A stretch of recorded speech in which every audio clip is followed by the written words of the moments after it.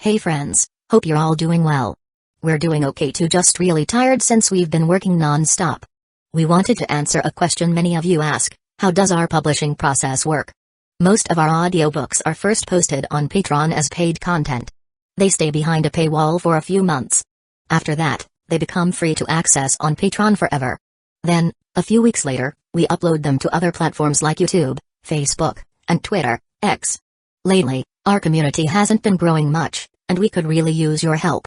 Please share our site in your Facebook groups, Discord servers, Reddit threads, Twitter, X, or with any friends who might be interested. Every little bit helps and we really appreciate it. Thanks a lot for being with us and supporting what we do. We will march toward the portal and leave once all our warriors inside the transitional plane have gathered. After giving that order, Nimmer felt a hand over her shoulder and turned to Sishu. The women looked at each other, and although they said no words, both made a silent oath to become stronger, so this would not happen again. Ezequiel and Zadiel opened their eyes inside the mountain ranges cave once the connection with the Azura archangels broke. The first eyes were still overflowing with wrath, but the second had a solemn expression on his face. King in Yellow's presence in the Prima universe bothered him. If he had the power, he would have marched directly into the divinity worlds and carved a bloody path until extinguishing his enemy's existence, but he was still too weak. Originally, I didn't plan to get myself too involved in that man's revenge, but I must change my approach. Overgood, Tyr, and Satan are not useless fools, but since they follow the path of gods, there is no way they could have resisted the King in Yellow's schemes. The waves of killing intent woke up Zadiel from his analysis, and he focused on Ezequiel. You should calm down. Your wife is safe as most of our people. I thought we were overly paranoid with the safeguard put in place, but it turned out very helpful. Not only we avoided losing many of our geniuses, but we also discovered a critical piece of information about our enemies. Ezequiel took a deep breath and calmed his emotions, but still, the sorrow did not leave his eyes. We lost many neo-demons due to that individual's actions. Zadiel sighed when he heard that, and sadness appeared in his eyes for an instant before being replaced by tranquility. We can do our best to protect our loved ones from it, but death is something every warrior must face in their paths. It is reasonable to feel sad or angry, but you must not let your heart's attachments affect your soul and will. There was a deep meaning in those words, and Ezequiel nodded, signaling his understanding. Once he completely put his heart and will at ease, questions began to flood the Supreme Neo-Demon's mind. Master, I am curious about the connection between the Path of Gods and the Eldritch Universe's true self. And also about that entity, King in Yellow. Zadiel stared at Ezequiel, and after a moment of consideration, he decided to share the information. What I am going to tell you is considered taboo as all gods have sworn to kill any mortal life form aware of it. If they find out you knew it, they will hunt you down relentlessly since it is their greatest shame. Many would have been frightened if they knew the users of one of the main paths of power of the Prima universe would hunt him, but Ezequiel showed nothing but disdain to that threat, making Zadiel smile. Unlike the true soul that is made entirely of our primordial essence, the true self is made by fusing the Eldritch's soul with a piece of the Eldritch universe's will. This true self works as a type of altar, where the individual can offer sacrifices like people or heavenly objects. Part of that raw energy will enter the Eldritch's life form, making them stronger, while the rest will go to their universe. After hearing that, Ezequiel understood why the true self enhanced bodily strength while also providing great spiritual defenses. The Eldritch's souls were not entirely theirs, as they shared it with their universe's will. The Path of Gods mimics the true self, making you the receiver of the sacrifices. However, they only can accept faith power, and they must fuse their true souls with a piece of the Prima universe's matrix, making them subjects to the laws instead of their controllers. A flash of enlightenment crossed Ezequiel's eyes once he understood the connection between the Path of Gods and the true self. No wonder the Magi world leader agreed to support a war against a principal world when the final battle against the Eldritch universe could happen at any moment. That is right. Gods are cowards, and the chance of them helping face the great old ones is small, if not null. And even if they were willing to assist in the battle, who would accept to fight alongside someone who could backstab them or lose control of their minds mid-battle? Zadiel was a great war commander, and he understood that an unreliable ally is much more dangerous than a mighty enemy. Regarding the King in Yellow, I don't know too much, other than he is an Eldritch universe's life form who managed to enter the Prima universe, and he hides using the identity of the Sage. He must have many rank 6 avatars but limited himself to that level inside our universe to keep his cover. While the universe's will doesn't pay too much attention to life forms bound to their lifespan, it keeps an eye on every single immortal existence. Ezequiel's expression became solemn when he heard that. King in Yellow was capable of infiltrating the enemy universe, a feat not even Zadiel could achieve. As for his power limited to rank 6, sometimes wits were all you needed to generate catastrophic damage to your opponent. With the situation on God's tomb handled and solved Ezekiel's questions, Zadiel analyzed the state of his Earth-grade Chaos Stones. One stone became dust, and the other had very little power left. The Neo-Demons have trained non-stop for 7 years, equaling 140 years without the Chaos Stone's help. Although he lamented that such valuable resources lasted so little, Zadiel was happy when he felt that the lore runes already entered deep into his muscles. He, along with Ezekiel, reached the second engraving stage. Chapter 493, Devouring the Eldritch Universes. Well, since we have finished our Chaos Stones, going back to cultivate would be a waste of time.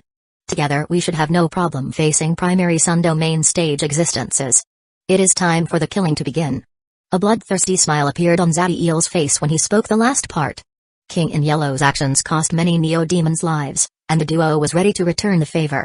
There was a vast dark forest with giant volcanic trees hundreds of thousands of meters tall.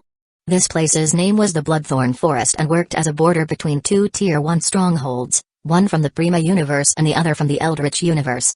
The Bloodthorn Forest lacked valuable resources, but thousands of rank 6 life forms from both sides spent long periods inside it. The volcanic trees absorbed shockwaves and strengthened the Grey Fog's obstruction powers, making the forest an excellent battlefield, where dozens perished every day. A 20 meters tall bulky eldritch life form carefully walked through the forest. He had a humanoid form with tentacles instead of legs, and dozens of eyes covered every part of his chest. His presence was very faint and hard to detect. Every eye glowed with a green light that seemed capable of piercing into the Grey Fog. The eldritch turned to the left as he detected something when suddenly, an invisible force struck his soul dimension. He saw a monstrous hand emerge from a purple portal and attack his true self. He was a late hollow Sun Domain existence but could barely keep the monstrous hand at bay. Things only grew worse for the eldritch as the ground beneath him opened, revealing a man bathed in white lightning and with a flaming red aura. With his soul hindered, the eldritch failed to deploy a decent defense, and a barrage of devastating blows fully charged with terminus force landed on him. After seeing his chest explode, the eldritch knew his body would no longer be working. Without hesitation, the true self left the soul dimension and flew away with tremendous speed. The eldritch's true self almost managed to escape when someone with an even greater speed flashed forward, blocking his path. With rank 6 shooting star activated, Zadiel grabbed the true self. He was about to destroy it when an odd expression appeared on his face. The Neo-Demon felt that one of his paths of power reacted to the black eldritch figure. A meaningful light appeared in his eyes as he changed his course of action and used mind forces threads to restrain the true self, stopping it from doing anything. Ezekiel had collected the eldritch life form's space ring and devoured the main body before vanishing beneath the ground. Zadiel also used the Law of Death and Soul Law's power to hide his presence and disappear. Their attack lasted a fraction of a second, and the energy fluctuations were minimal. However, there was still a possibility someone could detect them.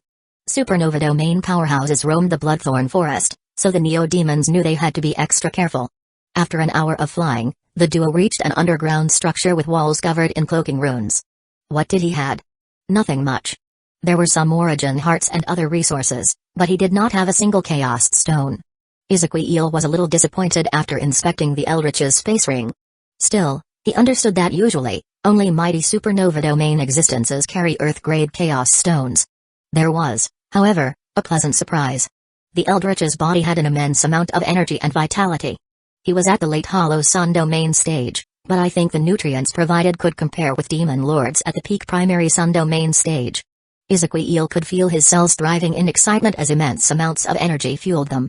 A Neo-Demon's body needed outrageous amounts of energy and nutrients to grow stronger.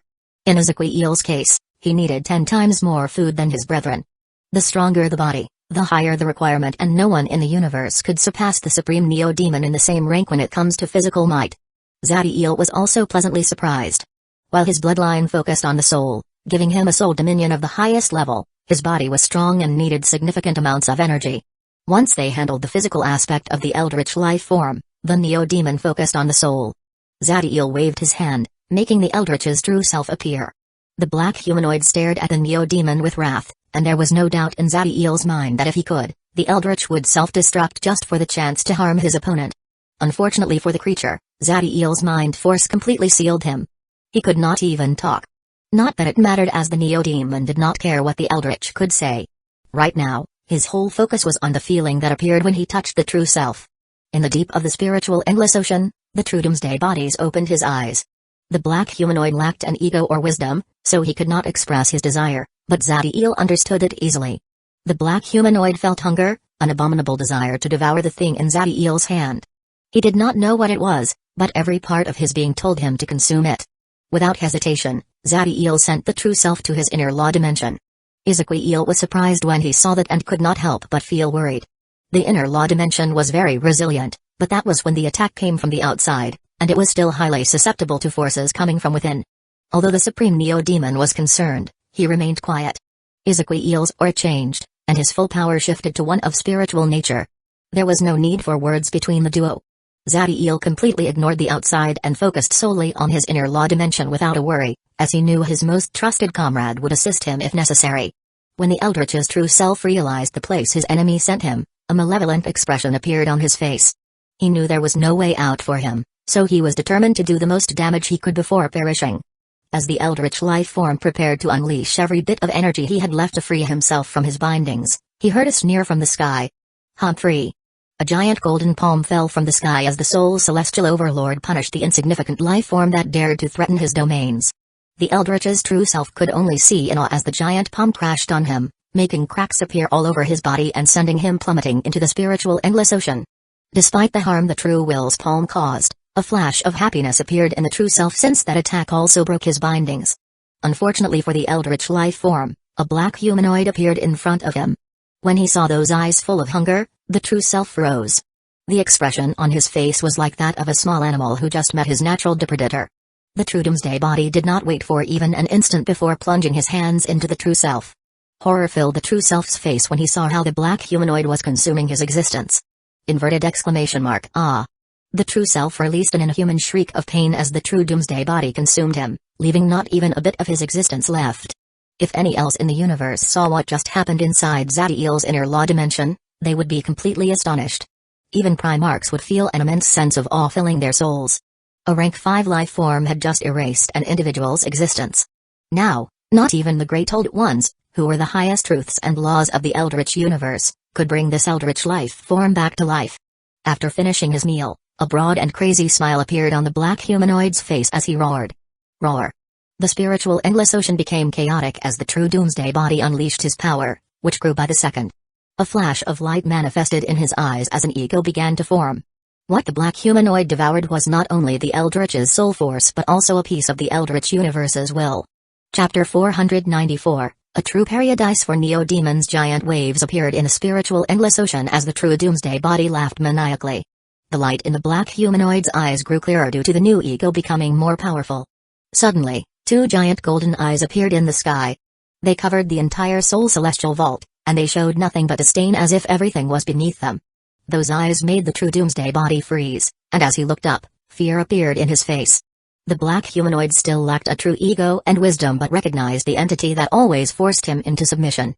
Unlike the previous times he faced that existence, the black humanoid did not remain silent. Roar. The true Doomsday body roared to the sky as the madness in his eyes grew more potent. Unfortunately for the black humanoid, that act of rebellion seemed to have enraged the entity in the sky. Golden lightning and mighty thunder covered the inner law dimension as a golden humanoid descended from the Soul Celestial Vault. The true will honored his title of Soul Celestial Overlord as his presence resembled a heavenly existence, descending from the sky to punish the one who dared to rebel against his might. Although he did his best to stop it, the true Doomsday body could not stop himself from trembling when he saw the true will. While both were existences made of Zadiel's primordial essence, only one had the will and ego of the entity who once stood above everyone else in the Prima universe. Despite the fear, the true Doomsday body refused to surrender. The madness in his eyes kept growing, and he prepared to unleash another roar signaling his desire to fight. Row. Before the black humanoid could even finish his roar, the true will was already in front of him. The immense pressure of the spiritual endless ocean did not affect the golden humanoid. He displayed his ruthless nature by grabbing the true Doomsday body's head and plummeting into the deepest part of the inner law dimension. In less than a second, both crashed into the inner law dimension's base wall. The true Doomsday body screamed, but with a crazy look on his face, he gathered all of his power and punched toward the true will. While the true Doomsday body path of power granted a tremendous physical might, the black humanoid's offensive power by himself was not impressive. On the other hand, the true will's purpose was to fight entities of spiritual nature. Not to mention that since Zadiel reached the peak Starbreaker, the golden humanoid could be considered an entity in early rank 6. showing outstanding skills and capacities, highly superior to those of his enemy. The True will dodged the True Doomsday Body's attack before unleashing a barrage of punches toward the black humanoid. Every punch made the True Doomsday Body twist in pain, but his figure showed no damage, nor did the primordial essence that formed him. The True Will's attack did not harm the physical aspect of the True Doomsday Body. Instead, his power targeted the will and ego forming inside the black humanoid. Punch after punch landed on the black humanoid, and the True Will did not stop until the last fragment of madness vanished from the True Doomsday Body's eyes. Only once the black humanoid returned to being without ego or wisdom did the golden humanoid let go of him and return to the sky, taking his position as sole celestial overlord in the highest heaven. The True Doomsday Body, now free of the corruption of the Eldritch Universe's will, adopted a meditative position in the bottom of the spiritual endless ocean and returned to his training. Zadiel finally retrieved his perception from inside his inner law dimension and relaxed. His face was a little pale, but excitement filled his eyes as he felt the effect devouring the true self had in the black humanoid.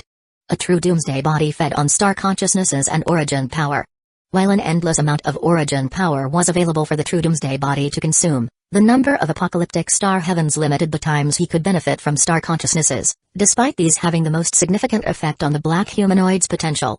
The reason for Zadiel's excitement was that devouring a true self not only provided the black humanoid with a tremendous amount of soul force and origin power, but it also enhanced his foundation and capabilities.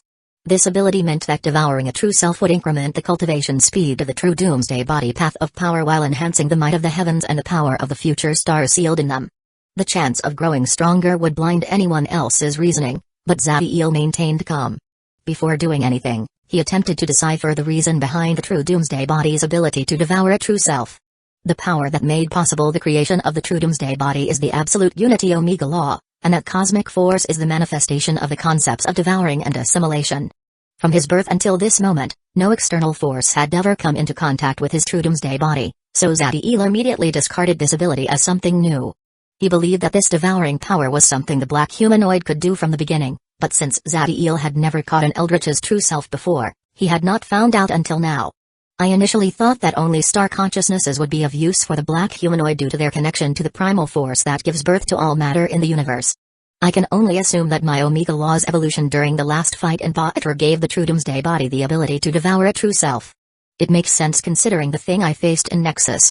After a few hours of analyzing the information and using all his magical knowledge, Zadiel concluded there was a 99% chance his hypothesis was correct.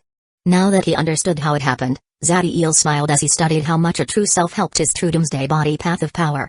The benefits of Eldritch's true selves to the apocalyptic star heavens were not infinite, as there was a limit that the black humanoid could devour before having to ascend to the next cultivation level. While they may not be enough to jump a star tier, they would undoubtedly help me reach each new tier's peak instead of the bottom. Due to Zadiel jumping a tier when he sealed his fourth apocalyptic star, this heaven only withstood an early tier 5 star. The Neo-Demon thought that the next one would be at best at the middle tier 6, but with the help of the Eldritch's true selves, there was a chance of sealing one at the peak. Regarding the danger of the process, Zadiel also considered it for a moment but soon discarded it. The Neo-Demon did not take the Eldritch Universe's will corruption lightly, but the effect was similar to what his true soul would face, and he already knew how to handle that. Ha ha ha ha, Ezequiel, this place is a true paradise for us. Zadiel began to laugh as he thought how superb the Prima Eldritch Universe final battlefield would be for his cultivation. Not only would he obtain a sacred body of laws superior to every other life form in the Prima Universe, but his fleshy body would grow monstrously powerful as well. Chapter 495, Ambush. Zadiel and Ezequiel have spent more than 5 years inside the Bloodthorn Forest. Despite their small power, compared with the mighty supernova domain existences, they have become very famous, although the word infamous would be more accurate. More than 1,000 Eldritch life forms have perished under their hands. The Eldritch race did not find a single trace of their comrades' bodies or souls left, and it was as if the enemy had erased every piece of their existence.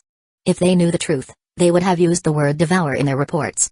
Although the Eldritch race had a repulsive and unaesthetic appearance, they were not mindless monsters, and their wisdom did not fall behind the Prima Universe's life forms.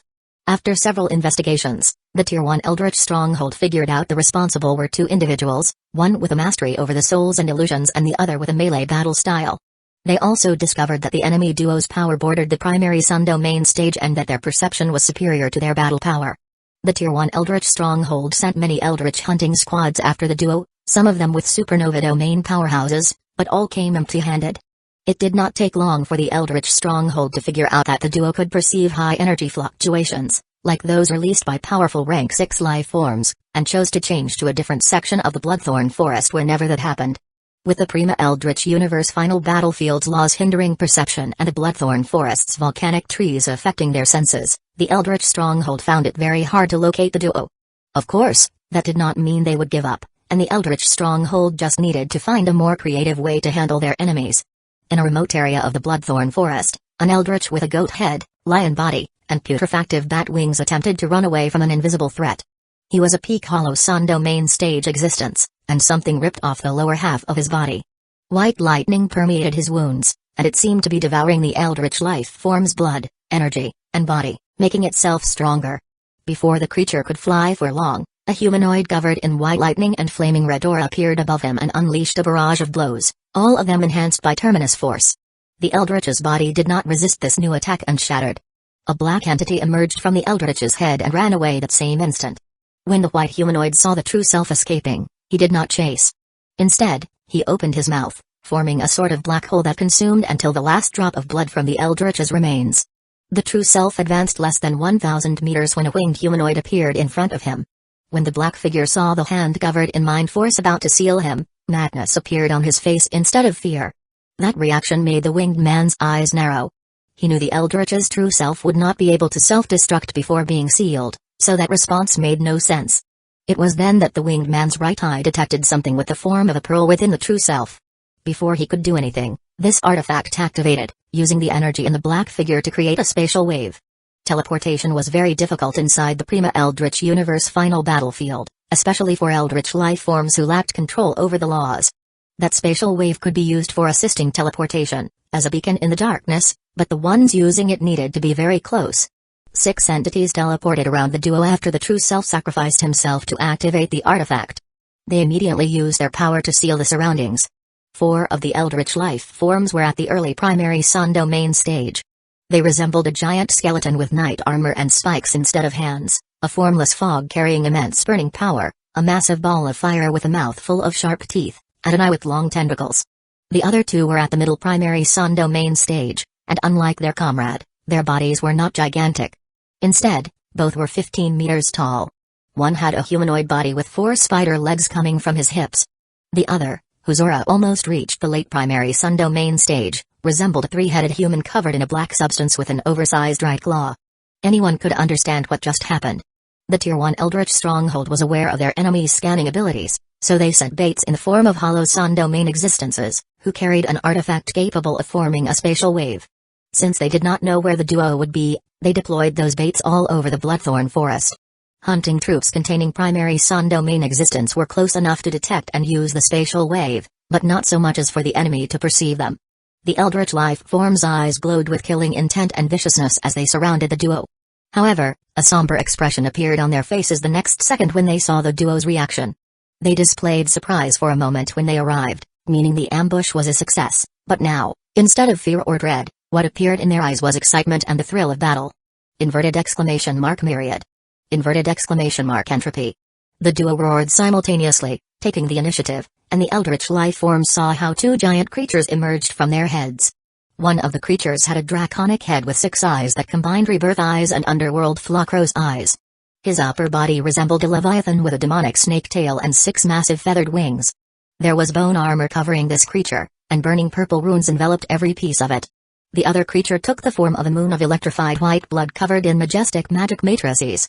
For a moment, the Eldritch life form saw the illusion of a fantastic beast inside the blood.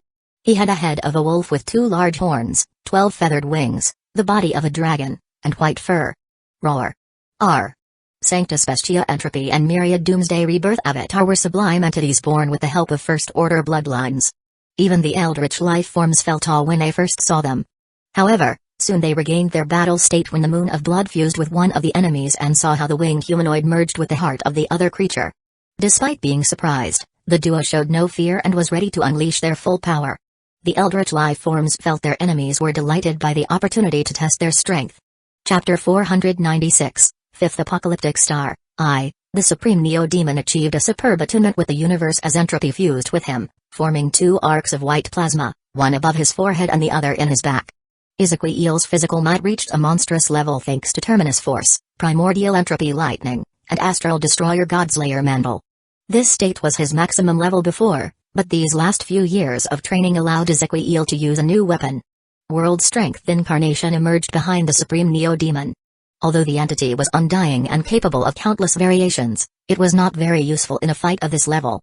Of course, that was until Ezequiel managed to modify it. The incarnation shrank until it equaled the Supreme Neo-Demon's size, and then it merged with his skin. Ezequiel's skin obtained a dark metallic color, and vein-like patterns appeared in it. These conduits contained an immense amount of world strength that acted like kinetic force. The Supreme Neo-Demon built this eternal armor that enhanced his body with kinetic force using the King in Yellow's creature as inspiration. Undying World Armor. Just as Ezequiel finished his transformation, Myriad Rebirth Doomsday Avatar also changed. Myriad adopted a humanoid form. The creature's appearance resembled Zatiel, but there was imposing armor with a black hole in the center of the chest protecting him, and there were only 2 wings on his back. The other 6 wings had transformed into copies of the bone sword he held with his right hand, and they rotated around him. It was the same weapon that Hades built, except that the handle had a purple eye, and a black force permeated the blade. Unity Rebirth Night. A solemn expression appeared in the eldritch life forms when they felt how the duo's strength skyrocketed in an instant. Their auras grew to the point they put a foot in the middle primary sun domain stage. Although they were still confident in their ability to end the duo's life, unlike what they first thought, this would not be an easy fight, and some of them could even perish as well. Boom. Several shockwaves made the surroundings tremble as the eldritch life forms launched toward the duo, covering every direction. There was no way to escape, but neither Zatiel nor Ezequiel worried about it. They put their backs against each other before making their energy pools burst and roaring in unison. Neo Prima Rebirth Domain. An immense amount of elemental chaos, bloodline force, and Omega Law's power emerged from each Neo-Demon before fusing, creating a pillar that connected the sky and the earth. Each of the 6 eldritch life forms had a momentum capable of piercing a moon, but the moment the Neo-Demons unleashed their combined spell, their bodies froze and stopped their march. All the eldritch life forms felt an invisible force field permeated their surroundings, and they could not perceive for how long it extended. In the sky, a purple eye appeared, and in the ground, the picture of a red rose emerged. The purple eye in the sky unleashed an invisible force that constantly attacked the eldritch life form souls. They also noticed how their surroundings changed due to a powerful illusion twisting their perception of reality. While the purple eye targeted their souls, the red rose released a mist that attacked their bodies. The eldritch life forms felt an immense gravitational force attacking them from every direction, and the mist also corroded their physical and energy defenses. If withstanding attacks over their bodies and souls every second was not enough, the eldritch life forms also noticed a black hole with a core of white lightning in the center of the force field. This singularity seized control over every ounce of world strength, origin power, and any other force around them. It did it by 2 paths, forcefully devouring every form of energy and attuning with the universe before taking control. While none of the 6 eldritch life forms could control world strength, just like any other powerful life form, they could incite the natural energy and origin power in their surroundings to enhance their attacks. Now that the singularity obstructed that ability, they found their battle power diminishing once again. Crack. Before any of the eldritch life forms could begin to even think on how to handle this domain, they heard a crack and saw a flash arrive immediately in front of the 3-headed eldritch. Ezequiel resembled a world-ending meteorite as the ground and space in his path shattered due to his momentum. He fired a punch forward with so much strength that it could easily level an entire continent. The 3-headed eldritch proved his might as the strongest of the group.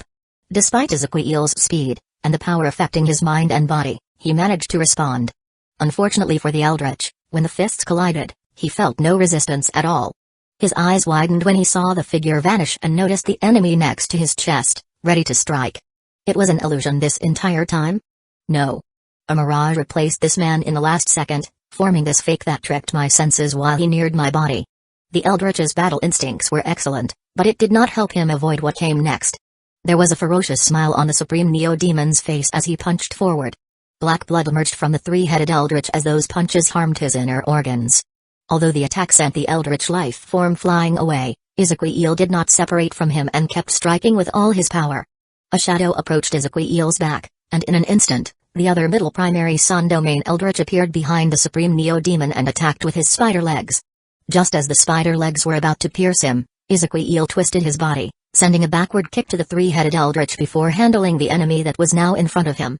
The spider legs were incredibly fast, and 3 of them managed to pierce Ezequiel's body. Unfortunately for Spider Eldritch, The legs could not pierce very deep within his enemy's body. A sense of danger assaulted him before a punch capable of shattering a moon landed on his head and pushed him to the ground.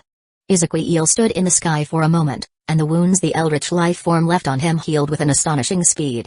He did not hesitate before flashing toward the enemies.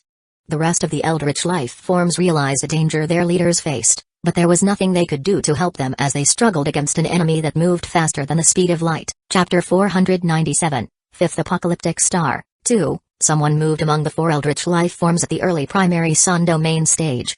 He went from one direction to the other with speed so immense that it was impossible to see him midway, and his figure only became visible when he attacked. The image of a winged man appeared behind the skeleton eldritch, leaving a large cut on his back before disappearing. A black force permeated the wound, stealing the energy and vitality in him and sending it away. Zadiel's absolute unity Omega law can affect matter and energy, meaning the Neo-Demon was getting close to the Omega seed level. He appeared above the fireball eldritch and sent an arc of bluish-purple fire when a mass of burning fog attacked him from the side. Inverted exclamation mark, ah! The Neo-Demon finished his attack making the fireball eldritch scream in pain, and just as the burning fog was about to consume him, he vanished. Surprise appeared in the burning fog eldritch when he saw that. He was less than 5 meters away from the enemy, and yet this one disappeared right in front of him.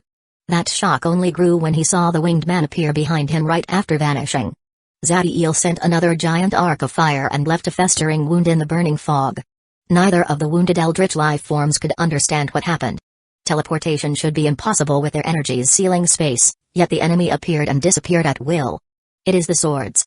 He is using a technique to move from one to another with incredible speed. The giant eldritch roared those words to his comrades. He had been using his power to analyze the battlefield and discovered the secret behind Zadiel's ability. The rest of the eldritch life forms were surprised but soon accepted the information. Although the flying swords were incredibly fast, they were not a real threat as they lacked enough offensive power to provoke severe damage. Only now did the eldritch life forms understand the true purpose of the flying sword. They worked as a beacon for the winged man, granting him a destination he could use as he moved with speed so high that his mind could not keep up with his body. Zadiel's eyes narrowed when he heard that. The eldritch life form was correct.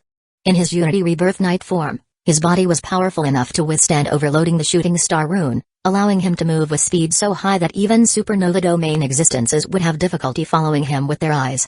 The giant eldritch felt happy for his discovery and was sure that they would find a way to neutralize their enemy's power with this information.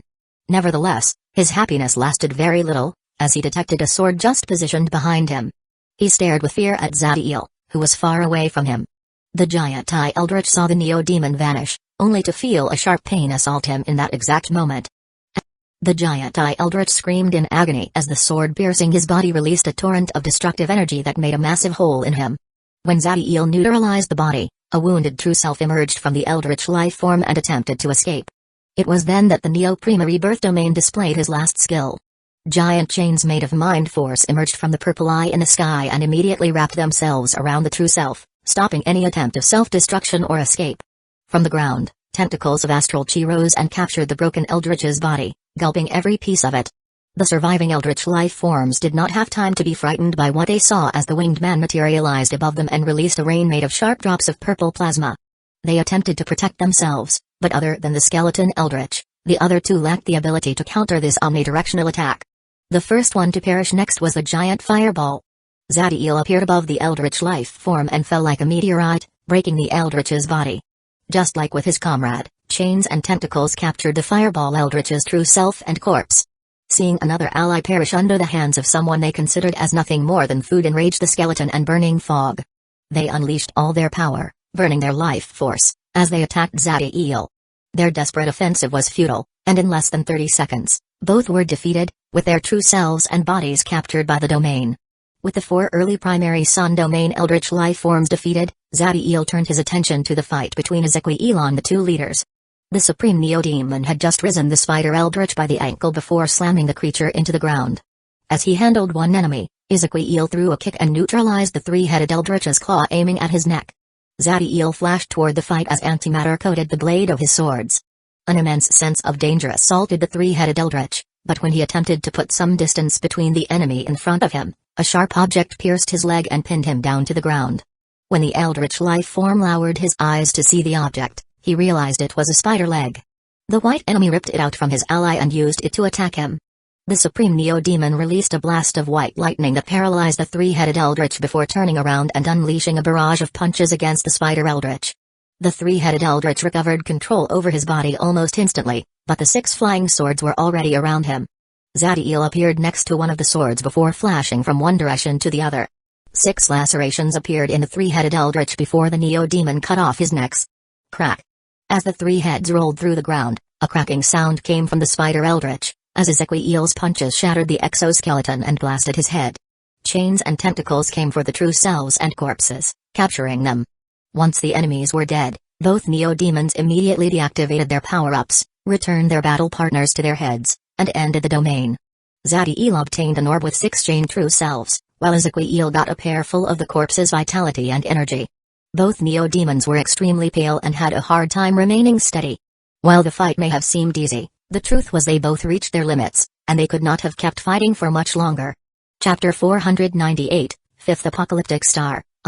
The Neo-Demons flew at their maximum speed for more than 42 hours, and they did not stop until reaching a very secluded corner of the Bloodthorn Forest. Zadiel knew that the moment the Tier 1 Eldritch stronghold found out about the demise of the hunting squad, several supernova domain existences would search every corner of their previous location. Once they found a secure place, they formed an underground cave and covered it with cloaking runes. Ezequiel waved his hands, making hundreds of origin hearts appear in the cave, filling the air with so much origin power that it formed a golden fog around them.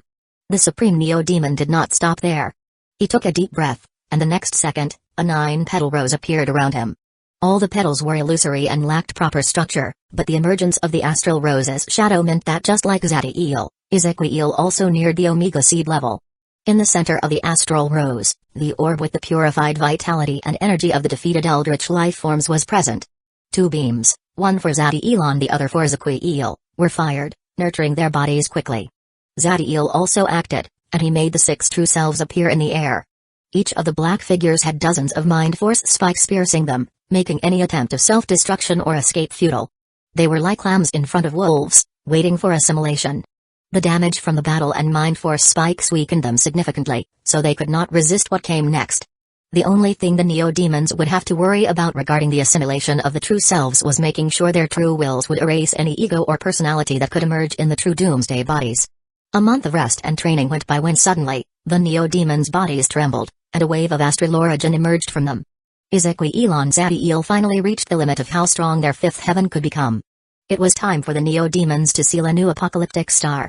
However, before taking that step in their true doomsday body path of power, there was another path they needed to advance first, one that had remained in the same rank for several decades now. Both Neo-Demons adopted a meditative position in the air and emptied their hearts and minds from any emotion as they proceeded to advance to the Moon Shatterer rank. From the Soul Celestial Vault, the golden humanoid descended surrounded by lightning. Thunder filled the sky like a melody depicting the rise of a divine overlord. To advance to the Moon Shatterer rank, the Neo-Demon must have a conviction great enough that they know deep inside their hearts that nothing can shatter their wills, no matter how hopeless the situation could appear.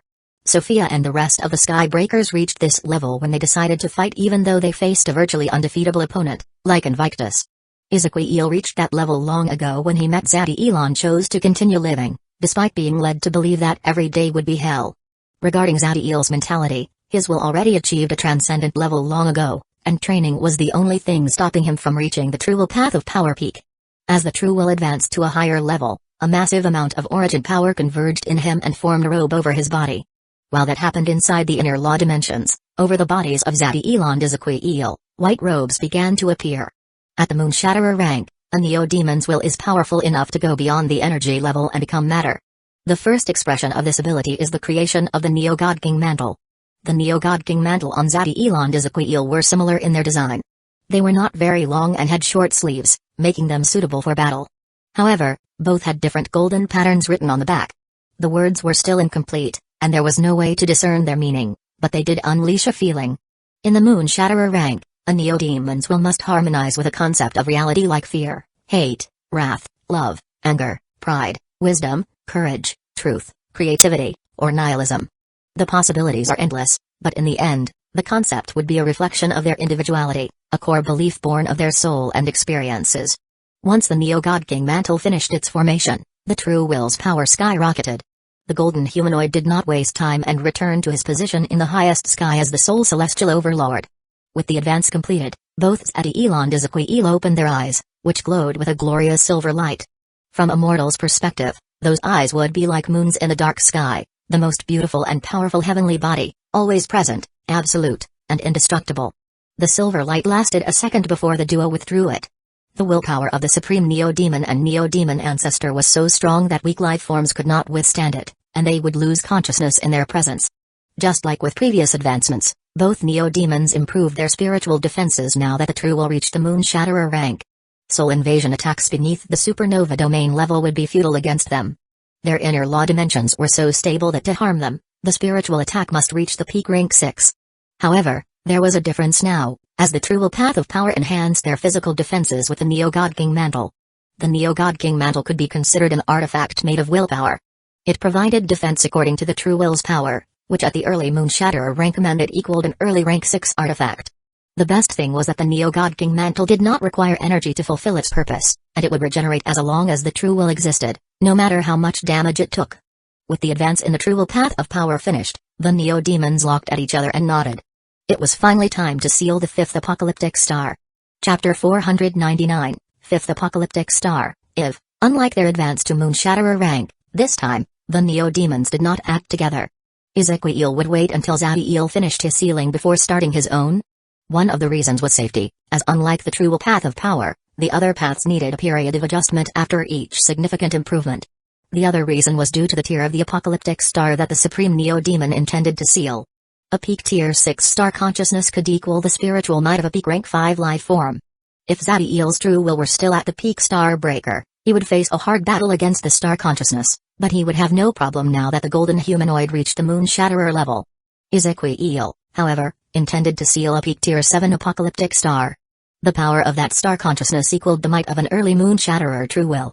Zadiel adopted a meditative position and focused his entire perception on his brain and the heaven in the true Doomsday body's head.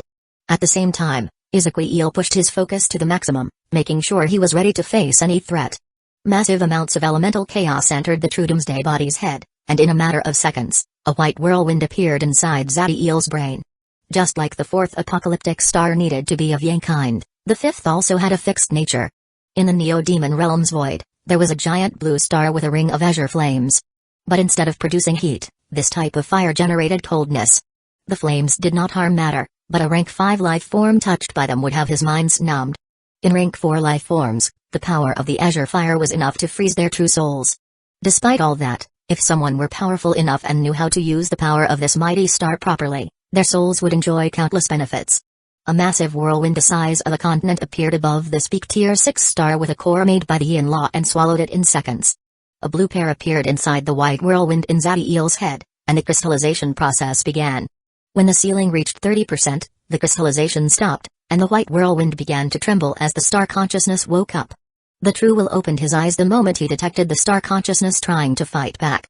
He raised his hand and opened his palm as silver light covered his eyes. That action made a giant silver hand appear inside the dimension where the peak tier 6 star resided.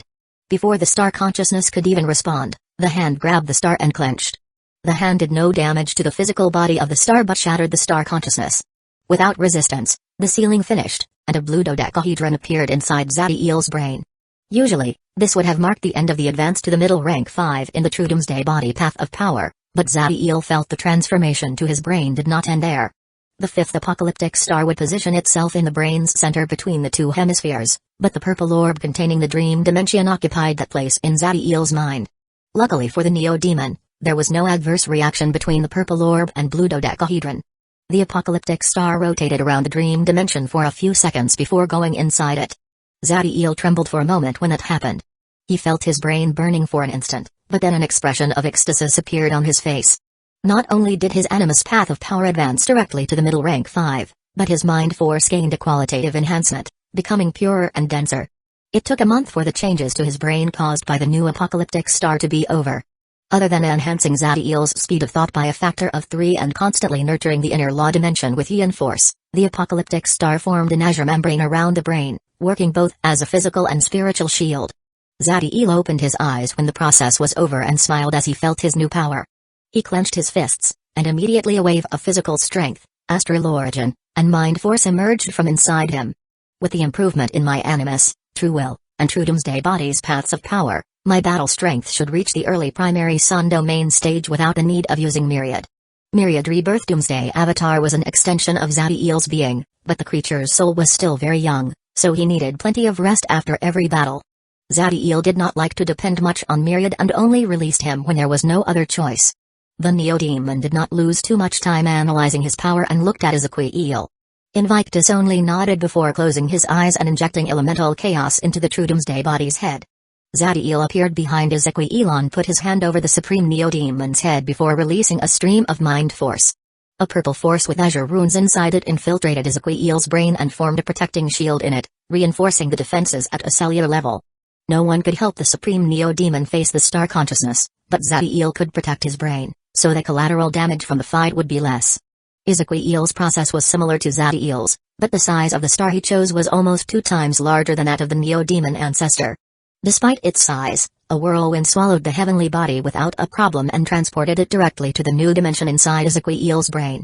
The crystallization process advanced less than 10% before the star consciousness woke up. Ezequiel's Trouble was ready. The golden humanoid appeared in the dimension and flew into the peak tier 7 star without hesitation. Once inside, what appeared in front of him was a gargantuan T-Rex with 50 wings bathed in azure fire. The Trouble and star consciousness stared at each other for an instant before flashing forward, both with a single goal in their hearts. Kill the enemy and prove their superiority. Chapter 500, 5th Apocalyptic Star, End. The golden humanoid's entire body glowed with silver light as he threw a punch charged with all his might, colliding with the T-Rex's head. A silver and azure shockwave left the peak tier 7 star soul dimension, extending out of the heaven and reaching Ezequiel's brain. Blood leaked from the Supreme Neo-Demon's nose and eyes when that happened, and the damage would have been much worse if it wasn't for the mind force protecting his brain. Despite the pain, Ezequiel's true will showed no sign of backing down and only increased the fierceness of his attacks. Both spiritual entities fought with all their might. Ripped limbs, severed wings, pieces of azure, and golden flesh covered the peak tier 7 star's soul dimension. Bomb. An explosion that shook the entire soul dimension marked the end of the battle. Ezequiel's true will blasted the azure T-Rex head with a final punch in which he put every ounce of power left inside his body. Exhaustion filled the golden humanoid's face, but his eyes still glowed with silver light as he looked at the broken star consciousness that the true Doomsday Body would soon devour. The adjustment period for Ezequiel was a little over 2 months as the power of his apocalyptic star was superior to the one inside Zadiel's brain. During that time, Zadiel did not stop sending rebirth force into the Supreme Neo-Demon's brain, healing the damage the battle caused. Once the azure membrane finished enveloping his brain and his astral origin stopped its wild rise, Ezequiel opened his eyes.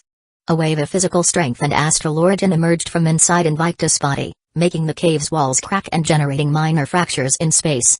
Zadiel's eyes widened when he saw the level of physical power Ezequiel reached after sealing his 5th apocalyptic star. When it comes to the corporeal center of power, the body, I fall behind by a considerable margin.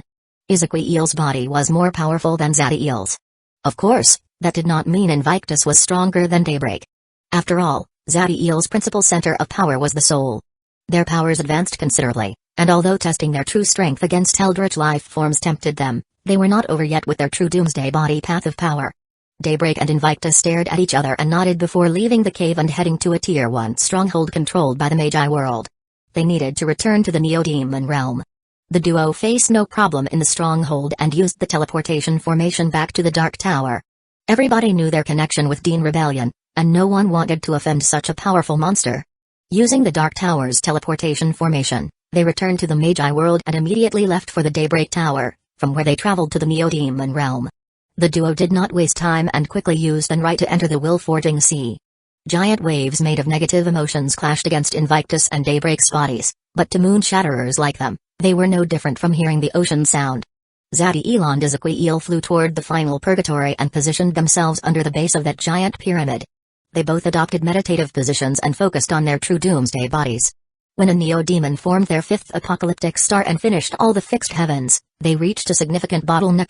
Standard life forms bodies don't have the capability to withstand more celestial bodies sealed inside them. Even Ezequiel, with his unique constitution, would have a hard time handling the pressure of a new apocalyptic star. Although his physical stats would increase, the Supreme Neo-Demon could not fully use the power inside his body.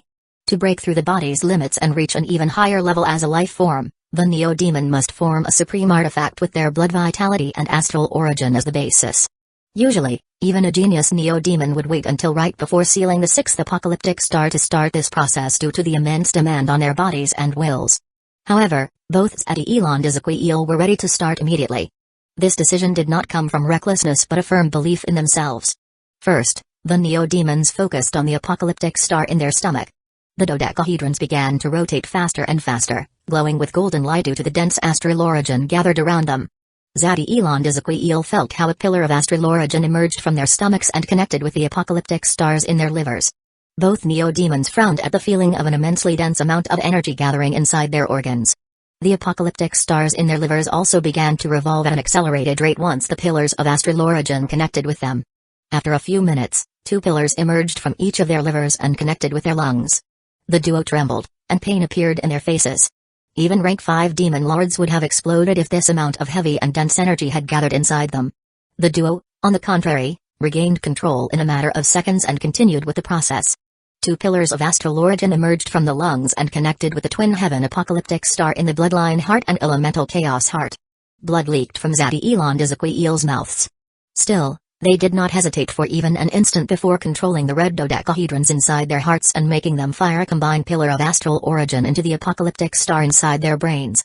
The heavy and dense golden energy circulated from the 5th apocalyptic star to the 1st and then back up, forming a circuit where the astral origin grew thicker and purer. With the pressure inside their bodies increasing more and more, blood now leaked from every orifice in the neo-demons' faces, but they just kept pushing forward. Golden lights appeared in their skins, making it seem that there was a constellation trapped inside them. Roar! Roar! Once they felt the astral origin inside them reached its peak, Invictus and Daybreak roared with all their strength as they directed their vitality, astral origin, and the power of their apocalyptic stars to the place between their 2 hearts. It was time to form the Infinity Heart. Chapter 501, In Infinity Heart. From each apocalyptic star that formed a constellation inside their bodies, a pillar of blood vitality and astral origin emerged and gathered between the elemental chaos heart and bloodline heart. The 1st, 2nd, and 3rd apocalyptic stars were only responsible for fueling the Infinity Heart creation. The Yang apocalyptic star and Yin apocalyptic star were the ones responsible for giving its structure and forming the matrix of the divine artifact. Yin and Yang, negative and positive, electron and proton. The infinite duality gave birth to the 5 elements, the celestial bodies, and the fundamental aspect of all matter. Each neo-demon must use that infinite duality that resided now inside their bodies thanks to the apocalyptic stars sealed in their hearts and brains to form the Infinity Heart. Yin-Yang particles gathered around the elemental chaos heart and bloodline heart, arranging themselves autonomously, following patterns engraved in the true doomsday body by the absolute unity Omega law. The patterns the yin-yang particles formed were so majestic and complex that even peak rank 9 magic creators or rune masters would be amazed by them. Even the incarnation of death and destruction and the Bayer Neloths considered the creation of the Infinity Heart a significant achievement. Not only would the Infinity Heart allow the sealing of the following 4 apocalyptic stars, but it also opened the gate for the true doomsday body path of power to rank 7 and immortality. Hours passed, and astorants of astral origin and vitality gathered between the elemental chaos heart and bloodline heart. The figure of a new dark golden heart began to appear. By the time these dark golden hearts stabilized themselves inside Zati and Ezequiel, both neo-demons resembled mummified corpses. Daybreak withstood the drain on his vitality due to his incredible regeneration abilities and control over his life force. Invictus's life remained strong thanks to his impressive physique, control over his inner force, and granular influence over his bodily functions. Awe filled their souls when they perceived the Infinity Hearts inside their bodies. Still, they knew something was missing, as the divine artifact remained as a mass of astral origin, yin-yang particles, and vitality. To finish the formation of the Infinity Heart, they needed to add a catalyzer. Something that could defy the rules of the Prima Universe and allow the true Doomsday body to have the same potential as the path of power granted by the universe will. They were both exhausted and had difficulty breathing, but still, they looked toward the gargantuan construction above them and focused on the 1st level before releasing one last roar. Roar. Roar. When Invictus and Daybreaks roared, the champion of the universe woke up from his meditation. Even though his eyes were closed, there was nothing that could escape from this man's perception. He saw the weak force that managed to reach all the way to his level and touched the ceiling. Despite all the things he had seen and all the cataclysmic fights he participated in his life, what happened next made this man feel surprised for the first time in eons. The ceiling of the final purgatory 2nd floor glowed when a giant magic matrix manifested itself. Its size was immense and drew unbelievable amounts of energy from the billions of statues inside the purgatory. The champion of the universe detected how this formation acted on the creature inside the first level and then saw how two dark red particles smaller than atoms appeared in the center of the ceiling. An immense shock that almost made him open his eyes assaulted the champion of the universe when he saw those particles. Thanks to his knowledge and wisdom, he knew that those particles' origin came from a physical body even stronger than a Primarch Dawn Titan. Rank 10. The champion of the universe's voice trembled when he spoke those words, but there was no other way to explain that power. The formation in the ceiling turned off once the particles emerged, and then the two dark red drops descended, leaving the second floor under the Rise surveillance. In less than a minute, the dark red particles left the final purgatory. One entered Invictus' chest while the other went into Daybreak. Zadie Elandizakwe felt the particles fusing into their dark golden hearts, unleashing chain reactions, transforming them from a construct of energy into something physical. Ah. Ah. Even with the help of their Moonshatterer true wills, the pain that assaulted the Neo-Demons was so great that they could not help but scream in agony and fell into the will-forging sea.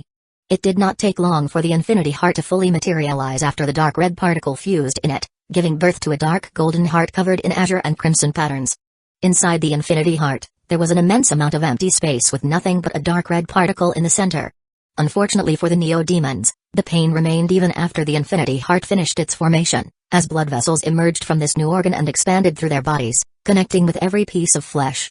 These new blood vessels were dark golden as well, and although they were highly dense, they were also very flexible, and there was not a single part of the body they did not reach.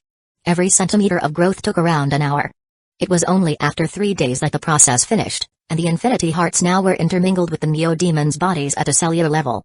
While the pain ceased after completing the blood vessels formation, the Infinity Heart just now began to work. All the astral origin that each apocalyptic star generated began to converge into the dark golden heart. The Infinity Heart had 3 main functions: storage, reconstruction, and fighting mode. It was now fulfilling the storage function, replacing the apocalyptic stars as the centers of astral origin. In less than a minute, all the astral origin inside the Neo-Demons gathered inside their Infinity Hearts, where it revolved around the dark red particles. A qualitative change occurred in the astral origin, becoming denser while at the same time more organized and effective. From now on, the astral origin would not emerge from each apocalyptic star independently. It will all organize inside the Infinity Heart, from where it could reach every piece of the body through the dark golden blood vessels in a more efficient way. Boom. Boom. Heartbeats, so powerful that resembled explosions, reverberated through the will-forging sea as both Neo-Demons rose from the ocean amidst mighty storms. Chapter 502, Harbinger of End. As they rose from the will-forging sea, the Neo-Demons regained their powerful vitality amidst storms provoked by their heartbeats. They recovered their energetic appearance with perfectly balanced musculature, and their strength kept growing. Astral origin flowed through the Infinity Heart's circulatory systems, feeding every cell inside the Neo-Demons' bodies. The first function of the Infinity Heart that fell in the storage category directed the creation of the Astral Ring. Regarding the other 2 abilities of the Infinity Heart, reconstruction and fighting mode, it was still too early to display the first one. However, the second was ready to be unleashed, and the Neo-Demons did it immediately. Roar. Roar. Those roars made Daybreak and Invictus Inner Law Dimensions, Bloodline Hearts, and Elemental Chaos Hearts tremble. What the duo was ready to display was the reason why an Neo-Demon with an Infinity Heart gained the title of Harbinger of End. It was an ability that marked the Neo-Demon race as the race with the mightiest fleshy body in the multiverse, even greater than those of the Eldritch race, live forms from a universe whose main path of power focused on the body. Bloodline Apocalyptic Metamorphosis. The power of the true Doomsday body, the Elemental Chaos Heart, and the Bloodline Heart united inside the Infinity Heart around the dark red particle, like a triumvirate of soul, energy, and body. The incarnation of death and destruction, and Bayer Neloth sought to mimic the power of the ancient primordials when they created the true Doomsday body. With the Infinity Heart, they imitated that race's ability to harmonize their 3 centers of power. Dark red aura overflowed the bodies of the Neo-Demons as the dark red particle in the Infinity Heart's center blended these 3 forces and injected the new power into their cells. First, the Neo-Demon's skin adopted a black metallic color as flaming darkness surrounded their bodies. Zadie Elandizakwe obtained a massive increase in their attack, defense, and speed the moment that happened. This overall improvement in physical might was the same for every Neo-Demon, but what happened next varied. Bloodline Apocalyptic Metamorphosis allowed the Neo-Demon to unleash the latent power deep inside them that originated from the fusion of their unique constitution and bloodline. When it comes to enhancement in battle power, the true Doomsday body path of power's Bloodline Apocalyptic Metamorphosis could equal or even surpass the true soul path of power's soul law domain.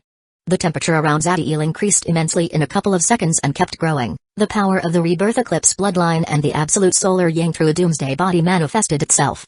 Around Zadiel, 3 dark spheres of purple plasma formed. They only had 1 meter of diameter, but their heat and power were more than enough to burn a continent. He had never seen this ability before or used it, but all the information about it immediately appeared in his mind, and he felt its control as natural as breathing. Apocalyptic Extremity Suns. That was the unique ability born of Zadiel's bloodline and true doomsday body. Ezequiel's metamorphosis was different. The fusion of the primordial bloodline and immortal avatar true doomsday body generated an exoskeleton of solidified white electric plasma over the supreme neo-demon's body. It was roughly 3 times his size, and although it resembled an armor, Invictus felt it like an extension of his body, no different from his muscles and bones. Like Zadiel, Ezequiel also understood how to use this new ability at an instinctive level. Apocalyptic Prima-King. The duo smiled as they felt the power running through their veins. Even if they completely sealed their true soul path of power, the neo-demons were still more than powerful enough to kill peak Hollow Sun domain stage life forms. Unfortunately, they both frowned a few moments after completing their transformation. Zadiel and Ezequiel felt their astral origin, and elemental chaos diminishing at an exaggerated rate and knew that soon their blood vitality would begin to wane. Their bloodlines were simply too formidable, and the power they unleashed required monstrous amounts of energy to remain active. There was no reason to harm their life force or exhaust themselves just to maintain bloodline apocalyptic metamorphosis activated, so they turned it off. Zadiel took a deep breath, and although he felt his body sore, there was no real damage left of the metamorphosis activation. He analyzed his body before staring at Ezequiel and ordered the chip to scan both of them. Ezequiel felt the scanning power, and while it would be easy for him to block it, he did not resist and let it act unobstructed. Host and target scanned successfully. Name, Zadiel Daybreak. Race, Neo-Demon. Rebirth Eclipse bloodline. Paths of power, Animus. Middle rank 5/True Soul. Second engraving stage /True Doomsday Body. 5th Heaven /True Will. Early Moon Shatterer. Strength, 10.2 to 15.2. Physique, 14.5 to 18.2. Speed, 12.7 to 16.9. Rebirth Force, 8.4 to 10.5. Elemental Chaos, 8.2 to 17.0. Soul Origin, 7.9 to 9.0. Astral Origin, 9.4 to 11.2. Mind Force, 7.7 to 9.8. Laws, Law of Life, Low Minor Completion Level /Law of Creation, Peak Initial Level /Law of Death, Middle Minor Completion Level /Law of Destruction, Low Minor Completion Level /Soul Law, Low Minor Completion Level /Law of Rebirth, Late Initial Level. Name, Ezequiel Invictus. Race, Neo-Demon. Primordial Bloodline. Paths of Power, True Soul, 2 Street Engraving Stage /True Doomsday Body, 5th Heaven /True Will, Low Moon Shatterer. Strength, 15.7 to 19.2. Physique, 14.4 to 18.9. Speed, 9.8 to 14.5. Elemental Chaos, 7.8 to 17.0. Soul Origin, 8.0 to 9.0. Astral Origin, 10.2 to 12.5. Primordial Entropy Lightning, 9.1 to 11.8. Laws, Law of Strength, Low Minor Completion Level, Law of Inner Force, Peak Initial Level, Law of Lightning, Middle Minor Completion Level, Law of Fire, Low Minor Completion Level, Law of Wind, Low Minor Completion Level, Law of Earth, Low Minor Completion Level, Law of Water, Low Minor Completion Level, Law of Space, Late Initial Level, Law of Time, Late Initial Level. Note, due to the presence of the spiritual endless oceans, the host and target's cultivations do not restrict their energy pools. Hence, their energy levels equal Hollow Sun domain existences. Zadiel smiled when he saw those numbers. The chip calculated the stats using an exponential function, which meant an increase of 4 points equaled an enhancement of approximately 337%. Chapter 503, Icarus. Zadiel believed they could face weak supernova domain existences with their new power if they worked together and used the Neo-Prima Rebirth domain. Still, there was something else they needed to do before returning to the Prima Eldritch Universe final battlefield. We will head to the Eternum Empire's capital. You need to participate in the God's Tomb Champion contest, and I have to attend the Soul Rune Convention. Ezequiel showed some surprise when he heard those words. Winning the champion contest was crucial as it would open the door for them to jump a tier in the ceiling of their apocalyptic stars, but attending the Soul Rune Convention did not make much sense for him. Master, why don't you just hand over the runes to Dratus? That man should handle such a menial task, not to mention the convention already lost its original goal. The Supreme Neo-Demon knew that the main reason why Zadiel proposed the Rune Convention and made it in such a public way was to buy time so they could grow stronger. It would stop the Eternum Empire's powerhouses from attacking them by inciting their greed and desires. However, when he revealed his ancient identity and made John Eric Rebellion kill the Frost Monster Hearth's leader, the shield the Rune Convention granted became meaningless. Not to mention that they already have the power to at least face the nominal leaders of the Magi world's great organizations. I already reached the peak rank 6 Animax Soul Rune Master, and I need resources and unique items to push my abilities into the pseudo rank 7. The convention is an excellent opportunity to find some of those materials and also get rid of the flawed products I made during my training. Ezequiel nodded after hearing Zadiel's reasoning. Neither of them ever stopped training their profession during the last decade, and they created many flawed products during their practice. Of course, what the duo considered flawed products were superb artifacts and runes in the eyes of any rank 6 life form. Using Denrai, they teleported out of the will-forging sea, but each went to a different high world before leaving the realm. Thanks to their true wills reaching the Moon Shatterer rank, they were strong enough to handle the pressure of planting a soul seed in a high world. Invictus reached a high world whose sky contained a never-ending storm. The power of the law of lightning in this world surpassed every other law, and if life were allowed to be born, it would manifest like lightning elementals. He entered the world and, in a matter of seconds, reached the surface. Ezequiel took the second soul seed from his true soul and planted it in the soil with great care. The moment he did that, his inner law dimension trembled as the lightning essence grew stronger, getting very near the half-completion level. Zadiel, on the other hand, reached the surface of a world enveloped in a dark and gloomy aura. The essential law in this high world was the death law. Just like Ezequiel, when Zadiel planted the soul seed, his inner law dimension trembled, and his death essence grew more vigorous, reaching the peak minor completion level. With their soul seeds planted and the creation of the Infinity Heart over, the duo finished their business in the Neo-Demon realm and returned to the Magi world.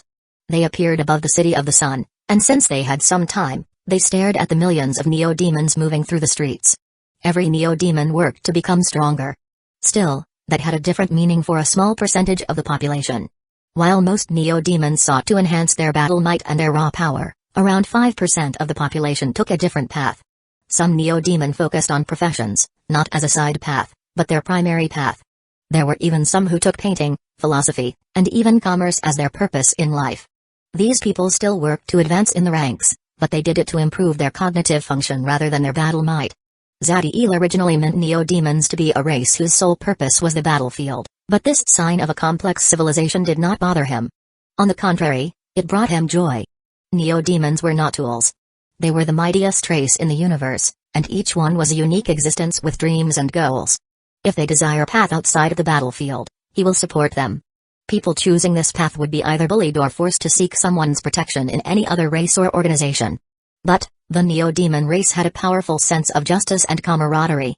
Besides, although those jobs and professions did not train their souls and bodies, they tempered their wills and spirits, an essential part of a Neo-Demon. For the Neo-Demon race, talent in the soul and body could increase easily by assimilating a powerful bloodline, but the will was something they could only depend on themselves. If someday one of these Neo-Demons chose to take the path of the battlefield and their willpower were strong enough, Zadiel would have no problem securing a mighty bloodline for them. After giving one last look to their people, Ezequiel and Zadiel focused on the continent's center before disappearing. The Supreme Neo-Demon covered both of them with his aura, hiding their presence entirely, before enveloping them in white lightning and flashing away. It was better if they hid their presence to avoid calling unwanted attention and extending their trip longer than needed, so they abstained from using teleportation. Even though the distance was immense, it did not take long for them to get near the Eternum Empire's capital. In the distance, they saw a giant golden city floating in the air, millions of kilometers above the ground. Two massive wings with golden patterns emerged from the city's base, and the amount of energy in them was superior to what any rank 6 life form could hold inside them.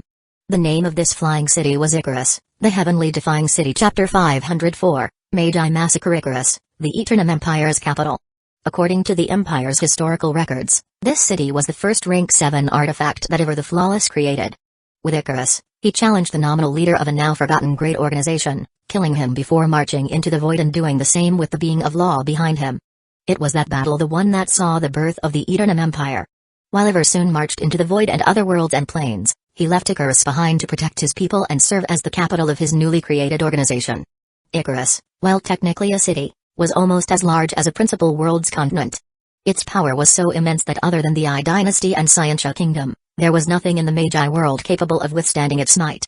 Zadiel and Ezequiel did not enter the city immediately. They stood in the sky outside it, and as they analyzed it, they detected the invisible force field covering it and the energy patterns that spread over those giant wings. The rebirth eye glowed, and Zadiel soon got an idea of the city's capabilities. Those wings, not only they kept Icarus in the sky, but they are also able to manipulate the law of space, allowing the city to move and teleport at will. As for the force field covering it, not even a peak rank 6 life form could force his way into this place. Usually, rank 4 life forms would get a magic card allowing them to enter the city. The Daybreak clan had those items, but the duo did not use them. If they used the cards, it would be the same as reporting their presence to everybody. Besides, there were more discreet ways to enter Icarus. Zadiel and Ezequiel did not have to wait for long before receiving a message through their space rings. The duo stared at each other before nodding and separating. A cape of pink force with azure runes covered Zadiel, making him invisible for any rank 6 consciousness. His mind force had already reached a superb level when he changed its origin to the dimension inside his rebirth eye. Yet, his nature obtained a qualitative improvement thanks to the Yin apocalyptic rune, so while his animus path of power reached the middle rank 5, its power was much greater. Zadiel soon reached a remote area of the force field covering Icarus and flashed through it. He activated Shooting Star and his speed was so immense that the Neo-Demon managed to approach the landmass undetected in less than a second. Still concealed from everybody, Zadiel approached a zone in the city's periphery. Anyone else would only see trees in that place, but the rebirth eye clearly showed the hidden dimension with 323 life forms. All those people seemed to be waiting for something, and when they saw the winged man whose eyes glowed brighter than the sun in the sky, they immediately kneeled. Everybody was a Magi. 209 at rank 4, 96 at rank 5, and 18 at rank 6. While their levels varied among those at rank 4 and 5, all the Magi at rank 6 lacked an inner law dimension. Another thing they had in common was their weak life force, depicting a lifespan close to its end. Eclipse Lord, I humbly welcome you to Icarus. All the Soul Rune Convention arrangements are over, and I am sure my work will please you. The one speaking was not one of the rank 6 life forms but a newly advanced rank 5. His life force and vitality were thriving, and although his path focused on his soul, his body also carried a considerable physical might. That man was Tritus Fonder, the first person to embark on the Undying Eclipse Magi path. Thanks to the Animaxed Soul Rune fused in his true soul, Tritus overcame his original limitations and reached rank 5 in a record time. Zadiel stared at Tritus for a moment and nodded before focusing on the people behind him. These are. Before Tritus could finish speaking, Zadiel's mind force exploded and covered every inch of the secret dimension. That surprised the Magi, but before any of them could react, they saw the surroundings vanish, leaving them alone with Zadiel. The Neo-Demon could read Tritus' mind at will, and even if he could not, it would be easy to figure out the reason for these people being here. Tritus followed Zadiel's commands with great effort and diligence, generating this group over the last few decades. These Magi reached the end of their potential but refused to give up and wanted to keep advancing, so they chose to renounce their freedom and become an Undying Eclipse Magi. Some of the Magi were still uncertain about this decision. They had only heard about the feats of the great Zadiel Daybreak but never saw him, so they did not know how much of it was true. It was only now, as they felt a power so immense that they could do nothing against it reading their minds, from their birth until this moment, that they understood the power of the man. Tritus was the only one outside the illusion and saw how hundreds of pink tentacles with azure runes invaded the mind of everybody. Although he did his best to relax, the Undying Eclipse Magus could not help but feel anxious. If there was a problem with the people he presented to Zadiel, then it could be considered a failure on his side. Boom. Tritus heard a small explosion and saw how one of the rank 5 Magi exploded before having his soul triturated, leaving only a stream of pure soul force. The Undying Eclipse Magus' eyes widened when that happened, and soon cold sweat filled his back as more and more explosions occurred. Eclipse Lord, please forgive me. I don't understand how so many spies could have infiltrated my troops. I swear this will never happen again. Tritus banged his head to the ground and begged for forgiveness. He was terrified that Zadiel would punish him for his negligence. Relax, you did nothing wrong. These people were not spies sent by someone else. My vision of the universe changed, and I will not allow those I consider too corrupted to continue living, even if they are under my complete control. Zadiel's words shocked Tritus, and as his heart calmed down, a meaningful light appeared in his eyes. While what he just heard could be considered by some people as Zadiel going softer, the Undying Eclipse Magus wits have always been superb, and he knew that the man in front of him remained as cold as ever. It would have been easy for Zadiel to tell Tritus not to consider wicked people as candidates for the Undying Eclipse knighthood mark, but the Neo-Demon did not do such a thing. Instead, He allowed Tritus to bring these Magi here, knowing perfectly well that their only future would be a horrible death. He is using their true souls as raw material to build Undying Eclipse knighthood marks. A small smile appeared on Zadiel's face as he looked at Tritus, making the Undying Eclipse Magus tremble. Good thinking. Tritus said nothing and remained looking down. He already knew that he could not even think without this man knowing it. Zadiel no longer troubled Tritus and kept working. By the end, he killed almost a third of the Magi, generating all the soul force needed to build the Animax soul runes for the rest. Chapter 505, Battle Royale. Ezequiel also entered Icarus through a secret passage, but unlike the hundreds that received Zadiel, the ones waiting for him were only 3 individuals. The trio also hid in a secret dimension in the periphery of the city. While their structure was similar, this one was much more powerful than the one controlled by Tritus. If it weren't for Ezequiel already knowing the dimension's location, he would have been unable to perceive it, despite his ability to communicate with the elements. Chris, Jury, and Sebastian performed a deep bow the moment Ezequiel entered the dimension. A solemn expression appeared on Ezequiel's face when he saw the trio. None of them advanced in their cultivation from the last time he saw them, but what really called his attention were the hidden wounds that permeated their bodies and soul dimensions. When they felt Ezequiel's eyes on them, the trio could not help but tremble. They knew Invictus was a monstrous genius, but the fact his power advanced so fast in such a little time shocked them. The last time Chris and the other 2 saw Ezequiel, although they were weaker, the gap was not that immense, but now they were confident that there was no way any of them could survive if they fought. Ezequiel did not understand why, but he felt a powerful sense of hope appear in the trio's souls when they felt his power. Speak, what is the problem? The Supreme Neo-Demon was brilliant and understood that Chris, Jury, and Sebastian's reactions were too intense, even if they needed him to be strong due to his status as King Roku's champion. That meant there must be a significant problem with the God's Tomb champion contest. Chris, Jury, and Sebastian were surprised when they heard that. They did their best to hide it, but Ezequiel saw right through them in a second. Incredible, he must have perceived our soul force's fluctuations. There is no other way to explain it. How someone whose primary focus is the body can have such immense talent in the soul. The bald eunuch took a deep breath and released a weak sigh before performing a deep bow. Unlike the previous one, this depicted regret and sadness. Jury and Sebastian followed their comrade's behavior and also performed an apologetic bow. Lord Invictus, I am sorry to say that due to our weakness and negligence, your mission in the God's Tomb Champion contest became much more complicated and dangerous. I am afraid that I cannot give more details. That task falls into King Roku's hands. After speaking those words, Chris waved his hands, showing a teleportation formation inside the secret dimension, and politely signaled for Ezequiel to get in. The Supreme Neo-Demon's eyes narrowed. It was evident by the words of the trio that the God's Tomb Champion contest would not be as easy as he initially thought. To know more, the Supreme Neo-Demon needed to enter the teleportation formation and talk directly with King Roku. Although he could easily leave Icarus since no one could stop him, the Astral Chaos Pagoda was too important for his true Doomsday body path of power. In the end, Ezequiel walked forward and stood above the teleportation formation with the 3 Magi before vanishing from the secret dimension. It only took a moment for the 4 of them to appear in a hallway in the lower levels of a giant castle that stood in Icarus' center. Ezequiel analyzed the surroundings and saw that while the walls lacked any decoration, they could easily withstand attacks from supernova domain life forms. Chris signaled Ezequiel to follow them, and they soon reached a giant gate. The Supreme Neo-Demon could not feel anything on the other side, but when the bald eunuch opened it, a raging aura immediately assaulted them. 2 extremely opposite energies formed the raging aura. One was calm and of spiritual nature, while the other was wild and strived toward the body. None of the energies wanted to subdue toward the other. Their fight provoked the raging aura that assaulted the trio and formed a blue and red tornado in the center of the room. The raging aura almost sent Chris, Jury, and Sebastian flying away. They activated their magic defenses to protect themselves as deep cuts started to appear in their skin. On the other hand, Ezequiel allowed the raging aura to impact him without any defenses, but there was nothing it could do against his body that was as hard as a rank 6 artifact.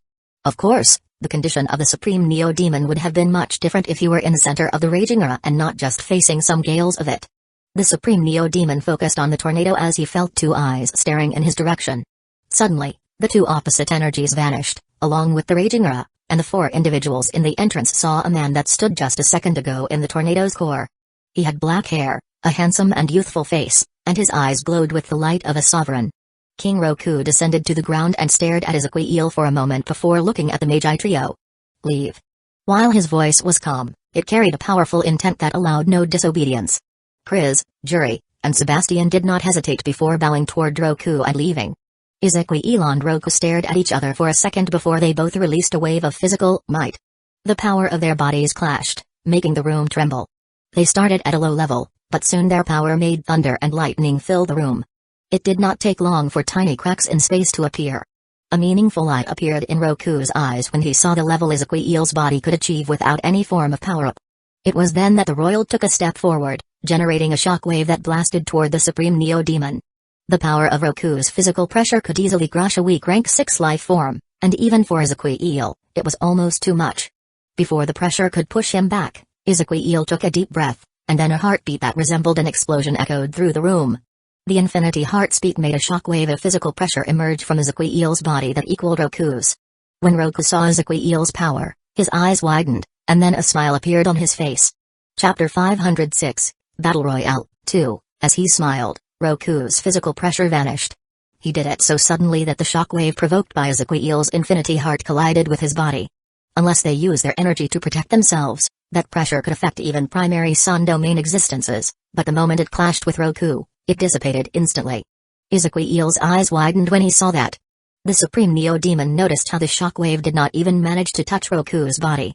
The royal's physical power reached such a monstrous level that it formed a force field, similar to a crystal wall.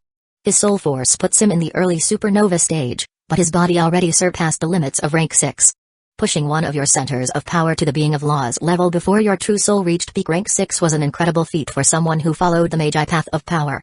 The tales about your strength were not an exaggeration. Sorry about that test, but I needed to know if you were powerful enough to face the contest without losing your life. I have no desire to incite Zadiel Daybreak's wrath. Roku's words drew Ezequiel out of his internal analysis, and he stared at the Magus for a moment before speaking with a calm tone. According to what I heard from the trio, the God's Tomb Champion contest became harder for me due to your weakness and negligence. When the royal heard those words, coldness appeared in his eyes as he stared at Ezequiel. I am sure they did not use those words, and they most likely took the blame themselves. The defeats and victories of a subordinate are a reflection of their leader's capabilities. Ezequiel's will could not be affected by something so trivial as the cold eyes of a rank 6 life form, and he remained firm. Roku's eyes narrowed after hearing the Supreme Neo-Demon's words, and after a moment, he nodded. You are right. It was my fault. The royal's aura and dignity did not weaken for even an instant after saying that. It was clear for the Supreme Neo-Demon that Roku never intended to distance himself from the responsibility or blame someone else for his mistakes. A wave of soul force emerged from Roku's inner law dimension, and in a second, a magic projection appeared above the duo. Ezequiel stared at the illusion, and while it was something fake, he could still feel the powerful auras of the people in it. In the illusion, Roku and 5 other Magi battled giant fiends with monstrously powerful bodies. Some of them reached hundreds of million meters in size. The place where this epic battle occurred resembled an endless corridor, with walls so large and tall that the giant fiends were minuscule in comparison. A nefarious and dark aura filled the air, and it carried a corrosive power capable of melting rank 4 life forms. Thanks to the information from the Neo-Demon race's archives, Ezequiel managed to recognize the place and enemies Roku's team faced. The Tartarian depths of Carcery. The prison and birthplace of the Demodand race. Roku glanced at Ezequiel when he heard the way this one referred to the principal plane and nodded before focusing back on the illusion. In the illusion, Roku's group fought a hard battle against the giant Demodands. The fiends' bodies were incredibly powerful, and many of the Magi's attacks failed to provoke severe damage. If it weren't for Roku fighting a melee battle against the Demodands and protecting the rest, the fight would have ended a long time ago. While they fought, the clash between their energies provoked fissures in space that unleashed monstrous attraction force. Both the Magi and Demodands were cautious of the fissures, as they knew that being pulled inside one of them would send them into the lower levels of Carcery. Surviving in those levels would be almost impossible without the strength and consciousness of a rank 7 life form. Illusions and all kinds of distortion in space-time made Carcery's lower level a mighty prison.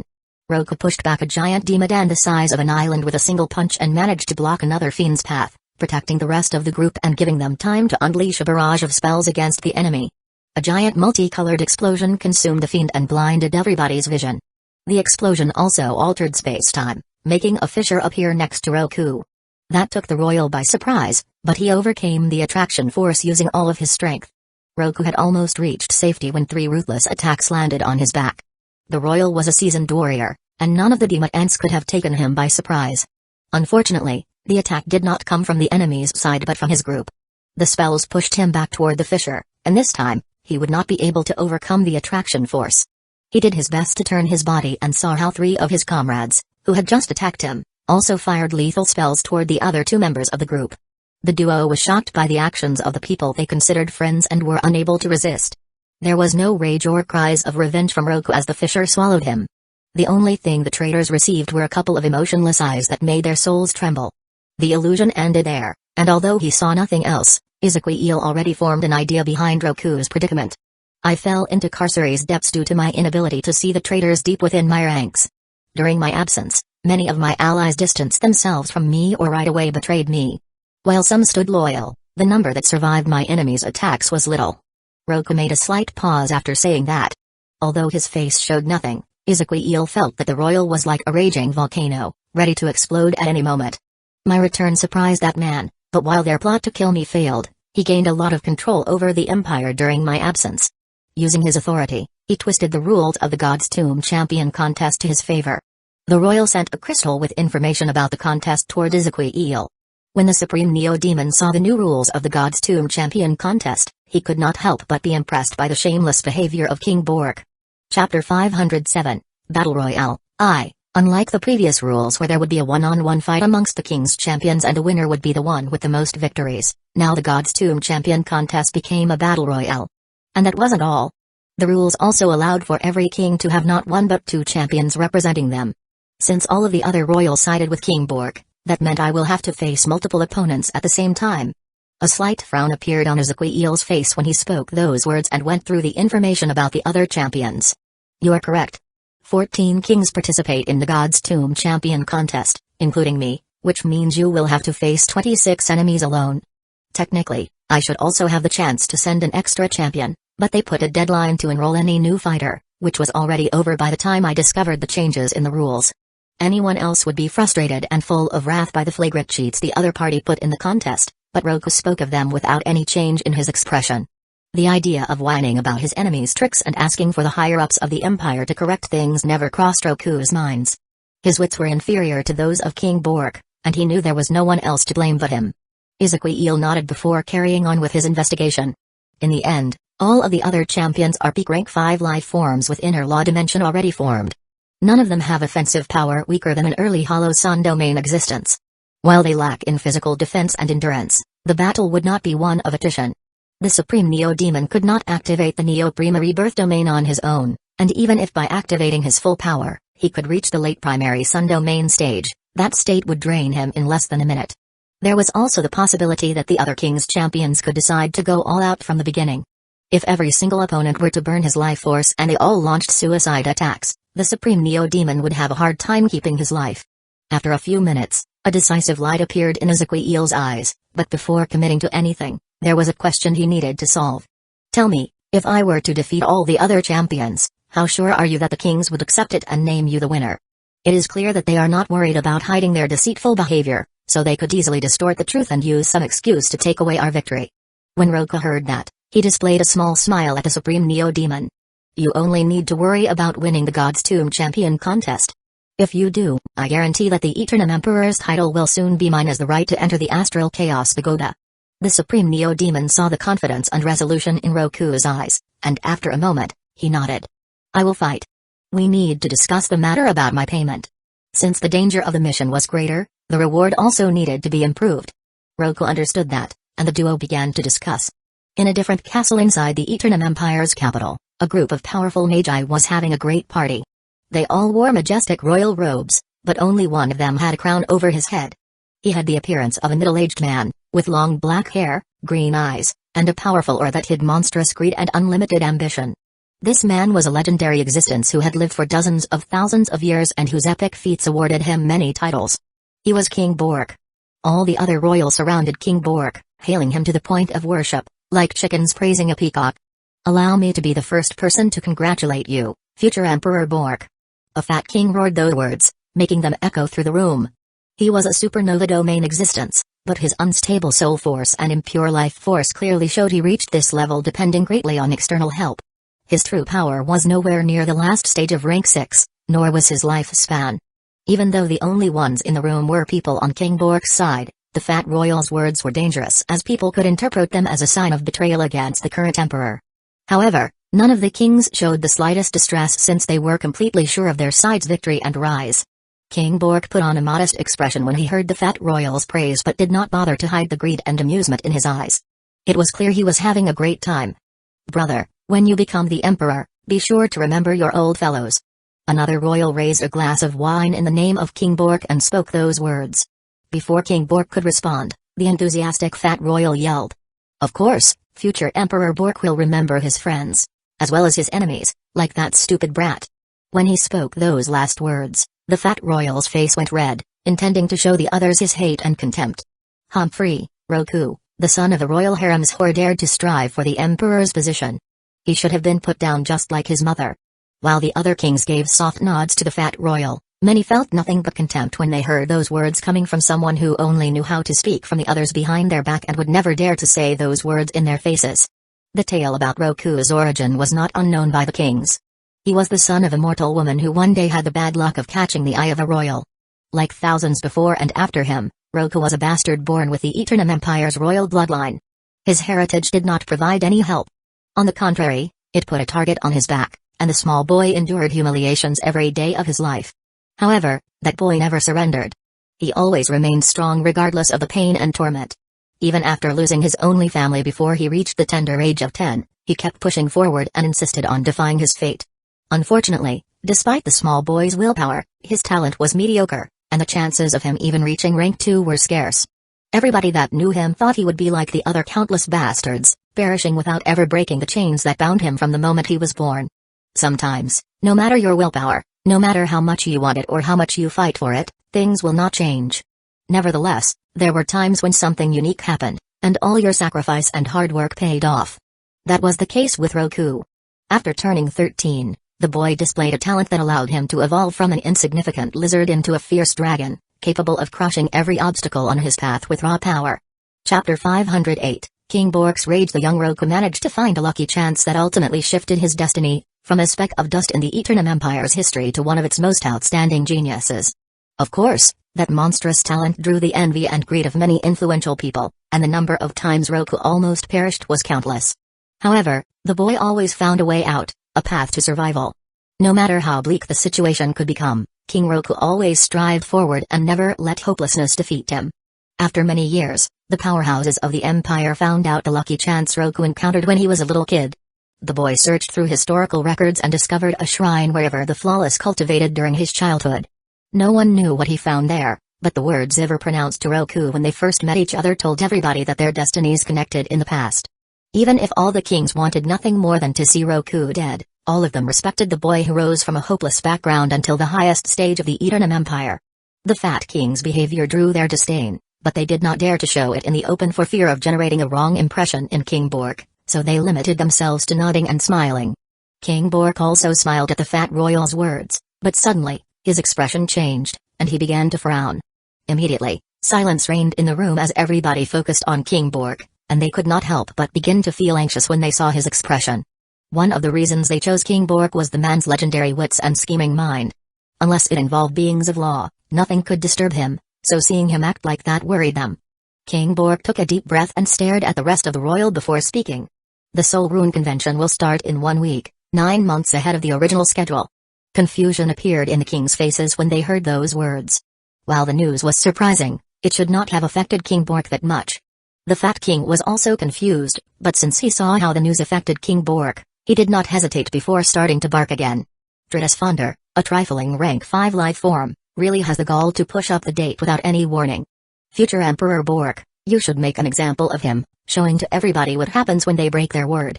Unlike previous occasions, King Bork was not in the mood to hear the fat royal and gave him a stern look that shut him up before speaking again. According to my sources, the Empire Commercial Association will release a statement saying that those who already had tickets but could not attend can only blame their bad luck. If before they were confused, now they were shocked. Each of the people present was a rank 6 life form and a king, but none had the guts to flip off so many influential characters of the Empire. Many of the kings have some knowledge about Dritus Fonder, and while the man was highly competent, he definitely did not have the guts or power to back up such a bold declaration. Luckily for them, King Bork's following words were enough to answer their questions. Not long ago, I received a report depicting Tritus Fonder and many people of his inner circle leaving the Empire Commercial Association's headquarters. According to the spy's words, they all had a nervous yet excited expression on their faces, as if they were about to meet someone very important. Before, I did not give it much importance, but now everything has changed. Tritus Fonder and his inner circle marched to meet an important person. The Soul Rune Convention starting in a week instead of 9 months. The Empire Commercial Association will release a statement that clearly showed they do not care if they angered dozens of rank 6 life forms. Other than the Fat Royal, every king was brilliant, and they connected the dots very fast. However, the conclusion at which they arrived made them pale. The image of a man with 8 majestic wings, eyes that could see beyond life and death, and a comprehension of the universe they could not even begin to grasp appeared in their minds. In the end, it was King Bork who spoke the words everybody was thinking of. Zadiel Daybreak is inside Icarus. Those words were like punches landing in their chest. They were so close to victory, with everything under their grasp and countless contingency plans put in place so nothing could take them by surprise. Nevertheless, when they thought of the man who could seal the fate of a great organization's leader with nothing more than a few words, who could give commands to John Eric Rebellion, and who could speak as equals with their ancestor, nothing seemed enough. Even if that man was mighty in his past life, now he is just a rank 5 life form. I am sure that when you become emperor, he will have to bow his head and recognize you as someone superior. Once again, it was the Fat King, the one who spoke first. This time he did not roar as before, but everybody could hear his voice's prideful tone. In the Fat King's mind, even someone who once reached immortality would have to bow to the man he served, which made him feel great satisfaction. Unfortunately for the Fat King, unlike before when the other kings nodded and smiled at his words, this time they all looked at him with wide eyes filled with horror. The Fat King became nervous when he saw the way the rest were looking at him. Future Emperor. He turned around and tried to speak with King Bork. Before he could finish his words, he saw 2 eyes full of wrath, and then a hand struck him with so much strength that his body almost exploded. Boom. The Fat King collided against the walls of the room. That attack broke almost every bone in his body and severely wounded his inner organs. Trash, if you want to die, just go out and commit suicide, but don't you dare to drag us down with you. King Bork's face showed the immense rage he felt right now, and the next instant, he released the full power of his consciousness. A consciousness that could pierce a moon overflowed every corner of the castle, and King Bork only relaxed after making sure there was no one hearing their discussion. The other kings said nothing about their leader's behavior. On the contrary, they felt that King Bork handled the situation perfectly. If King Bork failed to react to the Fat King's words, it could be taken as him tactically supporting that statement. Many of them saw how Salazar Rasputin made his family alive, and the idea of angering a monster capable of such cruelty terrified them. King Bork noticed how the Fat Royal could not even stand up after his attack but did not care and looked at the other kings before speaking with a severe tone that allowed no disobedience. From what I learned of his personality, that man would disdain to interfere with the fight for the Emperor's title, so if we stay away from his path, it should be enough for him to leave us alone. Once he saw the royals nodding, King Bork was ready to leave as he was no longer in the mood to continue celebrating, but a sharp light appeared in his eyes. Also, send every champion to meet me tomorrow. I need to talk to them. The kings got a bad feeling when they saw the coldness in King Bork's eyes, but none dared to refuse. Chapter 509, The Power of Evolution. Chris, Jury, and Sebastian walked through a long hallway as they approached an imposing gate. The bald eunuch noticed the gloomy aura that hunted his comrades. While the duo was not in a state of complete despair, they knew their chances of remaining alive the following week were bleak. Due to King Bork changing the rules and announcing the possibility of adding a new champion when the deadline for the inscription was already over, the only one fighting on King Roku's side would be Ezequiel. Invictus is a monstrous genius, possibly on the highest tier even for principal world standards, but he would be alone against the other 26 champions. None of those people have an offensive might beneath the Hollow Sondo main stage. How could he win? Sebastian could not help but feel angry at the feeling of impotence. Enough of that, there is only one path for us now, and that is to trust that man. If Invictus is defeated, King Roku has the power to preserve his life, but we don't stand a chance against King Bork's schemes. Jury and Sebastian glanced at the eunuch, and when they saw the resolution in their friend's eyes, they could not help but be ashamed of their weak spirits. The duo gave Chris a silent nod before erasing the unnecessary thought of their minds. Seeing the change in the attitude of his friend made Chris smile. A flash of light crossed his eyes as he remembered something. Did you hear the news about the Soul Runes convention? Jury and Sebastian immediately focused on the eunuch, and there was curiosity in their eyes. It was unsafe for them to be outside unprotected, so they could not attend the convention, but they were very interested in it. Chris's smile widened when he saw his friend's inquiring gazes. Problem started from the beginning. The change in dates forced many people to rush back to the Magi world, so you could imagine that they were not in a good mood. Things escalated when Tritus Fonder, who acted as the auctioneer, informed them that the Empire Commercial Association would auction the runes through a process of barter, and they would accept no money. Surprise appeared in the duo's faces when they heard that. While bartering was not an uncommon practice, it was not something powerhouses liked to participate in, as it would publicly announce the treasures in their possession. I cannot believe the rank 6 life forms attending the action would just accept that, Jury spoke with a tone full of certainty. Even if his appearance was that of a child, his age reached thousands of years, and he knew very well the behavior of the Eternum Empire's higher-ups. Of course they did not. I guess you two remember the cousin of the Emperor's first aide. Jury and Sebastian nodded. The man's name was Artu, and he liked to use his uncle's status to do whatever he wanted in the Empire. Of course, he was also powerful as someone at the Middle Hollow Sun domain stage. He yelled at Tritus Fonder and was about to act when all of a sudden, he sat back on his chair in silence. People were surprised by the sudden change in attitude, and after a moment, they understood why. Someone had silently shattered Artu's true soul. Shock filled Jury and Sebastian's faces when they heard that. They were brilliant, and it did not take long to figure out who was responsible for that death. Only one person connected to the Empire Commercial Association would dare to disregard Artu's background completely. The man to whom the runes auctioned belonged. After that, no one dared to try anything else and just submitted themselves to the rules. I guess only a singularity like Zadiel Daybreak can have someone like Invictus call him master. Just as their conversation ended, the trio reached the giant gate. Chris took a magic crystal, and after entering a code, the gate slowly opened. On the other side of the gate, there was not a room but a different dimension. The place was a cultivation abode owned by King Roku. Just like when they opened the gate a few weeks ago, this time, the trio was also received by a powerful force. In size, the dimension could compare with a city, and powerful white lightning storms shrouded every corner of it.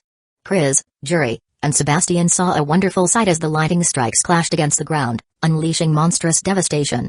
However, there were times when the white lightning reached the extreme, and instead of destruction, it provoked the opposite effect. Trees mutated, some right away becoming rank 1 life forms, while others changed species. Rocks transformed into shining minerals, or even more impressively, they developed the primary states of consciousness. It would be wrong to call the power in the white lightning life since it fitted more the term evolution. The phenomenon marveled at the trio.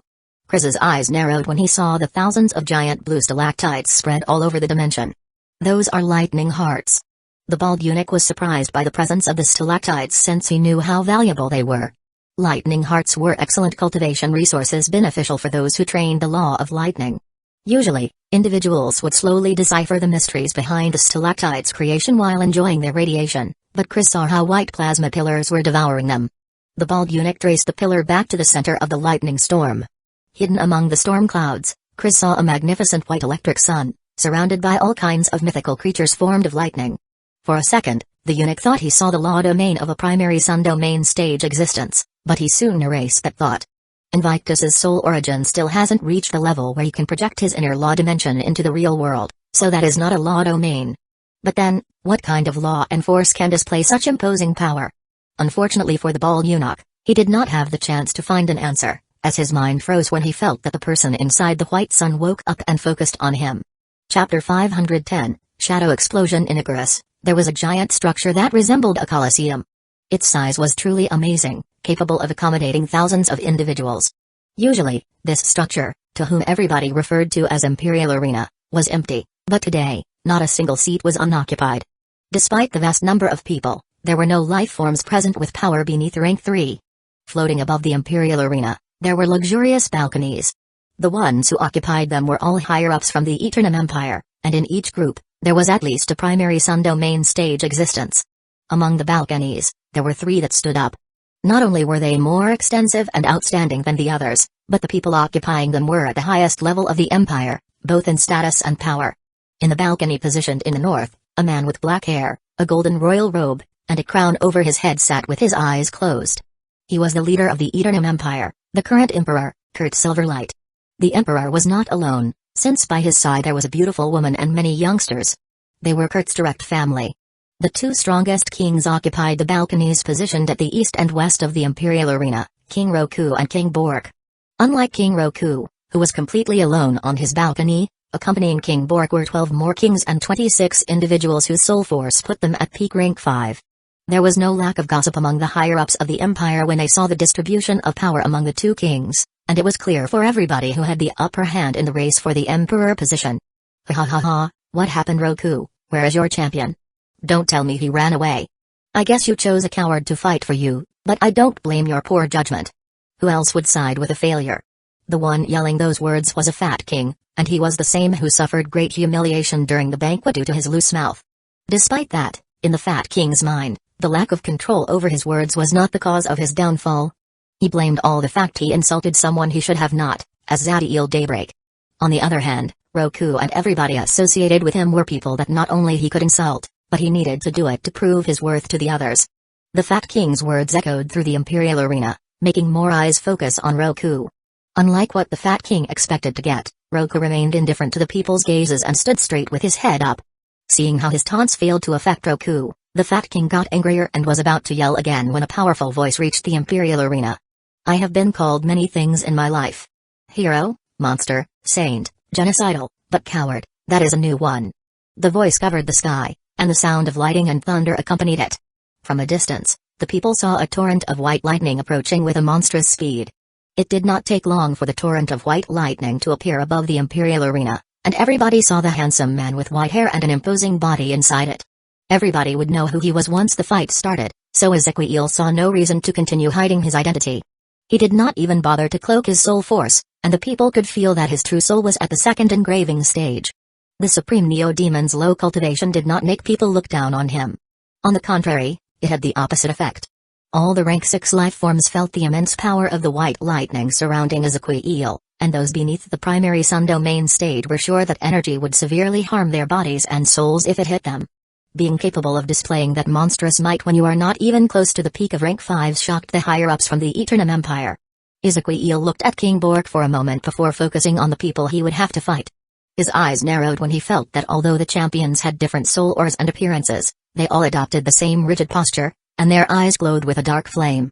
He felt there was something odd with those people, but since they were all peak rank 5 life forms, they fulfilled the condition to participate in the contest, and he could do nothing about them, so he just took a step forward and appeared by Roku's side. Invictus' appearance shocked the people in the balconies, and when they saw him stand by King Roku's side, they all began to whisper among themselves. The fat king who was yelling just a few moments ago became pale. He had been punished severely for speaking idly about Zadiel Daybreak, and now he insulted that man's right hand. Suddenly, he began to tremble when he felt King Bork's cold eyes focusing on his back. The fat king lowered his head and silently moved to a corner of the balcony. King Bork did not have the time to bother with the man, as Ezequiel's status as Roku's champion surprised and disturbed him. He glanced back at the 26 champions who would fight in his name, and he felt confident that the fight would go his way, but there was something else that worried him. So he is your champion? I am impressed, Roku. King Bork spoke with a smile to Roku, but it was clear he was not interested in chatting as he turned toward Ezequiel the next second. Invictus, it is a pleasure to meet you. I would have preferred our first encounter to be in a more friendly way, but I think this is destiny. I want to ask you one thing before the fight starts. Are you here on your own or representing the Daybreak clan? That question had a profound meaning, especially when someone else emphasized it. I would also like to know that. For the first time since he appeared in the Imperial Arena, the Emperor opened his eyes, focusing on Ezequiel. No rank 6 life form, no matter how noble or imposing they were, could affect a moon shatterer's will, so Ezequiel stared back at them before answering with a cold voice. If I lose, then that would be the end of it. You don't have to worry about Master interfering with this trivial contest. Those words drew the silent ire of many people, but Ezequiel did not care as those were his honest thoughts. If it weren't for this being the most straightforward way to use the Astral Chaos Pagoda, Ezequiel would have never wasted his time in this show. King Bork was also angry because the Supreme Neo-Demon looked down on something he considered fundamental in his path to glory, but the man proved his mental fortitude as he just smiled and nodded. The Emperor showed nothing and limited himself to raising his hand and lowering it before closing his eyes. That small action signaled everybody that the God's Tomb Champion Contest Battle Royale could start. The 26 champions on King Bork's side rose in unison before flashing toward the center of the Imperial Arena. Despite the Imperial Arena's size, it was not capable of holding a fight between individuals with rank 6 battle power. Luckily, that wasn't a problem since the battle would not be technically occurring inside it. On the Colosseum's battlefield, There was nothing but a barren ground with what seemed to be a glowing grain of rice. The moment the 26th champion approached it, they immediately vanished. Ezekiel knew there was something off with those people, but he did not hesitate before also flashing toward the grain of rice. The moment the Supreme Neo-Demon also vanished, the grain of rice shone with glorious light before transforming into a giant three-dimensional image. In everybody's vision, a dimension the size of a continent with vast mountain ranges, volcanic chains, and giant trees appeared. Ezekiel and the other 26 champions were in the center. Ezekiel did not wait for even a millisecond before making his energy explode. He fused with his Law Avatar, activated Doomsday Incarnation, merged the World Strength Incarnation into his skin, and invoked the Astral Destroyer Godslayer Mantle. Other than his bloodline apocalyptic metamorphosis, Ezekiel activated every power-up in his arsenal. His strategy was simple and effective. He would use all his power and burn his energy to unleash a devastating field attack that would kill most of the champions and severely injure the rest. That would leave him exhausted, but there was no way a bunch of injured rank 5 Magi could pose a threat to him. All those preparations took him less than a second, but unfortunately for the Supreme Neo-Demon, something happened that shocked him just as he was about to attack. Every single champion on King Bork's side exploded and transformed into masses of bloody shadows. Chapter 511, Shadow Creatures. The explosion shocked not only Ezekiel but also every single person watching the dimension in the Imperial Arena. For a second, they found it hard to believe their own eyes. The 26 champions were all geniuses with the potential to reach the peak of rank 6 and a slight chance of achieving immortality. Yet, every single one of them blew up, leaving nothing but masses of bloody shadows. However, they did not remain in that state for long. Less than a second after the explosion, the masses of shadow began to fuse, forming 3 dark cocoons with red veins-like formations on their surface. Ezekiel's eyes narrowed when he felt the immense amount of energy that each shadow cocoon had, and without hesitation, flashed forward. The cocoon's defenses seemed extremely tough, and a field attack would not harm them, so the Supreme Neo-Demon needed to use a direct strike to end them.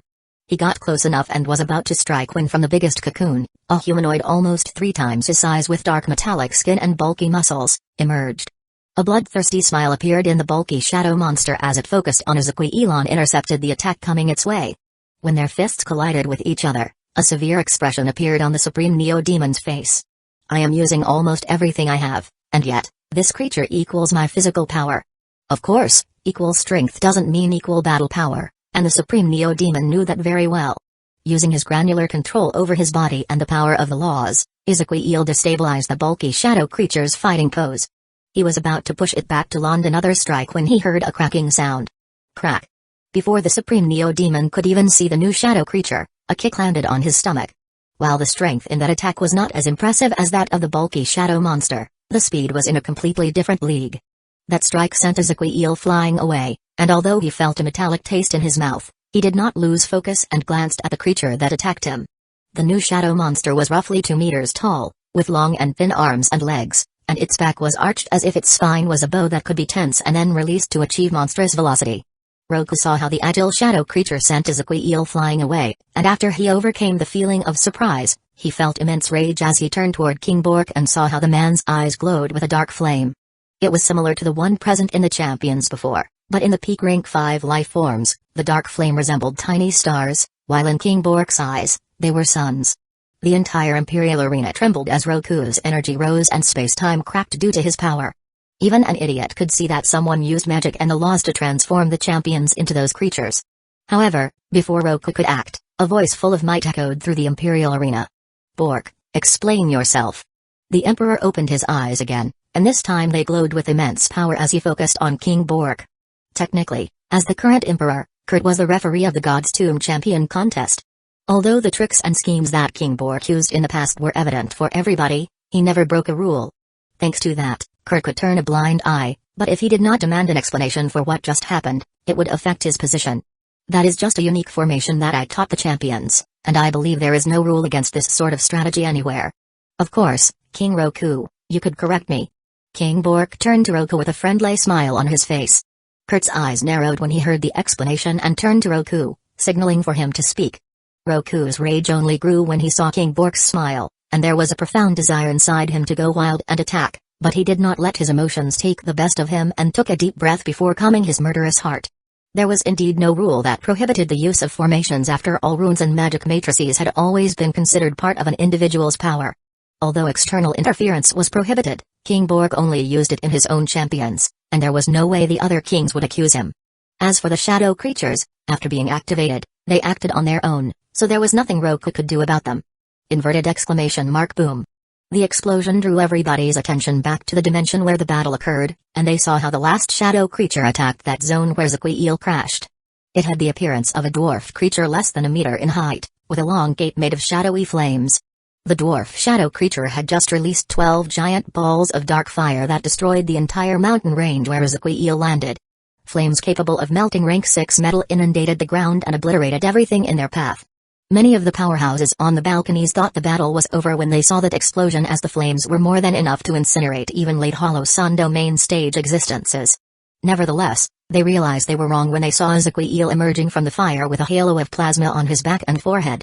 The Supreme Neo-Demon would have preferred not to summon Entropy, as the Sanctus battle partner was still fatigued from the last fight, but the shadow creatures did not leave him a choice. With Entropy's help, his control over the laws increased his speed immensely, allowing him to reach the dwarf shadow creature instantly. The creatures had sealed space with their energies, but thanks to his enhanced comprehension of the law of lightning and entropy, Void Flaw lightning drive equal teleportation speed in short distances. There were minor burn injuries all over Zequiel's body, but the Supreme Neo-Demon did not bother with them and gathered an immense amount of power on his fist as he prepared to strike. While the dwarf shadow creature had the highest destructive power of the trio, it also had the lowest defenses, so Zequiel was sure he could kill it with a single strike. Unfortunately, when the dwarf shadow creature saw the fist coming at him, it only smiled as its shadow cape glowed, and then the other two shadow creatures emerged from it. Zequiel frowned when he saw that, but he did not lose focus of the battle and began to fight with the two shadow creatures simultaneously. While the bulky shadow creature possessed immense strength and the agile shadow creature incredible speed, now that Zequiel fused with entropy, he could overwhelm them by using his superior battle skills. Despite that, the Supreme Neo-Demon was slowly being pushed to the ground, as the shadow creatures were willing to receive blows to separate him from the dwarf shadow creature. Less than a minute passed, and yet the trio exchanged more than 1,000 different attacks.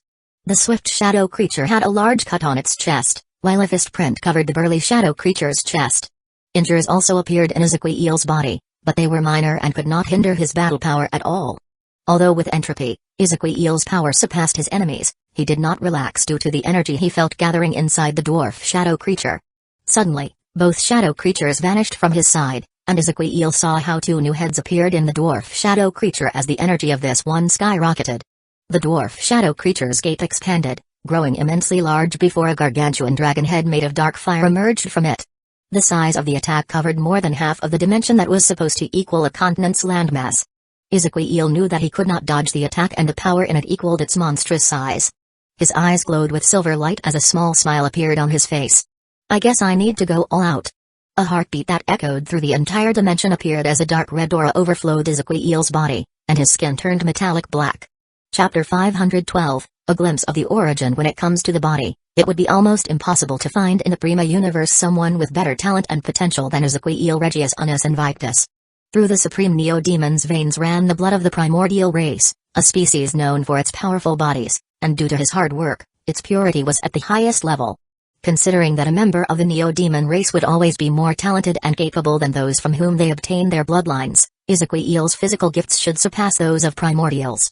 The immortal avatar True Doomsday body enhanced the amount of world strength he could channel exponentially. The Sanctus battle partner, Entropy, whose core originated by combining the skills of the two greatest magic creators of the Prima universe, allowed him to commune with the universe at a much higher level than a primordial. If there were any flaws in this super life form, it would be that the amount of power he could unleash was higher than what even his supreme body could endure. However, that changed the moment the Infinity Heart appeared, and he obtained the supreme ability of Bloodline Apocalyptic Metamorphosis. When the exoskeleton of solidified primordial entropy lightning formed over his body, the Supreme Neo-Demon felt a perfect copy of him emerge, and his constitution obtained a holistic improvement. Apocalyptic Prima King resulted from the combined attributes of the primordial bloodline and the immortal avatar True Doomsday body. It granted the Supreme Neo-Demon a secondary body that blended with the original at an atomic level. This white exoskeleton was the new body, and with the original body, it doubled the Supreme Neo-Demon's capabilities from their core. Bloodline Apocalyptic Metamorphosis doubled Zequiel's speed, physique, and strength, but that wasn't all. His ability to channel world strength, that Doomsday incarnation already improved by a factor of 6, doubled, reaching 12 times higher than his original ability. And if that wasn't enough, The level of harmonization he achieved with the universe also doubled, and that was after he fused with entropy. Ezequiel smiled as he felt the world strength of the dimension connected to him. The amount of power at his disposal reached a fantastic level, and he still had another card to play. The Supreme Neo-Demon looked up toward the draconic fire spell, and his smile grew wider as he took a step forward. First primordial step. All the people in the Imperial Arena saw with shock how the entire dimension began to tremble when Ezequiel took that step forward and how the earth beneath him split apart, forming giant canyons. The scene in front of their eyes only grew more amazing as Ezequiel kept walking forward. Each step he took made the dimension tremble with more strength, and the earthquakes had already devastated the entire landmass. When Ezequiel took the sixth step, he shivered for a moment, and a metallic taste appeared in his mouth. Small fissures emerged in the white exoskeleton due to the pressure that the primordial steps generated. Before that would have been the limit of the Supreme Neo-Demon, as 6 primordial steps would have produced severe internal wounds, and anything more would push him over the edge. Ezequiel felt the amount of strength his body could release, and when he analyzed the draconic fire spell, he knew it would be enough to win. But since when did the Supreme Neo-Demon settle for enough? 7th primordial step. A bloody smile appeared on the Supreme Neo-Demon's face when he took that step forward and again broke his limits.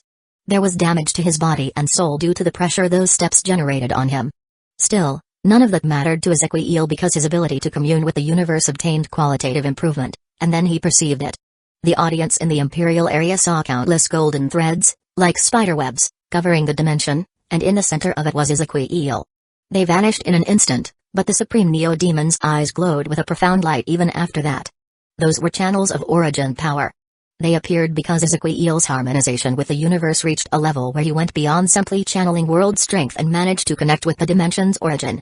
The amount of energy in a continent was higher than that of a supernova domain existence, but it was too wild and lacked order. Nevertheless, if someone could stir and arrange it, then the power that person could release would be incredible. Although the connection with the dimension's origin broke almost immediately due to its weakness and instability, Ezequiel already saw the path forward. The heat and energy of the draconic fire spell woke him from his inner analysis, but there was no sense of urgency or worry in Ezequiel's eyes, as this fight was already over. With a bloody smile on his face, Ezequiel adopted a battle posture and gathered every ounce of power at his disposal before releasing it all in a simple punch. A colossal fist emerged from the ground when Ezequiel did that. People in the Imperial Arena could see lightning stars, endless mountains, raging volcanoes, colossal hurricanes, and cataclysmic tsunamis inside this attack. When the entropy collapser fist collided with a draconic fire spell, it generated a shockwave that produced giant cracks all over the dimension. The creator built this dimension to contain fights between rank 5 life forms, and the limits of its endurance were beneath the supernova domain stage. That should have been more than enough since no one expected the fight between law-engraving existences could reach anywhere near that level. A solemn expression appeared on Kurt's face when he saw the cracks forming in the dimension and the streams of energy that leaked from them. His silver eyes shone, and his powerful consciousness emerged and headed to the glowing grain of rice. As his consciousness approached the dimension, the Emperor turned toward King Bork because he saw that man also sending his consciousness toward the grain of rice. King Bork's eyes glowed with a powerful dark flame, much stronger than before. The Emperor said nothing about King Bork's actions and only kept sending his consciousness to the dimension. Unfortunately for the duo, by the time they neared the glowing grain of rice, there was already another consciousness covering it, reinforcing its walls and keeping everybody and everything out. King Bork and the Emperor turned toward Roku. They were surprised by the man's consciousness being faster and stronger than theirs despite his lower cultivation. If they attempted to approach the dimension now, a battle would begin. Before they could even make a choice, the entropy collapser fist split the draconic fire spell apart and obliterated the shadow creatures. Ezequiel's apocalyptic Brima King shattered, and his face turned pale due to the energy depletion. Unlike the last time he used that attack, he could still move and control his soul. With the winner decided, the illusion vanished, and the people could see the glowing grain of rice and Ezequiel again. The first had cracks all over its body, while the second found it hard to breathe normally. Immediately, a flash approached him, and Ezequiel saw Roku standing by his side the next moment. Roku glanced at King Bork and all the other kings with a smile as he spoke. "My champion is the only one still alive, so that means I won the God's Tomb Champion contest." Chapter 513, Crossing to the Void. Silence reigned through the arena. Against all odds and facing multiple schemes and obvious traps, Roku won the God's Tomb Champion contest. Invictus unleashed a power beyond even their wildest dreams and killed 3 life forms born of the bodies and souls of 26 peak rank 5 geniuses. King Bork's eyes showed the shock that right now affected his mind. All his plans, All the schemes that should have secured his victory, everything he worked so hard for faded like dust in the wind. As the saying goes, faced against absolute power, all traps and tricks are useless. Once the shock subsided, his soul began to burn with immense rage. He focused on Ezekiel for a moment, but the image of the ruthless monster that backed the supreme genius helped him calm down. When he managed to get his emotion under control, King Bork's scheming mind began to work, and a deceitful light appeared in his eyes. After a few seconds, King Bork began to smile and stared at Roku before turning to the Emperor. Emperor Kurt, I am afraid that too many abnormalities occurred during the contest. Declaring the winner now would not only be irresponsible but also incite the discontent of many people due to a perception of lack of fairness. When the rest of the Empire's higher-ups heard King Bork's words, they could not help but be impressed by the man's shameless and scheming mind. He performed all sorts of tricks and traps before and during the contest, and it was clear to everybody that Ezekiel won fairly. Yet, he still had the face to demand an investigation. I support that. There is no way I could accept the result of the contest with so many incongruencies occurring at every point of the battle. The Fat King did not waste the chance to get back into King Bork's grace and immediately yelled those words. Inverted exclamation mark me too. Yes, the result is not clear. There must be an investigation before deciding the winner. More and more people began to shout their support of King Bork's proposal. Soon, every king backed the investigation. Kurt raised his hand, shutting the roars of the kings. He closed his eyes for a moment before opening them and speaking in a loud voice that echoed through the entire Imperial arena. Too many uncertainties surround a God's Tomb champion contest, and the cracks in the dimension during the final moments of the fight could have allowed outside interference that we were unable to perceive. Due to these circumstances, I cannot declare in good faith a victor at this moment. I assure everybody that a thorough investigation will occur, and I will announce the true winner in a matter of days. Kurt spoke with a tone full of fairness and righteousness, but all those who heard him could see the intention behind his actions. Everybody knew who the winner was, and only a fool would believe otherwise. The fact that Kurt accepted King Bork's proposal already told a lot, and the use of the words true winner gave them a pretty good idea of how the investigation would go. Why use strength or let my rage dominate me when I can still twist the truth just using my words? King Bork showed once again his usual calm and confident expression. The other kings by his side could not help but show nasty smiles due to the sense of power that intoxicated them. Even if their defeat was as clear as water, they could still win by lying and deceiving. When the kings turned toward Roku, they expected to see a man filled with anger and rage due to the obvious injustice done to him, but the only thing they received was a radiant smile. Ha ha ha ha. Suddenly, Roku began to laugh, and he did it with so much strength that the Imperial arena trembled. Kurt, King Bork, and the rest of the kings got a bad feeling when they heard that laugh, and many of them even began to tremble. You guys are hilarious, but there is a mistake. The winner was already declared. Confusion assaulted the people, and Kurt's eyes narrowed as he stared at Roku. And who declared it? He was the Emperor, and he was supposed to be the only one who could announce the winner. Roku stared back at the Emperor, and while the smile on his face remained the same, a violent and destructive will appeared in his eyes. Isn't obvious? I did it. I won the God's Tomb champion contest, and I will lead the Eternum Empire during the next phase of the Divine Extermination War. The determination and resolution in those words affected everybody in the Imperial arena. They understood that Roku's will could only be born of someone who defied destiny and who would never surrender to faith. Humphrey, Roku, are you ready to disobey the Emperor and betray the Eternum Empire? King Bork roared those words, each of them filled with poison. At the same time, Kurt stood up from his chair and rose to the air as his energy began to grow, and coldness appeared in his eyes. Roku's smile did not vanish, even after noticing the Emperor's actions. He put his hand over Ezekiel's shoulder and generated a two-layered shield over the Supreme Neo-Demon. Ezekiel noticed that one layer of the shield was red while the other was blue. Together they protected him from any form of physical and spiritual attack. When King Bork saw that, he frowned as it clearly showed that Roku did not plan to use words. He glanced at the other kings, and they all rose to the sky, like the Emperor. Roku glanced at all the supernova domain existences in the sky before focusing on King Bork. I endured all your traps and schemes because, while they were immoral, that did not matter since they were flawless, and you left no actionable evidence of them. However, according to the rules, I won the God's Tomb champion contest, and I don't care what you or anyone else says about it. Roku glanced at the Emperor when he spoke the last part. King Bork was about to speak again, using his silver tongue to twist things, but Roku did not let him. Since the Divine Extermination War is our ancestors' highest goal and I earned the right to lead our army, I declare myself the Eternum Empire's absolute leader inside God's Tomb.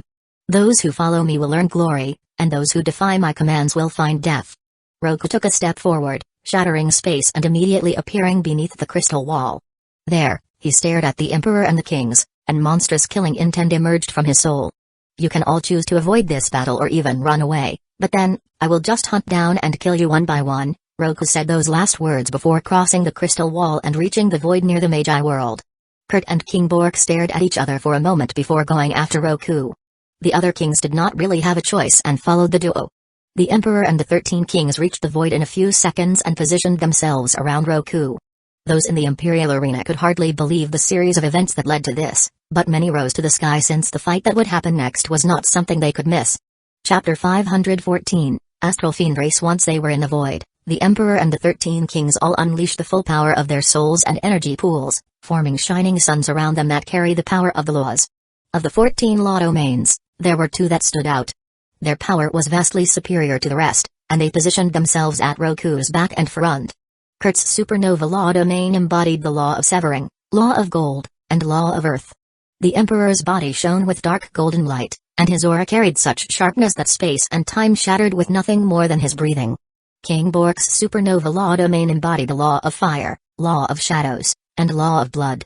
Dark veins protrude over the Magi's skin, carrying a lava-like substance that filled his body with monstrous strength, and dozens of shadow creatures emerged from his back. Just the radiation and laws those 14 supernova law domains generated could melt a weak rank 6 life form. Still, Roku, who stood in the center of all, received not even the slightest injury. Despite their superiority in number and cultivation level, everybody, even the Emperor, felt anxious. Roku's scheming minds may not be that impressive, but when it came to raw power, he was at the absolute peak of the Eternium Empire.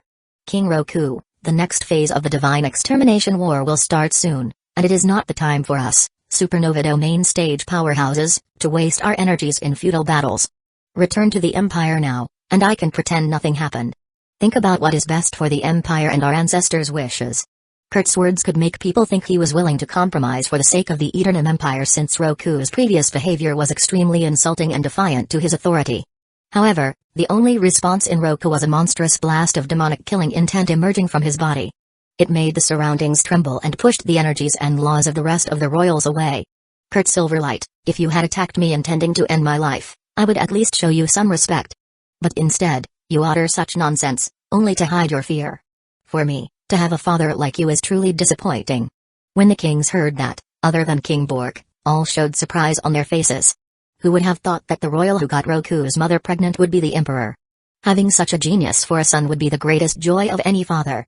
Unfortunately, Kurt never showed the slightest concern for Roku, not even when his mother died or as he faced countless tribulations at the beginning of his path. In all fairness, the number of sons Kurt sired in his thousands of years of life reached the hundreds. In his mind, how could the great emperor of one of the 3 strongest organizations of the Magi world waste his time with the bastard of a lowly concubine? Kurt was about to respond to Roku, but he noticed that this one stopped looking at him the next second. It was clear that to Roku, the word father meant nothing. Roku stared at the other kings with empty eyes before focusing on himself. My first lucky chance, and the one that allowed me to begin my path to glory, was when I discovered an old and secluded cultivation abode that ancestor used during his youth. Other than resources that helped me immensely to develop my talent, I found some theories on how to fully excavate the human body's potential. Although the Emperor and the kings could attack at any moment, taking advantage of Roku not putting any form of defense, none of them moved as they felt a profound meaning in the man's words. The Magi path of power focuses on developing cognitive abilities along with wisdom until they reach a supernatural level. Omega's supreme intelligence and perception allows him to decipher the mysteries of the universe more quickly and efficiently than members of other races or paths of power. From Roku's inner law dimension, a blue aura emerged, and in it, one could feel a calm and analytic nature. All the royals understood that this was the most basic and pure aura of Omega's. They were surprised by the purity of Roku's spirit force and its density. None of them were anywhere close to that level of quality, not even the Emperor or King Bork. These two showed envy in their eyes since they knew Roku's soul and spirit force reached that level thanks to Ever the Flawless using the soul of a rank 7 Magus to temper his existence. In his theory, Ancestor proposed a way of using the Magi path of power in a different direction. Instead of applying our superb perception toward the outside, doing it in the opposite direction. Treat the body as a unique universe and each cell as a world. Unravel the mysteries kept in the genetic code and push ourselves to a level beyond the limit of flesh and blood. Kurt and the others felt shocked when they heard the path Roku spoke of. to unravel the mysteries of the body and research it to a point they can make adjustments to their core sounded even more complicated than deciphering the laws. However, if someone could indeed reach the level where they could see their bodies as a universe, their physical might would be indisputable. Roku seemed to not notice the effect his words had on the rest and just continued.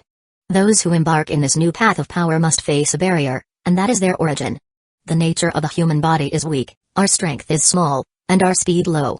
While it is true that we can enhance our might with techniques and spells, our foundation cannot compare with Titan or Fiends. Luckily, we humans have our creativity, our ability to learn, and, more importantly of all, our infinite adaptability. The royals and even those watching the battle from within the Magi world made sure not to miss a single word that came from Roku's mouth, as they could feel immense wisdom in them. Ever the Flawless used a power hidden within the star's cores to break through this barrier, not only achieving a body even mightier than Titans but also understanding one of the three basic concepts of existence. I took a different path, and although I do not dare to say that it is better than that of our mighty ancestor, it is mine. The moment Roku pronounced those last words, immense pride burned in his eyes. Roku then focused on King Bork, and the demonic smile that appeared in him made the royal tremble. Bork, I think I must thank you. I have never been so close to dying like I was in the depth of Carcery, but who am I? I am Roku. Not only did I survive in the hellhole, but I also managed to use it and change my nature. To be like the perfect hybrid between fiend and human. It was then that a monstrous and demonic red aura emerged from Roku's body. This one was red and carried such an immense pressure that it could easily level a continent. At first, the blue and red aura repelled each other as their essences were too contradictory. One focused on the soul and carried a calm nature, while the other centered on the body and brought destructive might. As the auras threatened to destroy each other, Roku's eyes glowed, one red and the other blue. Then it happened. The auras slowly began to achieve equilibrium, forming a blue and red burning sun around Roku. This new sun had the form of a yin-yang symbol, and when it achieved completion, a power that shattered the void and clashed against the Magi world's crystal wall blasted out of Roku's body.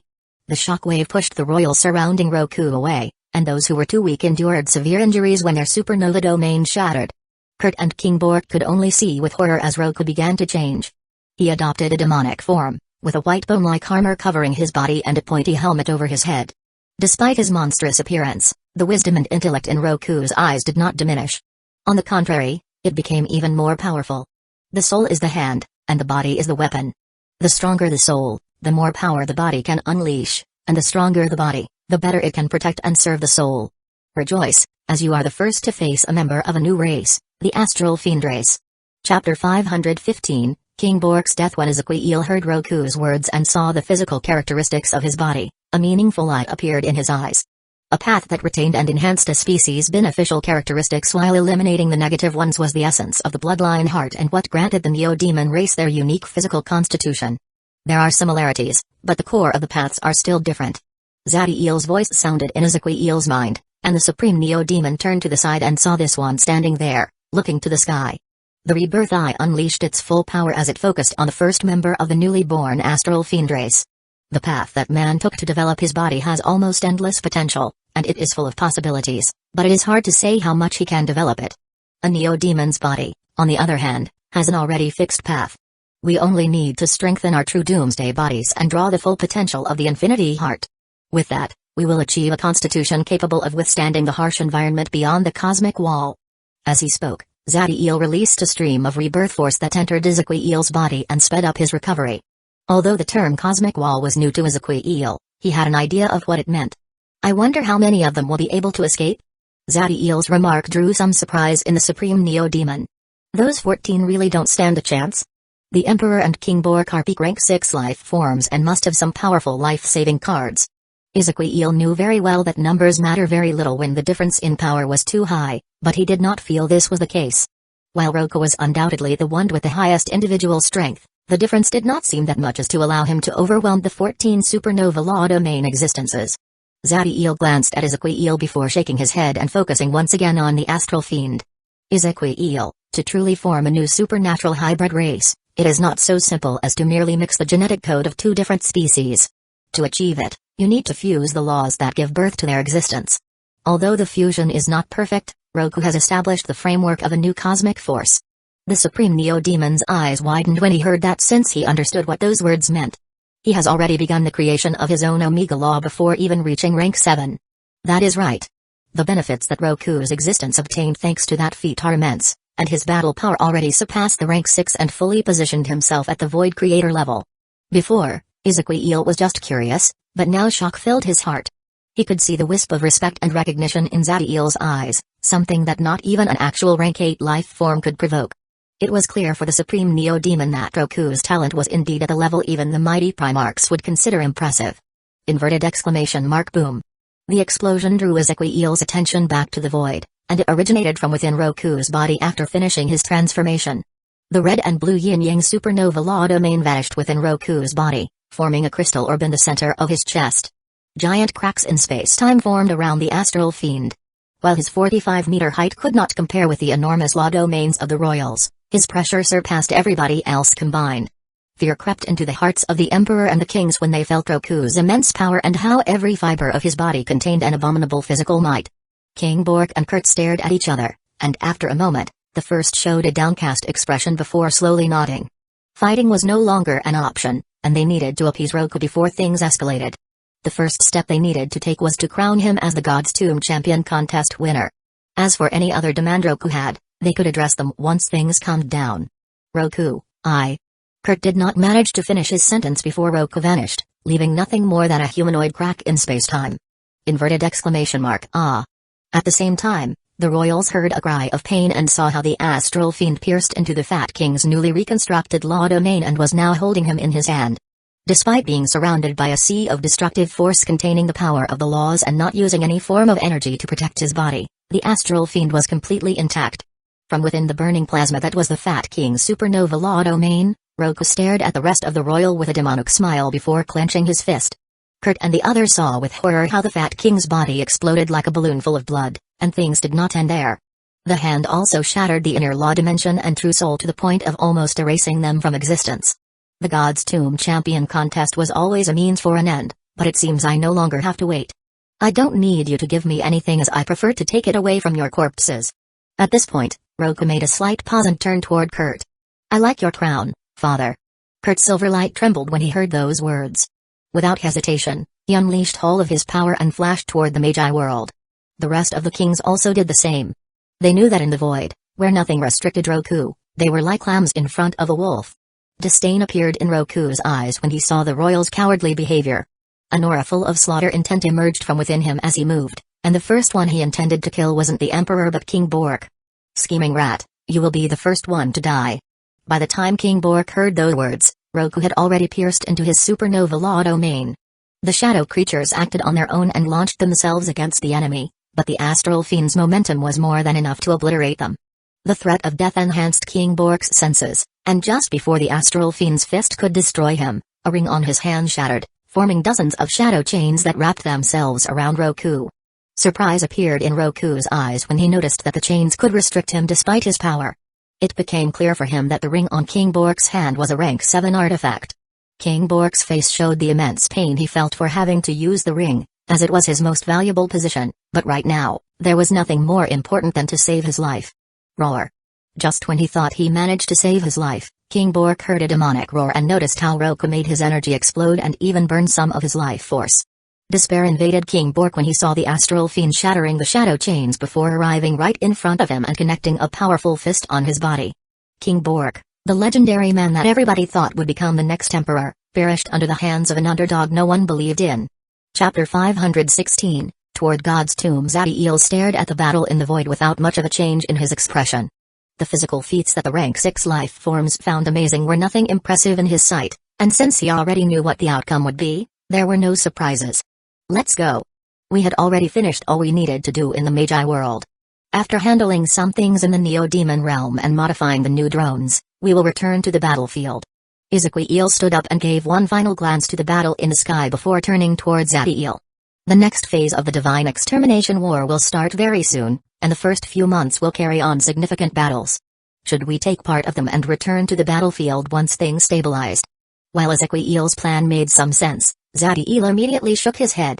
For us, the war's outcome is meaningless, and I don't care whether or not that man achieved his vengeance. The only reason we will participate in it is because of that person on the other side. A solemn expression appeared in Zadiel's face when he spoke those words, Ezequiel's eyes began to burn with killing intent when a name appeared in his mind. The King in Yellow. Avoiding him and letting act unrestrained is not the correct path. However, facing him without the proper preparation would be a deadly mistake. Even the incarnation of death and destruction could not afford to be careless when the opponent was the supreme champion of the Eldritch universe, who somehow managed to infiltrate the Prima universe and deceive the Primarchs. Although the supreme Neo-Demon wanted nothing more than to rip the King in Yellow apart, that man's skills were truly superb, and a single mistake could end his life. Ezequiel covered Zadiel with his consciousness, and then the duo teleported toward the City of the Sunday while they drew the attention of many people. Right now, what was more important than anything for the higher-ups of the Eternum Empire was the battle above them. However, calling it a fight was not technically correct since the word slaughter fitted it more.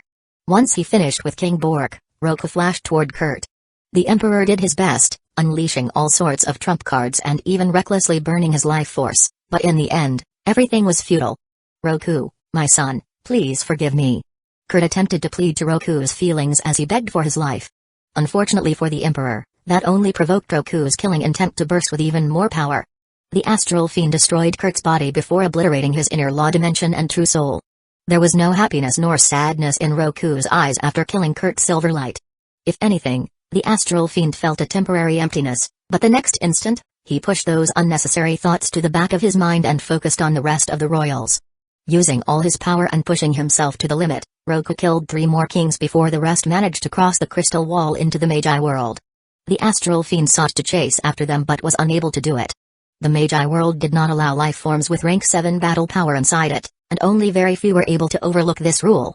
Only after returning to his standard form and sealing his power did Roku manage to cross the crystal wall. The astral fiend saw how they all ran in different directions since they knew that would be their best chance of living. In the end, Roku chased after the kings that betrayed him. Those in the Imperial Arena did not dare to leave as they were afraid that they could offend the astral fiend. Roku only returned after 6 hours, and floating behind him were the mangled bodies of 4 kings. The people watching him noticed how despite their severe injuries, those kings were still alive. Nevertheless, that condition did not last long as they exploded the next second, transforming into a river of blood and soul force that the astral fiend devoured. That scene truly frightened the Empire's higher-ups. One by one, all of them kneeled, declaring their loyalty toward the new emperor. Their actions did not draw any form of affection in Roku's heart. He knew very well that the only reason they did it was their fear, but that did not matter to him. He did not need their friendship, only their obedience. Roku did not give a speech and merely waved his hands, dispersing the crowd. The astral fiend spoke all that was needed, besides the reason for his victory were not his words but his unrivaled might. Many plans and strategies formed in the new emperor's mind, but right now, the most critical task at hand was to make sure the Eternum Empire's forces were ready to march into God's tomb. Over the next couple of years, the Magi world saw a significant influx of life forms that have already awoken their true souls. These people usually spent their time conquering alien worlds or exploring ancient ruins as it was the best path forward for their training, but they returned to their home as an epic chance would soon arrive in the form of a war between principal worlds. In the capitals of every single great organization, millions of Magi were in military formation. All of them glowed with killing intent and were honed with powerful artifacts and all kinds of trump cards ready to be used. Suddenly, the portals that led toward God's tomb began to shake, and the laws that formed them slowly changed. The change in the portals did not take anyone by surprise as they were waiting for it, and it meant that God's tomb matrix finally reached a level where it could withstand battles between rank 6 life forms. Under the guidance of their leaders, horde after horde of powerful Magi crossed the portals to the place where they would face the gods' warriors. Chapter 517, The Neo-Demon Army arrives right now, inside God's tomb, in the Loth continent. Dozens of millions of Magi adopted military formation on the ground. They were all straight and motionless, without a single sound. This sight would not be that impressive if the ones adopted such a strict stance would be rank 1, 2, or maybe even rank 3 Magi, but the ones who showed such grand discipline were all soul-forging existences. These people were usually the rulers of immense territories and even the highest commander inside worlds, but right now, they all embraced a military code. The rank 4 Magi knew that they would be the weakest links in the ensuing battles inside God's tomb. Those who had yet to awaken their true souls could not even resist the shockwaves the next fights would create, so they had already left the transitional plane. A few hundred meters above the millions of rank 4 life forms were those who already started to engrave the laws into their bodies and consciousness, existences whose destructive might allowed them to obliterate cities with a wave of their hands. Despite that tremendous power, There were a total of 596,423 rank 5 life forms in the sky. While these adopted a more loose stance, they were also in military formation. The law-engraving existences knew very well that while they would enjoy exalted statuses in any high world, their lives could end at any moment inside God's tomb. These rank 5 life forms were very far from the top of the food chains here, and that place belonged to those above them. More than 1,000 meters above the ground stood life forms whose comprehension of the laws allowed them to use their power with just their thoughts. A rank 6 life form emerging in every generation was extremely rare, even in a principal world. Under normal circumstances, only after several generations would one of these existences whose lifespan measured in the hundreds of thousands of years appear. Seeing dozens of them in the same place was a strange occurrence, but right now, there were almost 10,000 of these existences whose full power attacks could sink a continent back into the ocean. Although they were far from each other, both in status and power, those in the ground, the ones floating in the air, and the others very high in the sky, they all divided into 11 legions. Each legion had a different emblem, denoting the great organization they belonged to. The true leaders and the ones even the mighty soul law domain existences had to obey were those who stood 100,000 meters above the ground. People had called them many different ways: kings, overlords, and emperors. However, inside the transitional plane, they possessed the title God Slayers, as they would be the tip of the spear against the Divinity Faith army. Each was their organization's strongest warrior within God's tomb, and almost all of them had people by their side. The ones tagging along were not necessarily there for their strength but due to their status. The Crown Prince, Dean Rebellion, and the Second Prince, Gabriel Rebellion, represented the Scientia Kingdom. John Eric Rebellion's absence surprised some since this was an opportunity even peak supernova domain existences found valuable. They did not know that the Scientia Kingdom's king had already found his path into immortality and beyond. John Eric did not plan to stop his runecrafter training and sent his 2 sons in his place. Over the last few years, Dean Rebellion's cultivation advanced, jumping from the late Hollow Sun domain into the peak. This progress was not much, but that was normal between rank 6 life forms, as even great geniuses spent hundreds of years on each stage.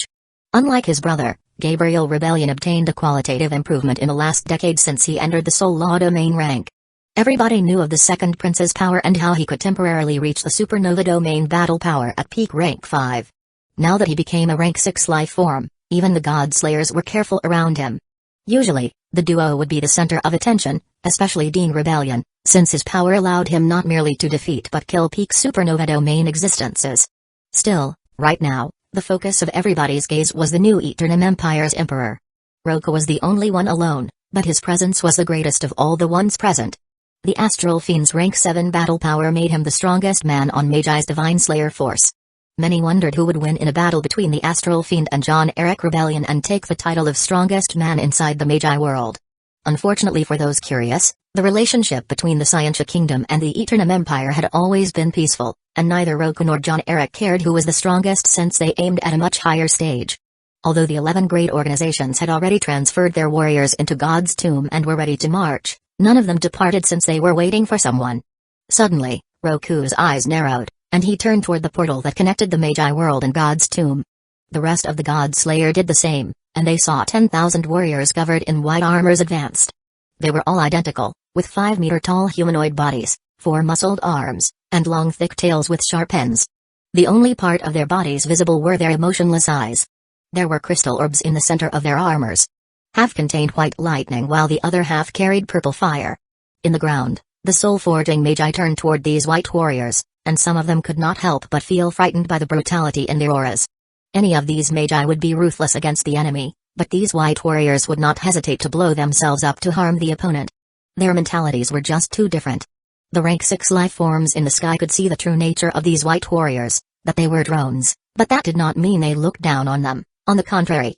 In a fight between a soul-forging existence and a rank 4 drone, it would almost always be the one with a true soul the winner, but they could feel the immense power in each of the drones. Not to mention that their consciousnesses were powerful enough to detect the mental link between them, which meant they could act with perfect coordination if the one controlling them had the cognitive abilities capable of such a feat. If any other power, other than the 11 great organizations, showed this type of drones, they would face tremendous pressure to share their methods. However, no one of those present would dare to pressure the Daybreak clan for anything. A godslayer who resembled a crystal skeleton with azure fire running through his bones stared at the drones with fascination. That man's drones improved not only in power but also in their structure. I can see a soul dimension containing a pseudo-soul capable of generating soul force and soul origin. Each of them could face 3 rank 4 Magi on their own and come out victorious. When the others heard those words, they were surprised. While rank 4 life forms meant very little for them, Zadiel already demonstrated his drones could improve. Some even wondered what would happen if that man could create drones with rank 6 battle power in the future. Just the idea frightened them. Once the last drone crossed the portal, a wave of monstrous bloodline force assaulted everybody. The ones affected the most by this wave were the strongest bloodline race of the Magi world, the Eyeholders. A beautiful god's slayer with blazing red hair and crimson bloodline eyes showed a small smile when she felt that. Along with the bloodline force wave, the divine slayer force saw 4,000 individuals cross the portal. Unlike the white warriors, these people were very heterogeneous. Elves, giants, dragons, dwarfs, the number of different types of races were astonishing. Of course, that was for the unaware, since in reality, all these people belong to one unique race, the mightiest race in the universe. Despite their appearance, they have many things in common. For starters, a bloodline force that proved each and every single one of these 4,000 warriors possessed an emperor bloodline. Another was their energy pools, which carried a pure, chaotic, and highly dense force. When the soul-forging existences saw these people, what appeared in the heart of many was envy, since all of these rank 4 neo-demons had artifacts and runes none of them could buy even if they sold everything they had. The surprises were far from over, since once the rank 4 neo-demons made their way through, 593 rank 5 individuals crossed. They all adopted a military formation, but they did not bother to hide their savage and ruthless auras. When they looked at the rank 5 Magi, many sneered before turning toward those at rank 6. Only then did their eyes begin to burn with battle intent. All the law-engraving neo-demons were warriors who had already participated in many world wars, and their fighting instincts were extremely powerful. After the last rank 5 crossed, all the neo-demons turned toward the portal and knelt, as an expression full of respect and admiration appeared on their faces. The god slayers and those accompanying them expected to see either Zadiel Daybreak or Ezequiel Invictus crossing the portal, but the ones that appeared were 9 individuals with auras that seemed to challenge the sky. Chapter 518, N Degrees 1 Skybreaker vs. On Degrees 1 Holy Sun. Every single neo-demon showed immense respect toward these 9 people since, after the Ancestor and the Supreme, they were the highest potencies of the race. Inverted exclamation mark the Skybreakers. The tale about how they got that title already spread all over the neo-demon race. Every neo-demon considered Ezequiel Invictus as absolute existence, a being only the Ancestor could match. There was no need to mention 9 against 1. Even if the numerical difference was 2 or 3 times higher, none of the law-engraving neo-demons thought they could match him. The fact the 9 were able to defeat him was the reason behind the immense admiration in the neo-demons' eyes. Nevertheless, other than admiration, the eyes of many also burned with fighting intent. They did not try to hide it. On the contrary, these neo-demons show their desire to challenge the Skybreakers with pride. While neo-demons was a utopian race where all forms of betrayal and backstabbing were absent, Zadiel fomented challenges. As long as they do it with respect and in the open, relying only on their own power, they could even challenge the Supreme for his title. However, none of the neo-demon even thought of challenging Ezequiel Invictus, since no one in the same ring could defeat him in a one-on-one battle. The Skybreakers, on the other hand, while all of them were extremely powerful, unlike the Supreme, were not virtually invincible. Sophia and the rest of the Skybreakers felt the battle intent in their brethren. Their response was simple, a smile full of self-confidence and eyes burning with the will to face anyone. Seeing their people's willpower burning with such might made the Skybreakers happy. Besides, they were also like them, and they focused their fighting intent on the man in the lead. Leading the Skybreakers was a man clad in full Templar armor. His body unleashed an aura so sharp and full of killing intent that instead of a man, he resembled a demonic sword. There was a tattoo over his right glove with the form of a number. The other Skybreakers also have this type of tattoo, some in their armors and others in their skin. The one in the man's glove was a 1. Over the last decade, the Skybreakers have gathered many times, challenging each other to prove who was the strongest. While many of the positions changed constantly, the N Degrees 1 never left the hands of the fastest neo-demon, Heinz. After the battle that earned them their titles, the 9 neo-demons' momentum obtained a monstrous increase. Not only did their true wills advance at gigantic steps, but their bloodline also grew stronger. Although Dante was still at the lead, being the only one with a law bloodline, Heinz and the others all managed to push their limit emperor bloodlines to the half-law level. They achieved this fantastic feat by exploring some of the most dangerous and treacherous regions of Ba'ar an Abyss, places where even peak rank 6 life forms could perish. Before their battle with Ezequiel, the neo-demons would have prioritized their lives and would not face those unnecessary risks, But right now, their sole goal was to continue rising and never let their destinies decline. Sophia's bloodline remained at the half-law level, but the bloodline force of the women was much more potent than the others. She already underwent her first nirvanic rebirth. Following Zadiel's instructions, she performed that feat on the surface of a low-world sun. Zadiel also gave her resources even peak rank 6 life forms would find precious to assist her during the nirvanic rebirth. She felt that her next nirvanic rebirth would allow her bloodline to jump straight into the law level and enable her to fully unlock the Nirvana Ice Fire Dragon Phoenix's bloodline power. Heinz waved his hand, allowing the Neo-Demons to stand up and retake their military formation. The cultivator then glanced at the sky, not bothering to even look at the average rank 6 life forms and focusing immediately on the god slayers. When the rank 6 Magi saw how they did not even enter the cultivator's sight, many of them were enraged. However, before they could say a word, Heinz vanished and instantly appeared in front of the god slayers. That speed shocked the Hollow Sun Domain stage Magi. Before they could even process his movements, the cultivator already traveled a distance that would have allowed him to reach their side and attack. These Magi were not battle-ready, and if they had used the full power of their consciousness, they might have kept up with Heinz's speed. However, that was just Heinz's basic speed. If he used his power-ups, those Hollow Sun Domain stage Magi would have a hard time reacting to his movement, no matter what they do. Only those at the primary Sun Domain stage and above could perceive the cultivator's movements accurately, and what they saw surprised many.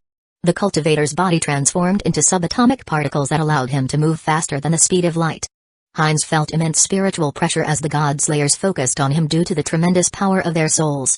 Although thanks to the purity of his bloodline, the cultivator advanced very fast through the stages of rank 5, already reaching the Viscera engraving stage, his true soul was still weak compared with these people. Despite that, the cultivator faced them head-on, as silver and dark red light appeared around him. He still hadn't reached the Moonshatterer rank but was very close to it. As for the dark red light, that came from something else, something unique of the cultivator.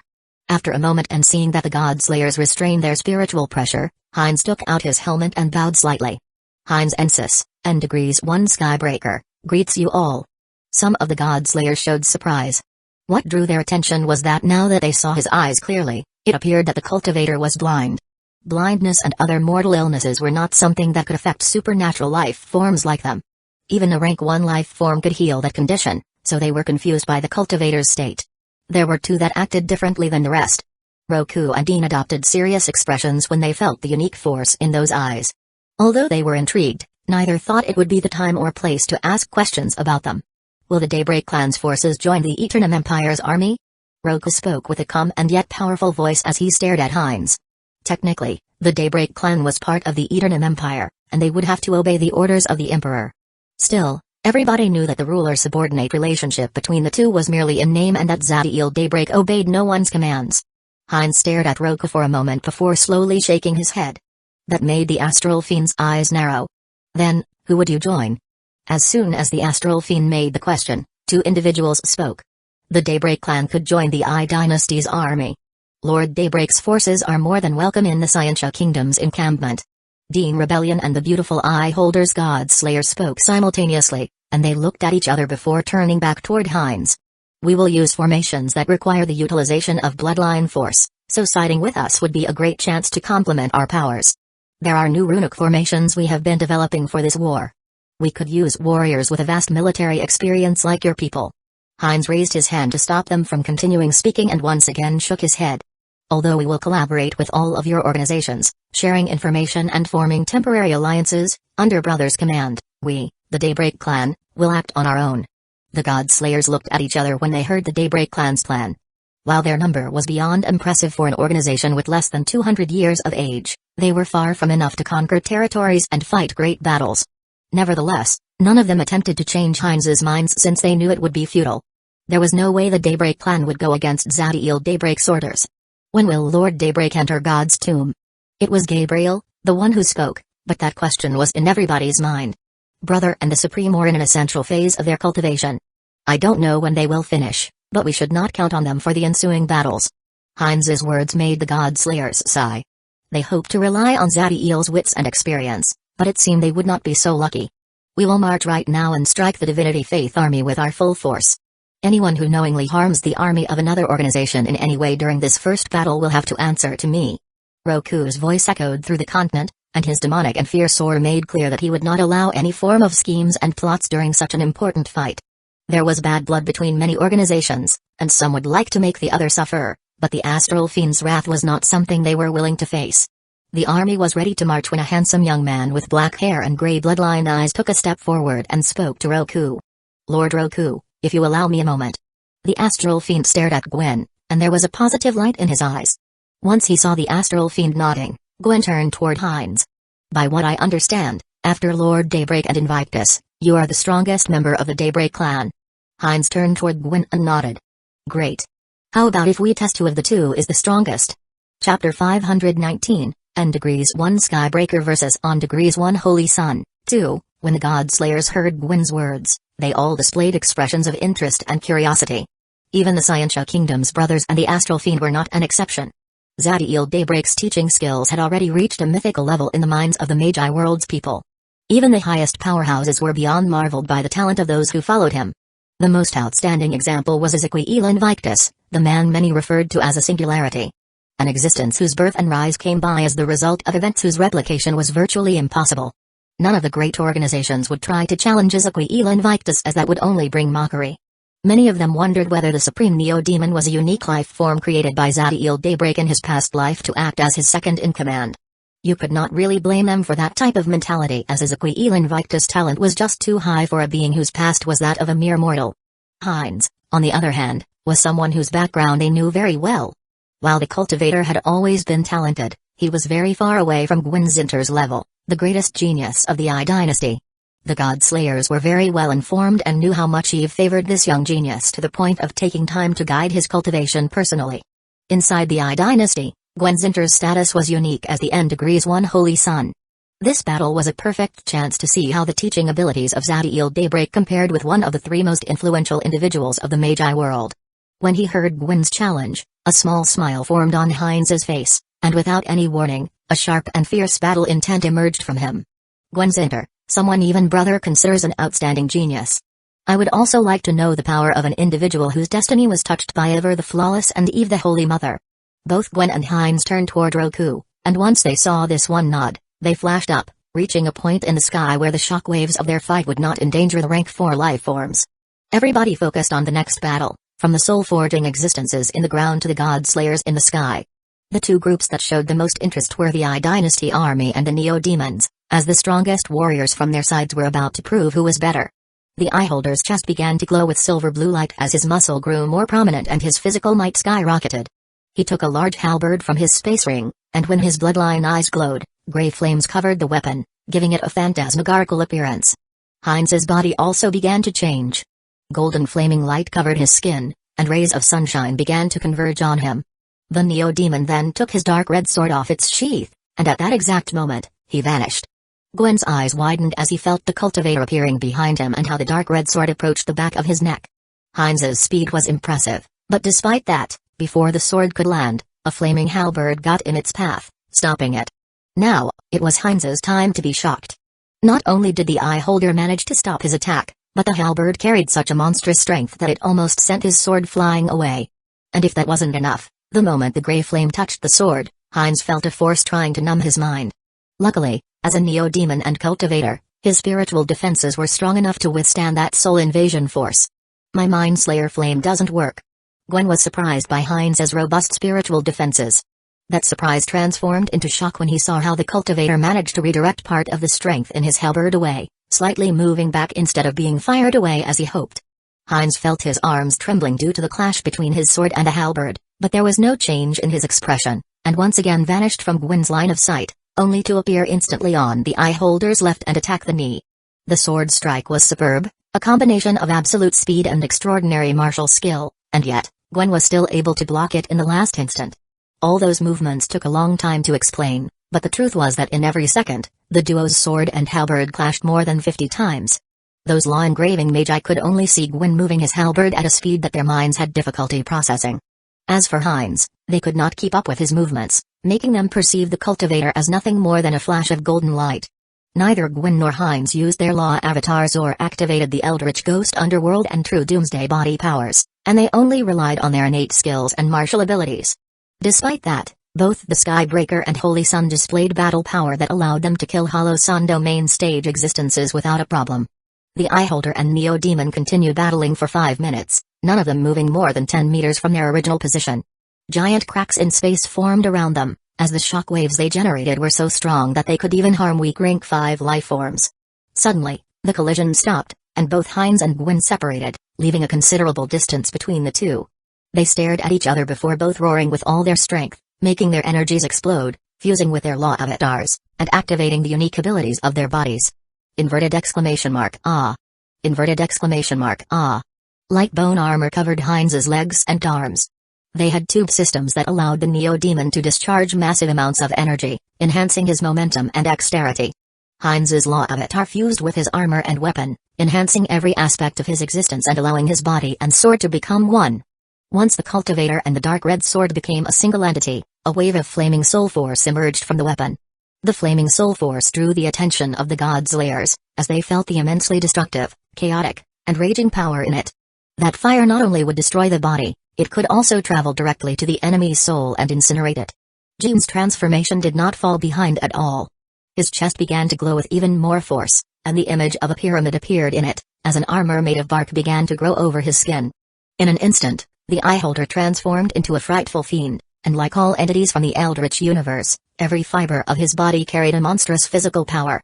The only part visible of Gwen were his eyes, and when these began to glow, giant phantom branches with bloody thorns and leaves that seemed to hold tormented souls manifested around him. Just like the flaming soul force, so Eldritch Tree's phantom surprised the god slayers. With his bloodline, Gwen was able to invoke the savage life form to assist him in battle. Those branches would have no problem ripping weak rank 6 life forms apart and devouring their souls. Both Heinz and Gwen reached a point where they could fight early primary sun domain stage existences and come out victorious. The instant the Skybreaker and the Holy Sun fully unleashed their powers, the two flashed forward, carrying a momentum that shattered space. Heinz displayed a speed and dexterity that defied logic as he pierced past the monstrous branches that sought to devour him and reached his opponent. A burst of energy blasted out of the tubes on his bone armor, making his entire body rotate, transforming him into a dark red flaming tornado whose momentum increased each instant. Just as they were about to collide with each other, Gwen's eyes glowed again, and the Soul Eldritch Tree's phantom exploded, generating a gray force field that expanded for thousands of kilometers. Heinz, who was in the center of it, faced its full power. The Neo-Demon's consciousness stopped relaying information from his surroundings, and every one of his senses shut down. Gwen smiled as he was sure that victory was his, but what happened next shocked him. Despite not being able to feel the sword in his hand, see his opponent, or hear anything, Heinz still managed to locate the Holy Sun's position and attack. Inverted exclamation mark boom. The dark red flaming sword and the halberd clashed, generating an explosion that could shatter stars. Blood leaked from Gwen and Heinz's mouths as they suffered internal damage during the collision. Ah! The Holy Sun roared as his bloodline force burst, increasing his strength, allowing him to overpower the cultivator. Gwen sent Heinz's body flying away like a cannonball, making this one crash against a mountain range, burying him very deep inside. Inverted exclamation mark yes. The Holy Sun did it. What did I tell you? We Eyeholders are the best.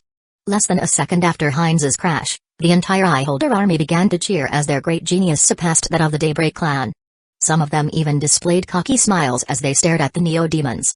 Gwen did not have time to care about the reaction of his brethren, as right now, he was having a hard time regulating his breathing. He poured every ounce of power he had in that last strike. All the rank 6 life forms thought the battle was over, but then, it happened. A torrent of dark red flaming soul force fired up from the location where Heinz clashed, like a volcano, blasting the entire mountain range. Gwen and even the Godslayer were shocked by the dark red flaming aura, as this one kept growing stronger, reaching the point where it could threaten supernova domain existences. Chapter 520, N Superscript 01 Skybreaker vs N Superscript 01 Holy Sun. Heinz stood in the center of the dark red flaming soul force that obliterated the entire mountain range, but he was not the origin of it. The destructive power came from the cultivator's sword, which began to release a monstrously sinister and chaotic aura. The dark red sword's aura kept growing more and more potent and did not restrain itself, slowly expanding through Heinz's body. Right now, the sinister aura limited itself to the cultivator's forearm, making a violent expression full of murderous rage appear on the face of this one. Roku, Dean, and the rest of the Godslayers could feel the evil soul inside the dark red sword. Although they grasped the concept of sword spirits, this seemed something different, as the sword gave them the feeling of being a proper life form, not a mere amalgamation of spiritual energy. Inverted exclamation mark boom. Another explosion echoed through the continent, but this one did not come from the dark red sword but from within Heinz's chest. Dark aura wrapped the cultivator as his infinity heart began to beat harder and harder. Heinz's body grew 3 times taller, reaching 15 meters, as bone armor covered every piece of it, and that was not all, as a new weapon emerged from his left hand. The bone weapon that emerged had the form of a broadsword, with dimensions that fit the cultivator's new fiendish body. Heinz turned toward the dark red sword, which began to change, transforming into another broadsword. Once he did that, he focused on the opponent in the sky, and his violent and fierce aura exploded. Roar. The N superscript 01 Skybreaker roared, and as he did that, the Neo-Demons focusing on him all began to cheer due to their leader's great power. On the other hand, Sophia and the rest of the Skybreakers adopted solemn expressions when they felt the dark red sword's evil aura. They stared at each other and silently nodded as they pushed their focus to the limit. Gwen, who was the violent aura's target, frowned. This contest was just a practice battle, but he could feel the desire for slaughter coming from the cultivator.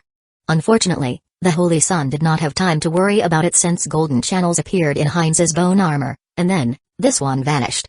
With speed almost 2 times faster than before, Heinz covered the distance between him and the Holy Sun in less than a millisecond before unleashing a ferocious attack. Jim was barely able to block the bone sword with his halberd. To his shock, the transformation not only increased Heinz's speed, as the cultivator's strength also reached a monstrous level. The bone sword's momentum was so strong that it set the Holy Sun flying away, and before this one could regain control of his body, Heinz appeared above him and attacked with the dark red sword. Pain and awe appeared in Gwen's eyes as he felt the dark red sword easily cutting his armor, which should be powerful enough to endure primary Sun Domain stage full power attacks. And things did not end there, as the dark red flaming soul force invaded his body and attempted to not only destroy his flesh and blood but also burn his soul.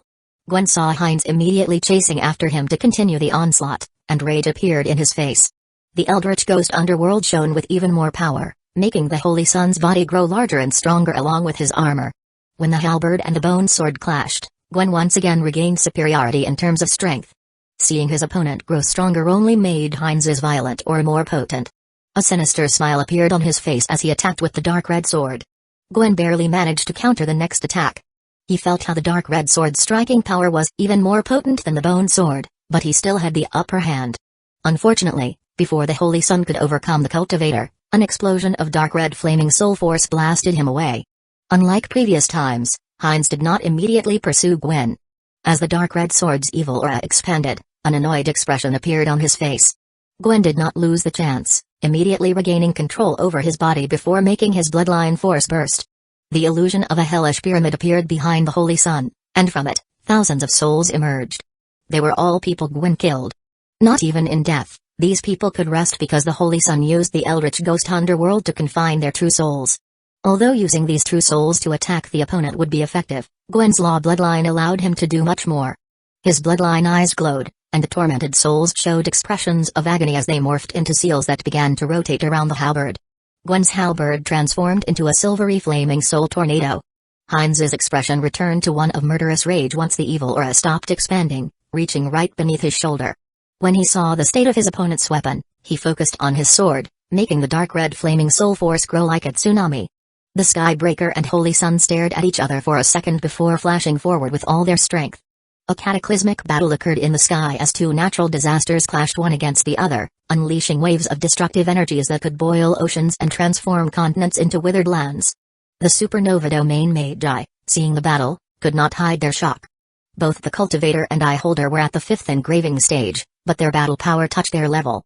While they were still a step away from the early supernova domain's battle power, their power would allow them to face them and put up a good battle.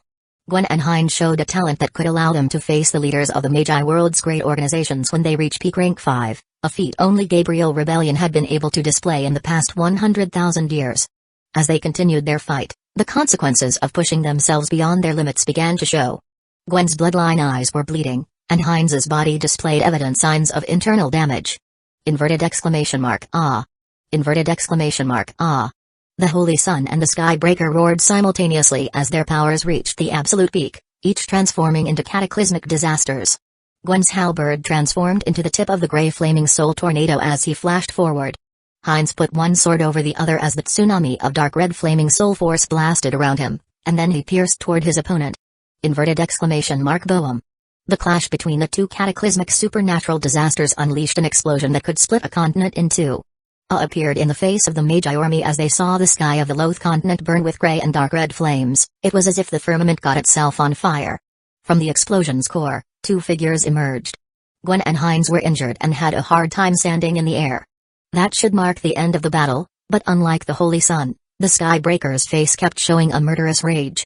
The God-Slayers showed severe expression as they saw how the dark red sword's evil aura began to extend once again and how the soul inside the weapon grew even more potent. Roku's eyes displayed a light of enlightenment as a word came to his mind. Archman. Chapter 521, N-1 Skybreaker vs. On-1 Holy Sun. Finn. Heinz was severely injured, with many bleeding wounds all over his body, but despite his horrible condition, the expression of murderous rage in his face did not diminish. On the contrary, as the dark red sword's evil aura kept expanding, the slaughter intent that came from the cultivator's soul became even more potent. The N-1 Skybreaker rose the dark red sword, and the flaming soul force extended all over his body before transforming into a pillar of destructive power that raised into the heavens. Gwen's eyes widened when he saw that dark red flaming soul force pillar, as the power in it was more than enough to incinerate early supernova domain stage existences. The Holy Sun physique and constitution were genuinely impressive, but it would be hard to say if he could survive the power of that dark red flaming soul force. Luckily for Gwen, the Eyeholder God-Slayer appeared in front of him the next instant, and her crimson bloodline eyes shone as an ocean of magma formed around them. Lady Mary, Gwen spoke the name of the Eyeholder God-Slayer, but the woman's eyes did not leave Heinz. She was a peak rank 6 life form with a pure law bloodline, so her power was incredible even among supernova domain existences.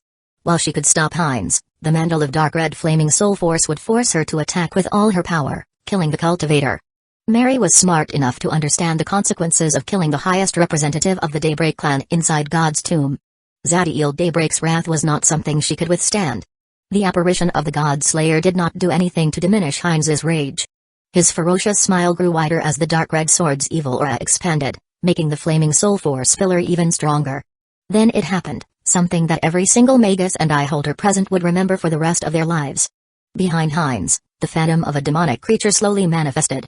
This being's size was so immense that its feet touched the ground, and his head reached the highest sky.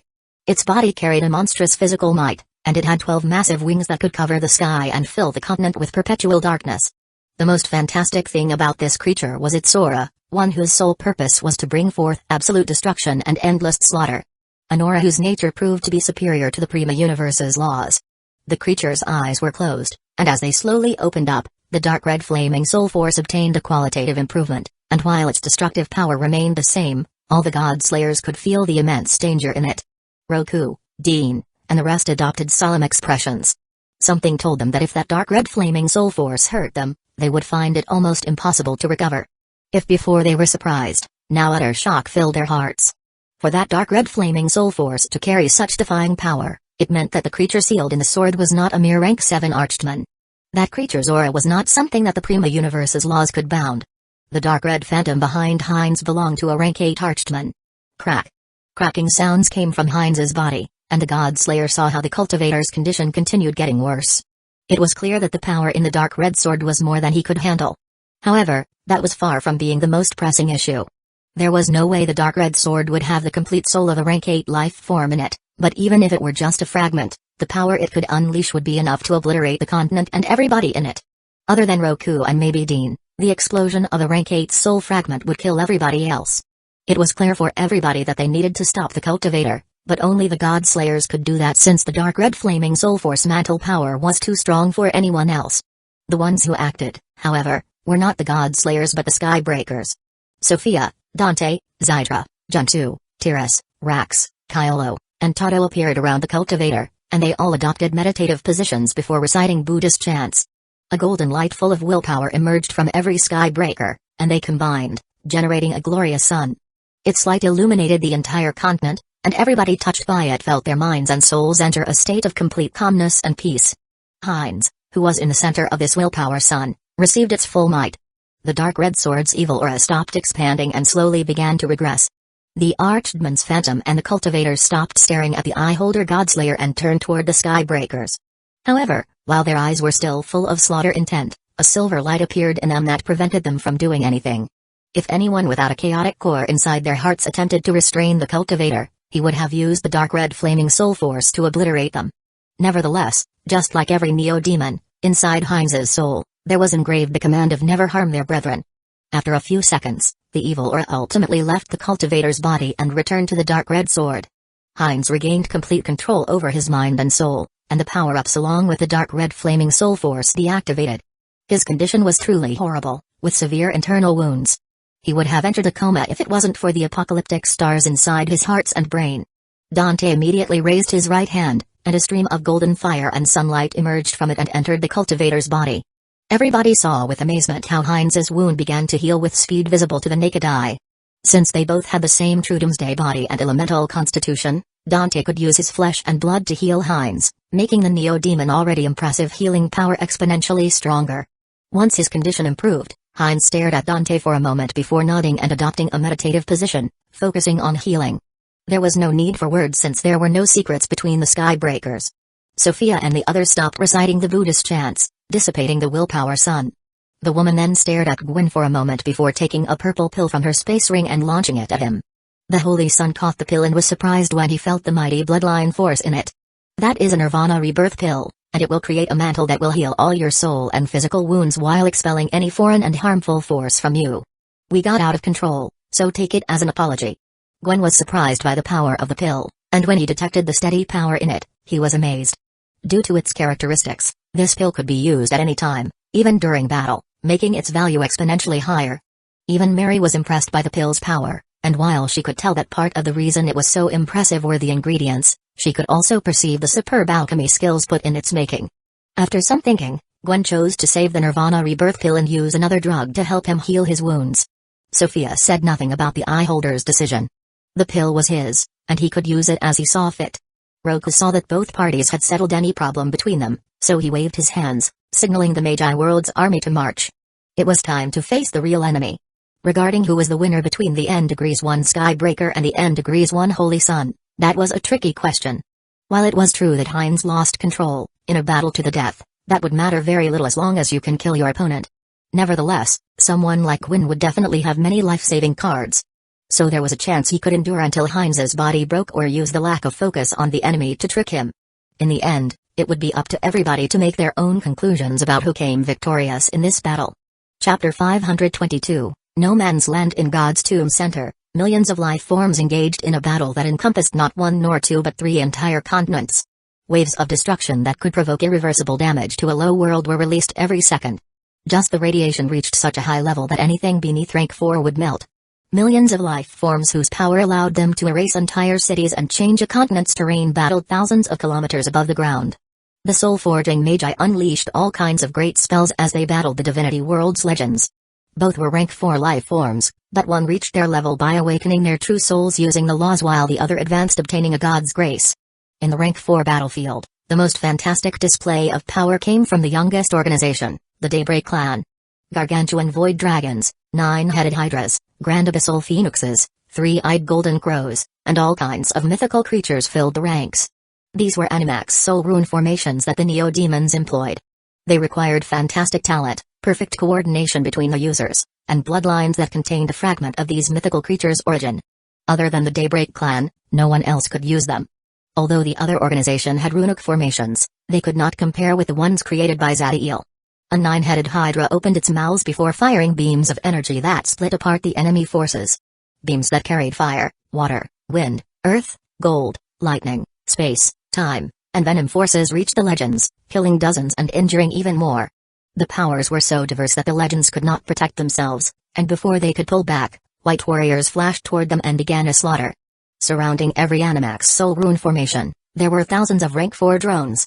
They acted as a shield, always ready to give their lives to protect the neo-demons and as killers, ruthless when the time came to give the final blow to wounded enemies. As the rank 4 drones butchered the legends, they opened their mouths and devoured their corpses, making the crystal in the center of their chest glow with more and more power. In one of the drones, the crystal seemed to have reached its peak. The white warrior then focused on a group of legends that marched toward the 9-headed hydra and intertwined its fingers before aiming at them. The drone's arms acted like a cannon as it unleashed all the power inside the crystal, firing a white lightning bolt that obliterated the legends. Despite the impressive abilities displayed on this Rank 4 battlefield, they were at the lowest level of the war. Above the soul-forging existences, entities with laws engraved in their flesh and souls were fighting. More than 1 million Rank 5 life forms were battling, and each of their attacks had the power to obliterate small stars. Every corner of their battlefield had gargantuan space cracks capable of cutting weak Rank 4 life forms in half. The Daybreak clan also displayed gargantuan creatures on this battlefield, but these were not Animax soul rune formations. Rank 5 Neo-Demons have bodies, souls, and bloodlines strong enough to allow them to adopt these massive forms that were perfect for war. Leading the law-engraving Neo-Demons was a mighty demonic dragon. His skin resembled bones, and every fiber of his body carried a monstrous physical might. Black fire and lightning surrounded him, and his attacks could easily obliterate a mountain range and split apart oceans. The demonic lightning fire dragon stared at the sky and saw how thousands of suns clashed against each other. That sight made the fighting intent in his eyes grow monstrously powerful. As the demonic dragon focused on the battle in the sky, a man clad in golden armor and whose entire body released an oracle of justice appeared above him. This man was a high legend, a peak Rank 5 life form, and the sword in his hand carried the power of Earth Essence, making it extremely heavy and powerful. Perish, evil Kree. Unfortunately for the high legend, before he could finish his sentence and connect his attack, a tail strike landed on his back, and his body exploded like a balloon full of blood. Humphrey. The demonic dragon sneered as fire and lightning consumed the high legend's remains from his tail. This demonic dragon's name was Bjorn. He was a great talent of the Neo-Demon race. A man that not only stood out for his extraordinary battle power but also his commanding skills. As someone who had led Neo-Demon's armies in wars inside High Worlds, his skills were at a completely different level than the High Legend. Bjorn was an extremely promising Neo-Demon, and there were tales of him even challenging one of the Skybreakers. The demonic dragon focused once again on the enemies around him, and he unleashed a ferocious roar. Roar.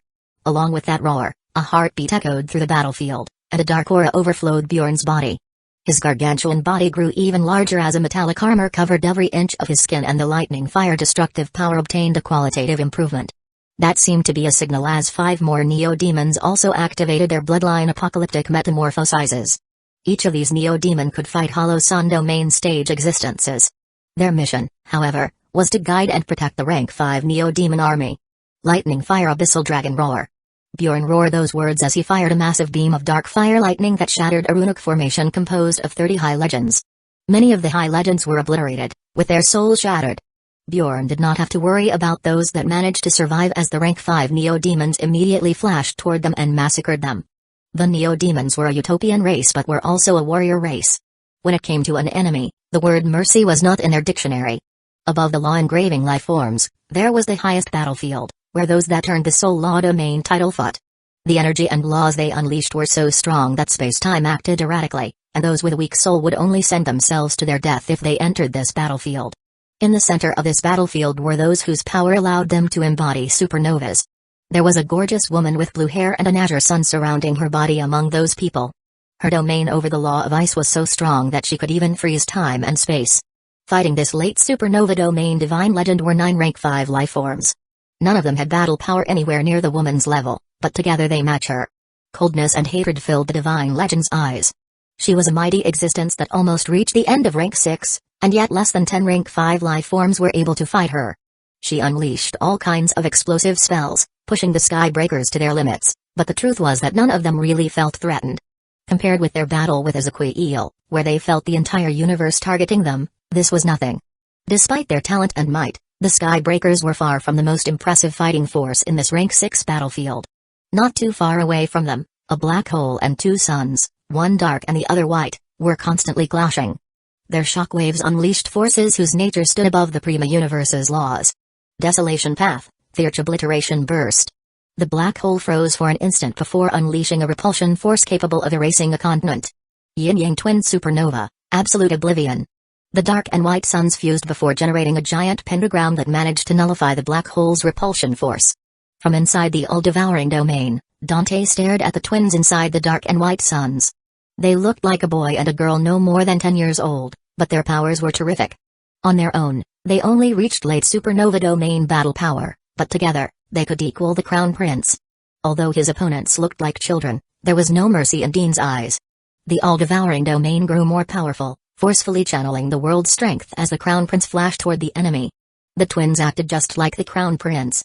There was nothing but killing intent in their eyes as they burned their life force, strengthening their yin-yang sun, and attacked. When the black hole and the yin-yang sun collided, they unleashed destructive waves that even those at the late supernova domain stage needed to dodge. Only 2 people were powerful enough to ignore those destructive waves. One was a man with white skin and a crystal orb in his chest, whose body seemed to stand above the absolute limit of rank 6. It was impossible to tell the gender of the other person, as an archbishop's robe covered their entire body. They had a staff in their hand bathed in a holy light that burned higher than any supernova domain. The astral fiend flashed forward with an immense speed and fired a punch that brought a tsunami of red aura. Due to the blue matrix in the red aura, its power was concentrated, making the astral fiend's attack stronger. When the person in the archbishop's robe saw that fist coming their way, they only raised their staff, forming a golden shield. Cracks. Roku's fist immediately fractured the golden shield but could not destroy it in a single strike. That did not surprise the astral fiend, as this was not the first time he exchanged blows with the enemy. A second blow was enough to destroy the shield, but the enemy had already moved away, and the astral fiend saw hundreds of light swords, each larger than a city, ready to pierce him. Roku's eyes glowed as he fired a palm strike, unleashing an energy print that shattered the light swords before attacking again. Chapter 523, Space-Time Sundering Art. Roku and the individual wearing the Archbishop's robes displayed a battle power that constantly aroused a response from God's Tomb's laws. It was clear to everybody that both the Astral Fiend and Divinity Champion were life forms whose true battle power reached rank 7.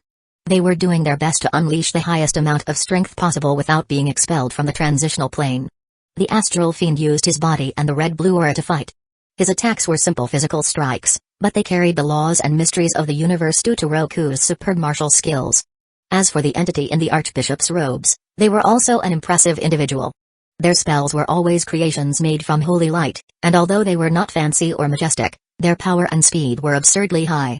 The Divinity Champion shot sabers, spears, meteorites, mountains, and all kinds of objects made of holy light toward Roku, some of them appearing less than a meter away from the Astral Fiend. Anyone else would find it impossible to respond to attacks coming with such power from such a small distance. However, Roku's body was so strong that a single touch was all he needed to stop the Divinity Champion's creations. The Astral Fiend was just too powerful, and attacks whose battle power could not exceed rank 6 did not threaten him. Unfortunately, the same happened with the Divinity Champion. They could create shields capable of stopping Roku's attacks with a single thought. Due to their ridiculously powerful defenses and God's Tomb stopping them from unleashing any more power, the Astral Fiend and the Divinity Champion's fight reached a dead point. Of course, that did not mean they could ignore the other, since if there were no one stopping them, they would wreak havoc in the enemy's army. Dean Rebellion and the Yin-Yang Twin Supernovas battle was a different situation. They were both capable of ending the life of the other, and the slightest mistake could mean death. The black hole and Yin-Yang Sun collided again, unleashing an explosion with enough power to erase a continent. Amidst the waves of destruction that shattered space-time were Dean and the twins. The force of the explosion sent them in different directions, and both parties presented severe injuries all over their bodies, proving the toll the fight took on them. Blood leaked from the Crown Prince's eyes and mouth as he felt his inner organs trembling, but despite the pain, there was nothing but determination in his eyes as he pointed his right hand toward the boy inside the Yin-Yang Sun. Desolate path, Theurge Cosmic Authority. As those words echoed through the battlefield, the boy inside the Yin-Yang Sun felt a monstrous gravitational force targeting him, and before he could do anything, his body shot toward Dean's palm.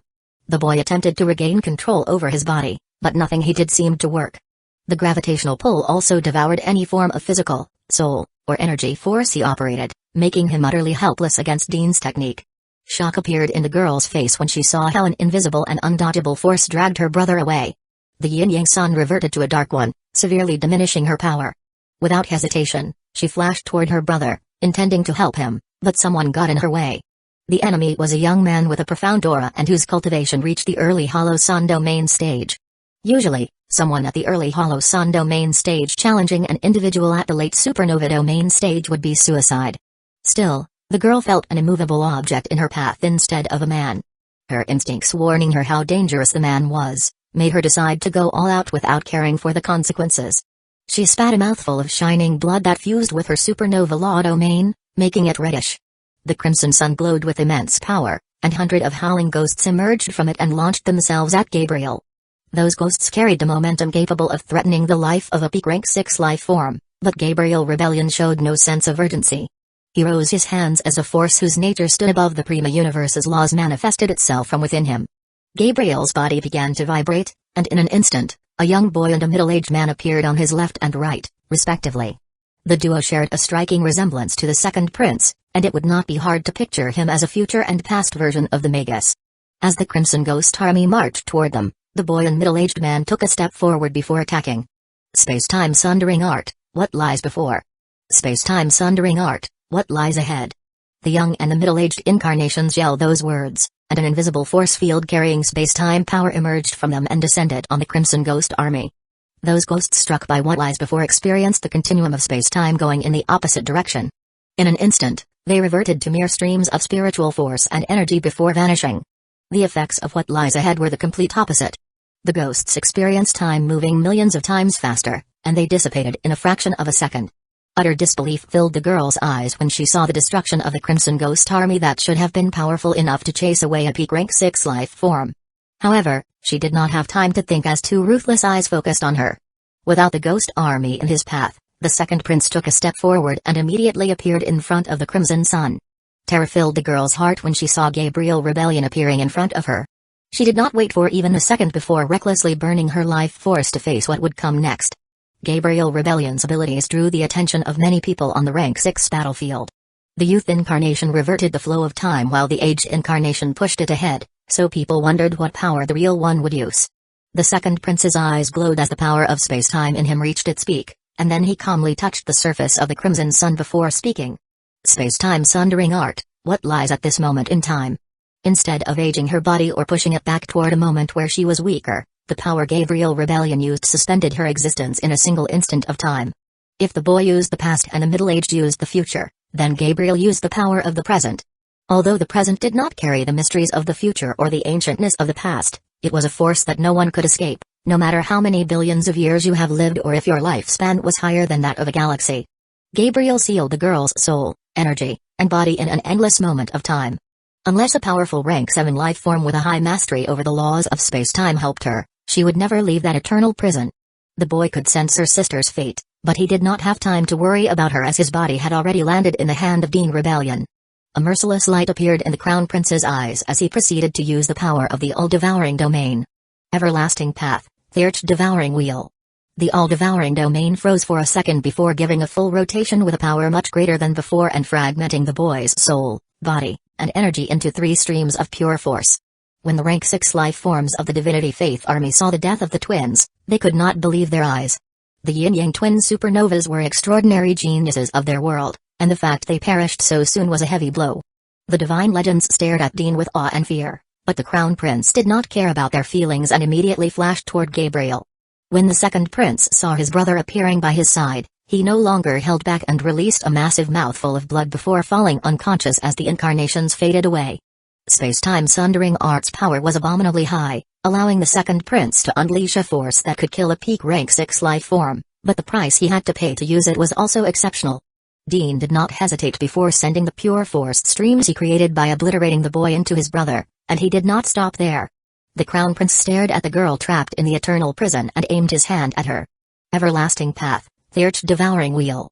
After succumbing to the power of what lies at this moment in time, the girl could not even think, so there was no way for her to resist the Crown Prince's technique.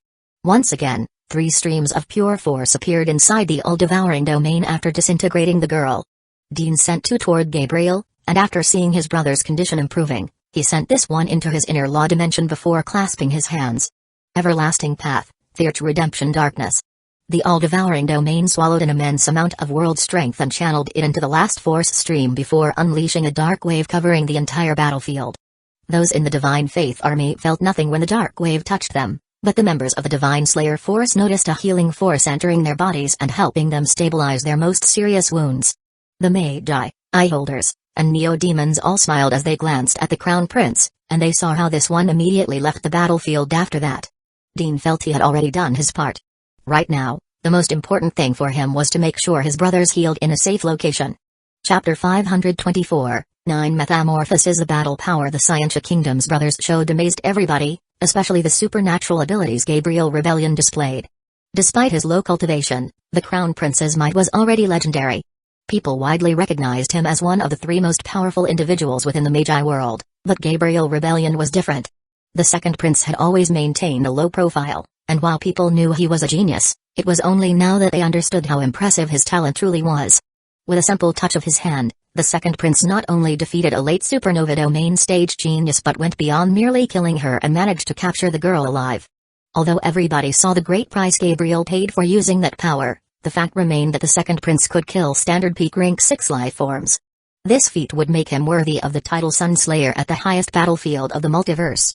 The death of the yin-yang supernova twins at the Scientia Kingdom's royal brother's hands had two very different effects among those on the battlefield. Excitement and courage filled the heart of the Magi Divine Slayer force when they saw the might of their leaders. Even if they came from different powers, they all originated from the Magi world, and having geniuses like Gabriel and Dean made them prideful. Those in the Divinity Faith Army reacted with apprehension and concern. The death of one of their greatest geniuses so soon was horrible for their morale. The Crown Prince intensified both parties' emotions after using Thirch Redemption Darkness to help the wounded on the Magi side. Seeing your enemy recover just after one of your leaders perished was a significant blow for any force, no matter how strong their convictions were. One side's battle spirit weakened while the other burned with even more power. The Magi, Eyeholders, and Neo-Demons did not lose their chance and attacked with all their might. There was one person on the rank 6 battlefield whose eyes displayed a wave of emotions after seeing the second prince's abilities. Heinz remembered his interactions with the second prince in the past, with the most important one being when they escorted the siblings to the Holy Trial. Back then, the cultivator's perception was too weak, and he could not make a correct assessment of Gabriel's power and talent. Now he could see them, and despite being part of the most gifted race of the universe, the Skybreaker felt he was still not quite at that level. Regarding his ability to display a destructive power that reached the supernova domain stage despite being at the 5th engraving stage, Heinz knew that force did not come from him but the Archdemon's soul fragment. A torrent of ice spear approached the cultivator as he thought, but before they could touch him, this one vanished, only to reappear right outside the attack range and look toward the divine legend. Heinz's aura grew sharp and decisive as he sent a message toward the Skybreakers and proceeded to unleash all of his power. Sophia, Zydra, Kylo, Rax, Tiras, Juntu, Dante, and Tado's eyes narrowed, and they nodded before moving away from the divine legend. Roar. Once they were all at a safe distance, the Neo-Demons roared, and heartbeats echoed through the battlefield. The 9 Skybreakers activated their bloodline apocalyptic metamorphoses. A dark aura overflowed their figures as their bodies began to change. Thanks to the Infinity Heart, they could harmonize their true Doomsday bodies, Elemental Chaos Hearts, and Bloodline Hearts, achieving their maximum strength. As Tiras and Juntu went through their metamorphoses, the blood that stained the sky and the ground began to converge in them due to their immortal Blood Devourer true Doomsday bodies displaying a whole new level of power. The abomination Gorieli grew until he became as large as a mountain. He took a fiendish form with bulky muscles and bloody bone armor covering every part of his body. Tira's right hand took the form of a large and spherical gauntlet where he gathered streams of blood. The blood energy inside grew more potent by the second as the power of destruction essence intensified it. Juntu's body grew up to 45 meters, and the bloody bone armor covering his body seemed extremely compact and resilient. Just like his comrade of feral origin, the Neo-Demon gathered blood energy into his weapon. An immense amount of blood entered Juntu's spear every moment. Due to the power of the Law of Destruction and Law of Devouring, the weapon resembled a bloody tornado. Dante's height did not grow much, and the bone armor covering every corner of his body was thin and dark. There were bright patterns all over his body, but every dot of light in him gathered in his chest where a golden sun emerged. The hundreds of golden spheres behind the Neo-Demon fused and formed an immense pentagram, and due to its demonic aura, it resembled a portal into a hellish dimension. His bow vanished, and what replaced it were miniature pentagrams that allowed the Neo-Demon to channel the power of the Giant One. Rax grew up to 20 meters in height, and the bone armor on his body was dark due to the power of darkness essence manifesting in it. Several dragon heads emerged from the Neo-Demon's shoulders, and they unleashed a tremendous gravitational force, wantonly swallowing the energy around him. The burning force moving inside him glowed with such might that they were visible through his skin. The Neo-Demon muscle mass could adapt to this raging power and use it freely due to his earth constitution. Kylo's metamorphosis made him drop his humanoid form and adopt a draconic one. He was gigantic, equaling Tiras' size, and the bone armor covering him carried a burning and destructive force. In this form, the Neo-Demon's lightning and fire reached such a sublime state of balance that they fused into what resembled a green flame. The power of the green flame overflowed the insides of the Neo-Demon, allowing him every muscle fiber to display the power of fire and lightning essences. Monstrous heat radiated from the bodies of the father and son duo, while the power of the absolute solar yang true doomsday body enhanced the hardness of their bodies and the burning force of their flames. Tado's appearance was the most demonic of all. The Neo-Demon no longer had eyes, and extra arms emerged from his torso, with everything reinforced by ash-colored bone armor. There was a golden core in his hand that contained an absurdly high amount of energy. People could feel the power of desperation in it and see thousands of howling faces screaming in anguish. In this form, the Neo-Demon did not need artifacts to help him fire his full power spells, allowing him to display the might of his laws at its fullest. Unlike Tado, whose transformation was horrifying, Zydra's metamorphosis gave her a beautiful form. Thin bone armor that glowed with glorious light covered her body and solidified shadows conformed her wings. Her wings constantly swallowed the light in the surroundings before channeling it into her body, making her more and more powerful. The Neo-Demon's eyes glowed with a special force that seemed capable of starting the process of life. Like Kylo, Sophia abandoned her humanoid form during her metamorphosis and transformed into a giant serpentine draconic creature with white scales and immense phoenix wings. Waves of cold fire wrapped her entire body. A white liquid flame gathered in her mouth that seemed capable of reverting everything into its purest state. Despite the physical might of her body, the truly unique thing about this form was that every scale and feather in her acted as a reservoir of energy that she could channel instantly. Heinz's bone armor covered his body, and a broadsword emerged from his left hand. He reconstructed the dark red sword and allowed a small part of its evil aura to thrive, allowing the dark red flaming soul force's strength to increase. The cultivator felt an immense thirst for slaughter, but only allowed the corruption from the dark red sword to cover his hand, so he still kept complete control over his mind. The metamorphosis of the 9 Skybreakers took a long time to explain, but they happened very fast, and the Divine Legend could not stop them. Seeing that their opponents were ready to go all out, the woman inside the Azure Sun decided to make her energy explode, allowing her power to reach its peak as she also prepared to give it all. Chapter 525, Ancient Oblivion. Eyes. As her energy burned, the Divine Legend's supernova law domain crystallized. In an instant, she found herself wrapped by a protective layer of ice that seemed capable of withstanding the explosion of a sun. The woman was brilliant and a seasoned warrior. She knew that while the Skybreaker's battle power skyrocketed, that would not last for long, and she just needed to hold on. Since her speed was not her forte, the Divine Legend chose to reinforce her defenses, something that those who train the law of ice outshined others in the same cultivation level. The Divine Legend's actions did not take the Skybreakers by surprise, as they expected that for someone with her battle style. They did not waste time and divided themselves into 3 units, with Tado, Dante, Juntu, and Tiras taking the right flank, and Sophia, Zydra, Kylo, and Rax the left one. Heinz remained alone and stood in front of the Divine Legend. The cultivator's aura grew sharper and sharper as his eyes began to bleed while red lines emerged in them. Once they were in position, the Skybreakers on the left and right of the Divine Legend immediately attacked with all they had. Juntu's attack resembled a bloody tornado as he pierced forward with his spear, and Tiras' glove shone like a red sun as he punched. Rax's body carried such a monstrous momentum and gravitational force that light twisted around him, and there was so much burning force strengthening his arms that they could incinerate stars. Kylo's giant draconic figure ignited with green fire, and his immense body began to rotate, transforming into a colossal drill that aimed toward the Divine Legend. Zytra's shadow wings consumed light with even more strength, generating a darkness domain that extended for kilometers around her. When her power reached its peak, the Neo-Demon's eyes glowed as the Law of Birth activated, and mythical creatures made of light manifested and attacked. Sophia's Draco Phoenix body glowed as all the energy in her gathered instantly in the white liquid flame in her mouth before she unleashed a giant torrent of fire. Dante pointed his hands forward, and the golden pentagram in them connected with the giant on his back. Spears of flaming light emerged from the colossal golden pentagram and flashed toward the woman at a fantastic speed. In each of these projectiles, there was a demon soul sealed. Tado gathered all the power he could get into the orb in his hands, and the tormented souls in it howled with so much strength that they echoed through the battlefield. Once the orb reached its peak, the Neo-Demon focused on the Divine Legend and gripped his hands together, destroying the object and discharging an invisible force. Tado's attack managed to arrive first due to the instant nature of soul invasion spells. The spiritual attack did not take the Divine Legends by surprise, but the immense force that clashed against her inner law dimension's walls was abominable. The Divine Legend felt the world around her twisting while a force seemed to stir the worst possible emotions in her heart. The attack attempted to destroy her will and wither, not her body, but her soul. Using all her power, she maintained consciousness, and ice essence froze her emotions, allowing her to negate Tado's soul invasion spell temporarily.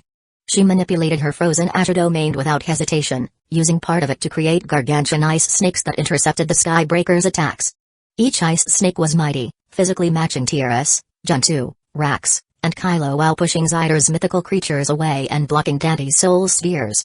Unfortunately for the Divine Legend, she made a mistake, and the ice snake that intercepted Sophia's white flame torrent disintegrated in an instant due to the law of pure emptiness power. Although destroying the ice snake used most of the white flame's power, it still managed to reach the Divine Legend's ice dome and create a colossal indentation. The rest of the Skybreakers saw the chance and did not waste it. Tira's bloody glove blasted all the power in it the moment it landed on an ice snake, and Kylo's mantle of green fire exploded, consuming the one fighting him. Right as that happened, Juntu channeled all his power into his blood spear and threw it toward Tiras, while Rax opened his mouth and sent a flow of flaming darkness toward Kylo. When the flaming darkness touched Kylo, this one felt an immense amount of energy entering his body and fueling his green flame. As for Tiras, he did not even have to look and just opened his palm as the blood spear went on its own toward it. The moment he touched it, the weapon grew immensely, fitting the Neo-Demon's giant body. Rax and Juntu's actions exposed them to the ice snake's attacks, but Zytra and Dante overcharged their spells and sent soul spears and mythical light creatures to protect the duo. Kylo and Tiras attacked immediately, using their full power to unleash a beam of green fire and blood tornado spear toward the Divine Legend. They were so close that the Divine Legend could not block them, and her ice dome took the full power of the blood tornado and green flame. Crack! Huge cracks formed around the azure ice dome, and the next instant, it shattered, showing the bloody figure of the Divine Legend. The Skybreakers were ready to continue their attack when the Divine Legend clasped her hands, and the broken shards of her ice domain along with the ice snakes shone before exploding, unleashing a cold storm that blasted everyone away. Kylo, Tiras, Rax, and Juntu received the worst of the ice storm. The blast harmed them significantly, and the power of ice essence invaded their bodies, making their energy move slower and even affecting their speed of thought. Sophia, Tato, Dante, and Zyra were away from the ice storm explosion, but it still reached them, and due to their weaker physical defenses, the ice essence harmed their bodies and souls. Blood leaked from the Divine Legend's eyes after she used that spell, and it was clear that despite the power, it came at a tremendous personal cost. Sadly, she did not have time to rest, as the last Skybreaker, the only one who had not attacked and whom the ice storm did not affect, flashed toward her with a tremendous speed. The ice dome was gone and along with her supernova law domain, leaving her defenseless for the time being. That, plus her injuries, would make a physical clash with a cultivator deadly. Ah! The Divine Legend roared as part of her life force burned, giving her the power to summon thousands of small ice snakes that marched toward the cultivator. She was sure that the attack would have the power to stop the cultivator and give her enough time to recover a little, but once again, things didn't go as she expected. Utter shock filled her face as she saw the dark red flash crash with the stampede of ice snakes and shatter everything in his path as he advanced faster and faster. The Divine Legend did not understand what was happening. While these ice snakes were weaker than the colossal ones she unleashed before, each was still resilient enough to resist a primary sun domain's full power attack. Thanks to her connection with the ice snakes, the Divine Legend could see how the cultivator's attacks easily destroyed the creatures. Things became even more impressive as she noticed how the cultivator managed to dodge and always find the right path forward amidst the swarm of ice snakes. When the cultivator appeared in front of her, and she could see him clearly, the Divine Legend finally obtained an answer. Inverted exclamation mark his eyes. Each of Heinz's eyes had a red pentagram in them, and the aura they released seemed capable of seeing beyond what the Prima Universe's laws allowed. The Beyond Prima Omega art Heinz trained was named Ancient Oblivion Eyes. Although it was just an auxiliary technique, its power and efficiency were better than many arts that took the form of path techniques. In order to train the Ancient Oblivion Eyes, you must first blind yourself. It did not limit to normal vision, as the visual input your consciousness provided would also extinguish. This condition forced the cultivator to learn to rely on his other senses to analyze the surroundings. The Ancient Oblivion Eyes creator did this because he believed the Prima Universe our eyes show us is an illusion. It is when someone is willing to forego the illusion that they can genuinely see the true Prima Universe. At this moment, what Heinz's eyes saw were fantastic and colorful lines that extended through every corner of the universe. The forces that gave birth to matter, energy, and spirit followed the patterns these lines took and gave form to what people experience as reality. Heinz could strike the lines using the Ancient Oblivion Eyes, going beyond merely hitting a flaw and literally untangling the law patterns that allowed something to exist. This ability name was All Laws to Oblivion and was the most basic state of the Ancient Oblivion Eyes. There was another essential ability of the Ancient Oblivion Eyes, but this one was much harder to master. Its name was Oblivion Space-Time Eyes. It allowed the Ancient Oblivion Eyes user to see the flow of time, granting supernatural precognition. That was what allowed Heinz to react before the ice snakes could even touch him. Heinz's eyes were bleeding, and he felt his body would shut down at any moment, but still managed to pour every iota of energy and force he had left into his swords and attack. Chapter 526, Jericho's Wall. The dark red sword and bone sword in the cultivator's hands moved with a speed and momentum that could sunder the sky. Despite the immense power of her soul and spells, the woman's body was not impressive, and her physical defenses were mediocre at best. The previous attacks left her exhausted, and her energy defenses were no longer active. In less than a millisecond, the swords destroyed the divine legend's heart and lungs before cutting off her legs and arms. Lastly, the bone sword and dark red sword intertwined, separating the divine legend's head from the rest of the body. Heinz's eyes glowed as the dark red sword's flaming soul force grew more vigorous. He prepared to give the final blow and destroy the woman's inner law dimension and shatter her true soul. Unfortunately, right before his attack, the woman's fragmented body exploded, unleashing a blast of ice power that froze the cultivator. A golden sphere with a blue humanoid figure inside emerged from the ice explosion and flashed away with a tremendous speed. A layer of ice covered the Skybreaker's body, and there was nothing he could do while the divine legend's true soul escaped. Although he wanted to chase after the divine legend and finish the job, ice essence infected him, making high-speed movement extremely hard, not to mention that using the ancient Oblivion eyes put tremendous pressure over his soul and body. I guess this is the best we can do with our current. What? Heinz's thoughts were interrupted when he felt a burst of energy appear not too far away from him. More specifically, right above the golden sphere that contained the divine legend's true soul. Heinz saw how Gwyn appeared in the sky thanks to his powerful eyes, and the eye holder was not alone as there were 4 more individuals around him. However, the other 4 were exact replicas of the Holy Sun, and to the Skybreaker's surprise, the ancient Oblivion eyes showed him how the power of each one was equal. Their souls, bodies, and energies unleashed a force that was the same the Holy Sun displayed when he went all out during their last fight. The only difference was that their laws diverged. The 5 Holy Sun descended from the sky with a monstrous force, and as they rotated, their power fused into a single pillar of energy that seemed capable of piercing straight through a continent. Panic and terror filled the divine legend's true soul as the pillar clashed against the golden sphere. The artifact should have been able to resist a supernova domain stage full power spell, but it endured less than 2 seconds before shattering. Without any protection, the divine legend's true soul end was obvious. Gwen's attack carried such might that nothing but blue particles remained of the woman's soul. After killing the divine legend, the incarnations fused back into Gwen's body. Despite the pillar of energy vanishing, the Holy Sun continued falling. Those with a high enough perception could see Gwen's eyes and ears bleeding and understood that the Holy Sun had fallen unconscious. That ability he just used, while highly potent, carried a huge cost. A divine legend at the early primary sun domain stage saw the unconscious Holy Sun, and his eyes glowed. Without hesitation, the divine legend burned his life force, allowing him to push his current opponent away before flashing toward Gwen. The Magi and Eyeholders saw how the Holy Sun's life was in danger, but then without a sign, the divine legend's fierce eyes lost their light, and he began to fall from the sky like a puppet with cut strings. Surprise and confusion appeared on both sides when they saw the hole in the back of the divine legend's head. It was only when they truly focused on the area around Gwen that they noticed a man whose presence even their powerful consciousnesses could not detect. The man was bald and with a square face. His colorless bloodline eyes drew most people's attention since their aura surpassed that of any emperor bloodline.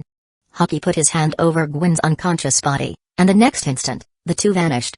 As he saw them disappear, Heinz's eyes narrowed. The newcomer's battle power was not impressive and would not be a threat in an open battle, but his assassination skills were magnificent. Unless the difference between their raw power being more than an entire rank, the cultivator did not think he would come unscratched if that man attempted to kill him. Heinz thought about that as a giant dragon appeared behind him and swallowed him whole. The next second, he found himself in a pool of green plasma made of fire and lightning essences. The law of fire and the law of lightning, while highly destructive, were also able to display powerful healing abilities, and those were the ones acting over the cultivator's body and soul right now. Beyond Prima Omega arts require massive amounts of energy and soul force to be deployed, not to mention they submit the body to enormous stress. There are special ones like the Absolute Unity Omega Law that creates a domain from which you can channel energy, allowing the user to maintain them almost indefinitely. Of course, these types of Beyond Prima Omega arts still generate immense pressure on the soul and body, so your centers of power must always be at least a rank above your cultivation level. Besides, the level of comprehension needed is much higher.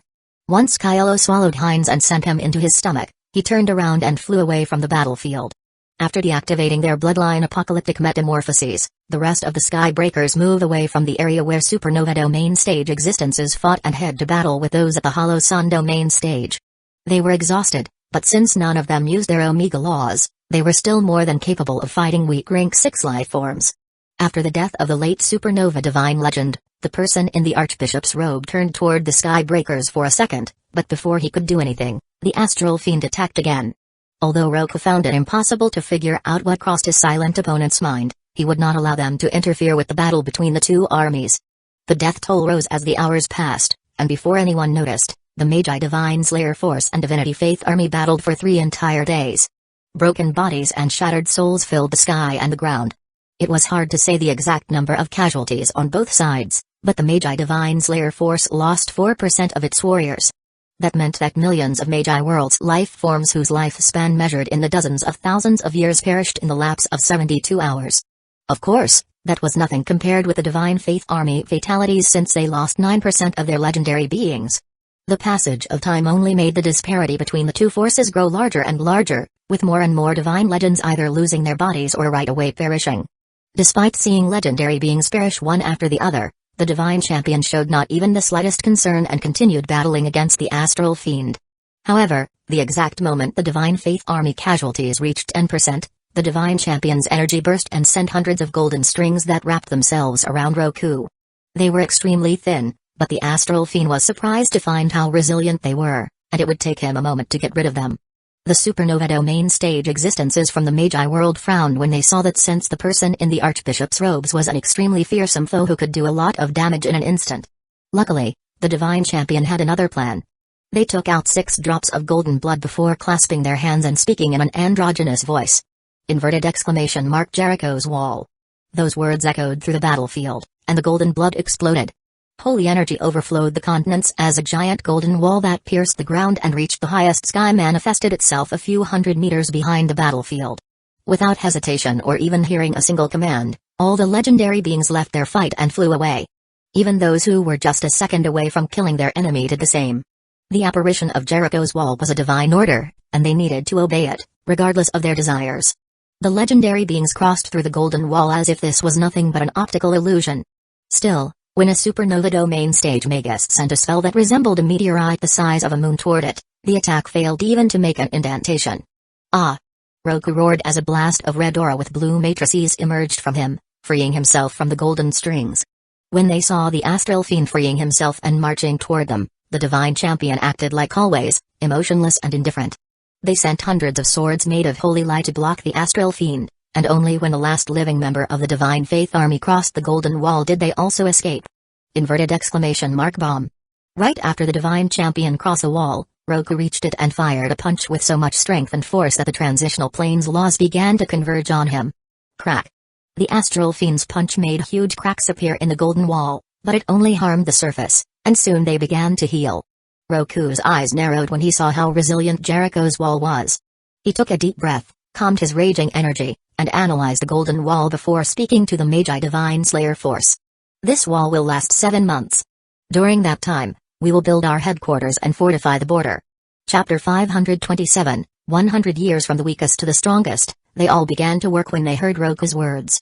Although he did not kill anyone during this first battle, everybody knew the outcome would have been much worse had not the Astral Fiend kept the Divine Champion at bay. Even the other Godslayers considered the Astral Fiend as their de facto leader inside God's tomb.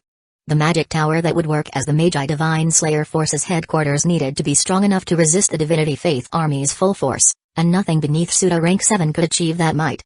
Constructing such a majestic and powerful tower in 7 months would not be easy, but everyone present had the power to move mountains and split oceans, so it was not an impossible task. The Scientia Kingdom's Magi were extremely experienced magic tower builders. All knew they despised schemes and hidden tricks, so they took control of the Suda Rank 7 magic tower construction. With extreme efficiency and hard work, a city that occupied around a third of the continent appeared in less than 6 months. In the center of this city, there was a magic tower that extended hundreds of kilometers into the sky. Its total power would allow it to unleash a domain spell capable of covering half a continent and kill anything beneath peak rank 6. The city and the tower shared a name, Atlas. Although, to be fair, the first was just an extension of the Suda Rank 7 magic tower. Atlas would be the main focal point of the Magi Divine Slayer Force, from where all war efforts that involved the entirety of the great organization's warriors would start. Once they completed the main task, the great organizations began to divide the terrains that bordered Jericho's wall, which would work as the frontier between the domains of the Divinity Faith Army and Magi Divinity Slayer Army. This frontier would take the name of End Corridor, as it would be the place where no normal life could rise due to the constant level of energy pollution and destruction. The amount of terrain each organization would get depended on their military merits during this first battle. Despite their overall fantastic performance during the battle, the Daybreak clan obtained the least amount of merit. Even if every Neo-Demon could be considered a genius, their number was too small and lacked enough warriors with rank 6 battle power. Heinz and the rest of the Skybreakers were not bothered by this news since it was something they expected to happen. After Dante made some calculations, they took control of a desolate land on the edge of the End Corridor. Just like Roku said, Jericho's wall endured 7 months before shattering. Under the Astral Fiend's leadership, the entire Magi Divine Slayer force marched out of Atlas and entered the terrain dominated by the Divinity Faith Army the next day. Unfortunately, they advanced less than 3 hours before seeing a massive city with a majestic castle in the center from which a tremendous force field emerged. The God Slayers were surprised by the city's power as it matched their headquarters. They initially believed that the Divinity World's magic creator heritage could not compare with theirs, but this force field made them change their mind. Roku's eyes narrowed as he analyzed the Divine City, and after giving the command to the army to stay put, he marched alone toward the enemy stronghold. He had not even gotten near the city when the force field affected him, numbing his senses and unleashing a constant pressure over his body and soul. A Astral Fiend's body can work as a shield for the soul, so Roku's power did not weaken too much due to his monstrous physical defenses, but the force field did hinder his perception and reaction time. Roku pushed forward, and just as he got near the city's walls, hundreds of small fireballs appeared around him, along with shadow whips. The fireballs were extremely small, but the power of each one could compare with a peak rank 6 spell, and the shadow whips were extraordinarily resilient and stuck to the Astral Fiend like glue. Even with his immense defensive power, hundreds of peak rank 6 attacks landing on him at once would endanger the Astral Fiend's life. Roku shattered the shadow whips and sent palm prints that negated the fireballs, but the closer he got to the city, the stronger the force field and the more powerful the attacks were. In the end, the Astral Fiend only managed to reach the wall before being forced to retreat. There was a solemn expression on his face, as he never saw a legendary being during this entire time, meaning that the city on its own could defeat him. The God Slayers waited for Roku's return to decide what would happen next, but things were already clear for everybody. Seeing that they could not win in a direct confrontation between the full force of both armies, the Divinity Faith Army fortified their side of the End Corridor just like they did. While the rest of the Divinity Faith Army's strongholds on their side of the End Corridor should not be as strong as the one Roku just faced, they would need the full power of the Magi Divine Slayer force to destroy them without the fight being a Pyrrhic victory. However, that would leave their side of the border defenseless, so the losses outweigh the gains. Roku looked at the God Slayers, and after some consideration, he spoke about how the war would continue. Mobilizing the entire Magi Divine Slayer force is not practical at this moment. Each organization will take control of its terrains and try to expand them using its own forces. Whether you want to form alliances and make deals is up to you. Every 10 years, we will gather our entire forces in Atlas, share the information we got about the enemy and try to do a coordinated strike to exploit the Divinity Faith Army's flaws. The God Slayer nodded at Roku's words, and each led their forces toward their domains. Heinz did the same with the Daybreak Army. As he guided the Neo-Demons away, Dante appeared by his side and glanced at him. The cultivator glanced at the N-2 Skybreaker and nodded before speaking with him using the chaotic core. It is like brother told us. The sage will not bother with any of us since we are just too insignificant in his eyes. Unless the war reaches a breaking point, he will save his schemes for those he truly considers worthy of them. Dante nodded and chose to remain quiet. While it was annoying knowing he did not even appear on the sage's radar, it also relieved him a little since he truly feared an entity that even his almighty father considered dangerous. Regarding the sage's true identity as the Eldritch Universe's champion, the King in Yellow, Zadie did not share that with anyone other than Izuku. With their current power and talent, knowing that would not help them at all. On the contrary, it could unconsciously influence the Skybreakers' behavior, threatening their lives. Due to each side's strongholds, a stalemate formed between the Magi Divine Slayer force and Divinity Faith Army. While terrains were gained and lost constantly, no force managed to make considerable progress. Like that, 100 years transcurred. Chapter 528, Unexpected Visit. On the highest floor of Atlas, the Pseudo-Rank 7 Magic Tower, there was a large table with 12 chairs. This place was considered the highest commanding center for the Magi World's forces and took the name of Flawless Council Chamber. The name, of course, was a reference to the man whose will ignited this war, Ivar the Flawless. In the head of the council sat a man with a fierce demonic aura whose eyes glowed with blue light.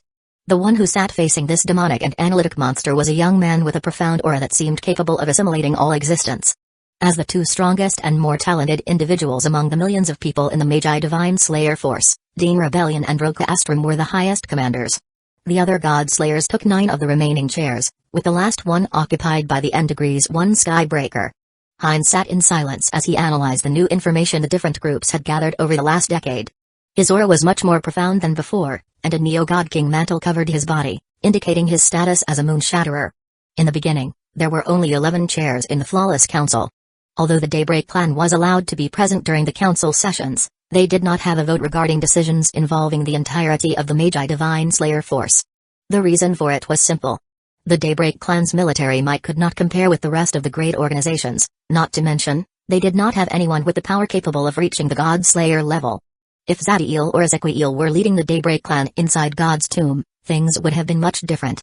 One was an ancient monster that could speak as equals with entities who stood above the Prima Universe's laws, while the other was the most talented life form born in the Magi world since the rise of the Eternum Empire's creator. No one in the Magi world would dare to look down on or consider themselves superior to these two monsters. As for using the name of Daybreak to try and gain a place in the council, even if it may have worked, it would have been a pathetic display of background, so the thought never crossed Heinz's mind. To gain a flawless council seat, Heinz carved a path of blood. Over the last century, the Neo-Demon army proved its ruthless characteristics on the battlefield. Never hesitating, never backing down, always pushing forward and killing everything in their path. Those words described the essence of the Neo-Demon army's nature. The only thing that stopped a Neo-Demon from rising through the ranks was their willpower, and the war was the perfect sharpener for that. Currently, the number of rank 5 Neo-Demons reached a mind-blowing 1,948. That was almost 4 times their number from when they first arrived in God's tomb. Heinz and the rest of the Skybreakers took part in dangerous battles where their lives could have ended any second.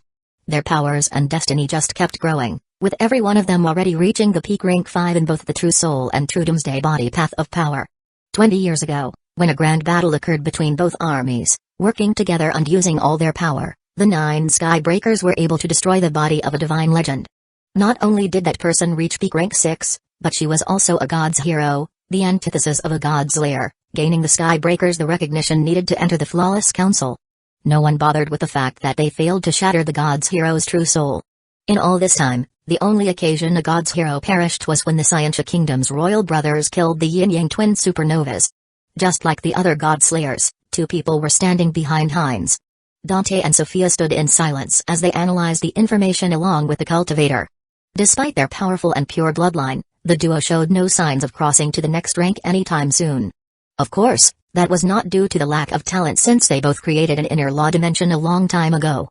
The 6th engraving stage, the consciousness engraving, was the most arduous one, and there could be no mistake since that would mean leaving a flaw in their sacred body of laws.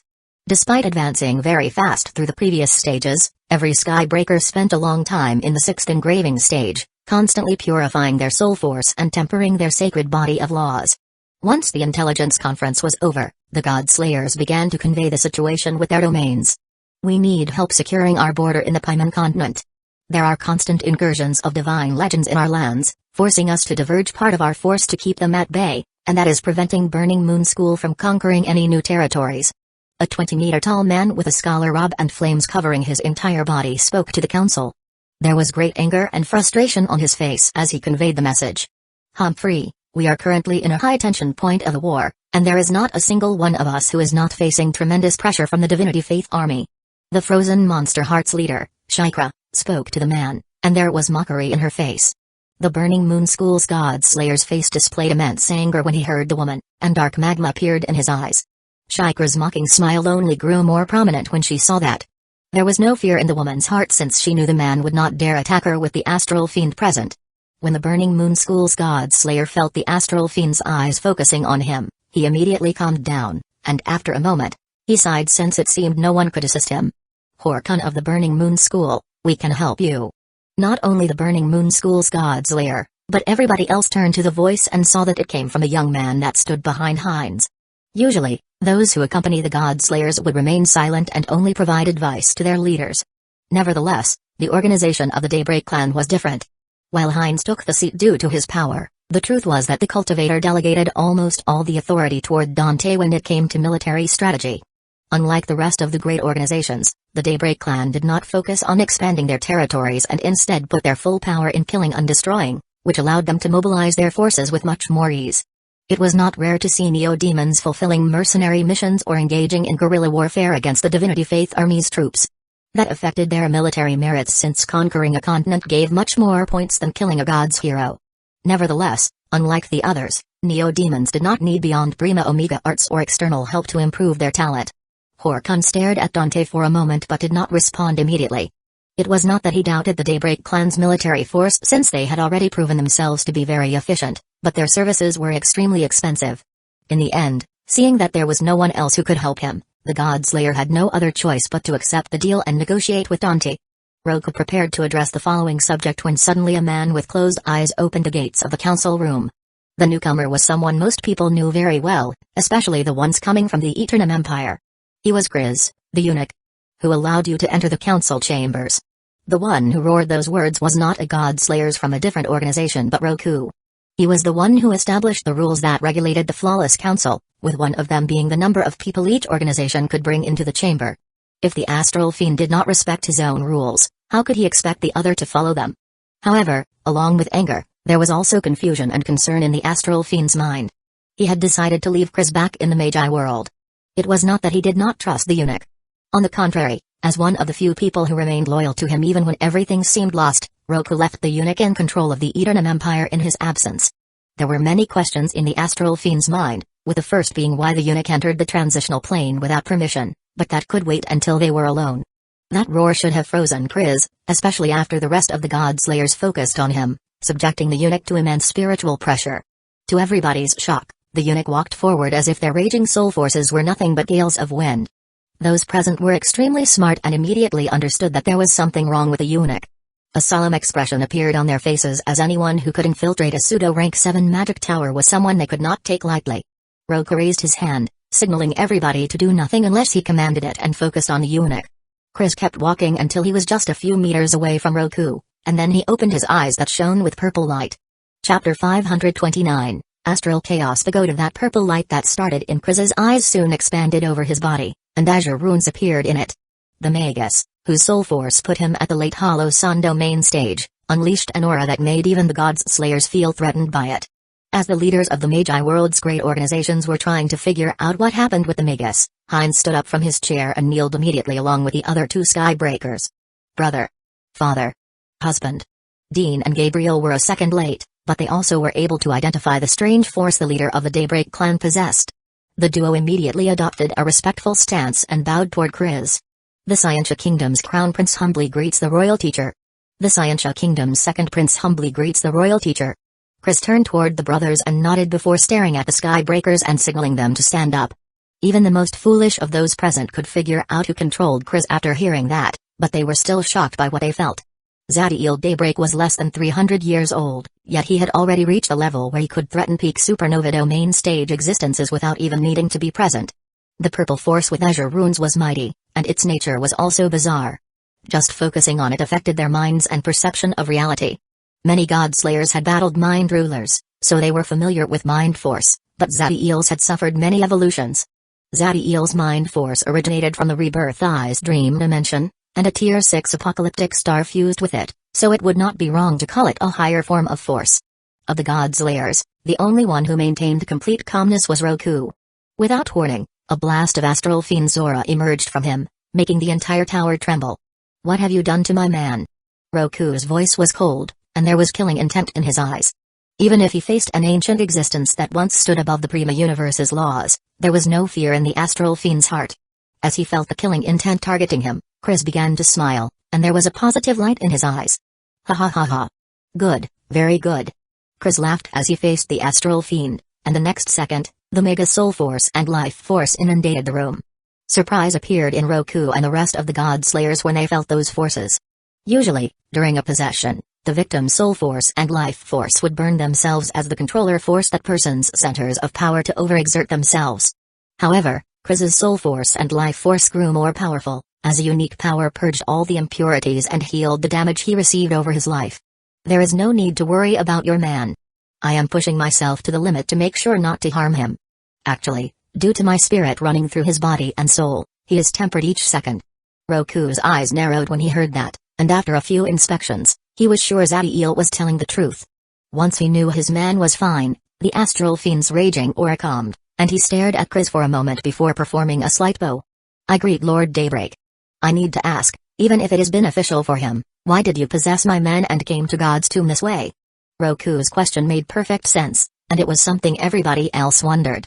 It is not safe for me to enter God's tomb yet, as my presence could start a dangerous chain reaction. However, I needed to speak to you, and since this involved a crucial subject, I needed to handle it myself. Chris made a slight pause before staring at Roku with a severe expression. The keys. The Magus only spoke those words, but the astral fiend's eyes widened as he understood Zadiel's purpose for coming to see him. Now, while the others may not know what keys Zadiel required, the astral fiend knew very well he referred to the ones that allowed access into the astral chaos pagoda. He planned to use the astral chaos pagoda when his cultivation reached the absolute limit of rank 6 and take advantage of the pagoda's power to make a fantastic breakthrough. If his guess was correct, the duo planned to use it while still in rank 5. Such a heavily lucky chance not being used to break through a vital cultivation barrier seemed a waste for the astral fiend. There was also a possibility Zadiel and Ezequiel planned to use an even mightier lucky chance for their rise into immortality. Still, he found it hard to believe such a thing could exist. However, that did not matter to the astral fiend. He promised 2 slots for the astral chaos pagoda, and it was up to them how they used it. Besides, he would only invite mockery if he attempted to guide the cultivation of someone like Zadiel. Roku waved his hand, and then 2 orbs made of intricate magic matrices appeared. He handed it over to Chris, and this one saved it in his space ring. Once he fulfilled his goal, a white arc of lightning emerged from Chris's chest and created a portal in front of him. The Magus crossed the portal the next second, but just as the white lightning was about to vanish, they heard Chris's voice one last time. Ezequiel and I will enter God's tomb in a few years, and we will immediately march into the Divinity Faith Army's headquarters. You may want to delay your next full power incursion until then or not. It is up to you. The tone in the voice made clear for everybody that the speaker did not care about their decision. Whether or not they follow them, Ezequiel and Zadiel would march into the enemy territory when they entered God's tomb. Everybody turned toward Roku after hearing that. The astral fiend was the de facto leader and guided the Magi Divine Slayer force during every primary incursion, so the decision was up to him. An analytic expression appeared in the astral fiend's face as his eyes glowed with a powerful blue light. With our current power and intelligence, the damage of a full power incursion done at this moment would be feeble, so we will wait until Lord Daybreak and Invictus arrive. That is the most logical path forward. Even if they did not like him, no one could hide the respect they felt for the astral fiend. Waiting for Zadiel and Ezequiel could affect his standing in the army and make him seem weak, but the astral fiend did not care about any of that. He chose the path that presented the greatest overall reward for the Magi Divine Slayer force. Back in the Magi world, in a hidden place beneath Icarus Core, there was a massive ruin. 2 men sat in meditation positions, and surrounding them were 12 golem-like creatures. Near them, there was a massive stone portal full of cracks, and it was clear the passage of time affected it. Nevertheless, there was a strange and powerful aura around it. These golem-like creatures all had the power of late supernova domain stage existences, and despite their appearances, the light in their eyes proved they were sentient beings. The ones they surrounded were only at the peak rank 5. Still, despite the superiority in numbers and cultivation level, the golems showed apprehension in their eyes. They did not dare to do anything other than calmly wait and stand guard around the duo. Both were men and had white robes with strange patterns on their backs that seemed to embody supernatural concepts. Just trying to look at those words made the golems feel like they were staring at the sun. The aura of one of the men constantly changed, sometimes resembling a burning volcano, others a raging storm, and there were even times he seemed to embody the calmness of the ocean. It was as if he was in perfect synchrony with the elemental power of the world. The other man's aura made the golem souls enter a state of lethargy. If they focused too much on him, they ran the risk of their consciousness entering a dream state.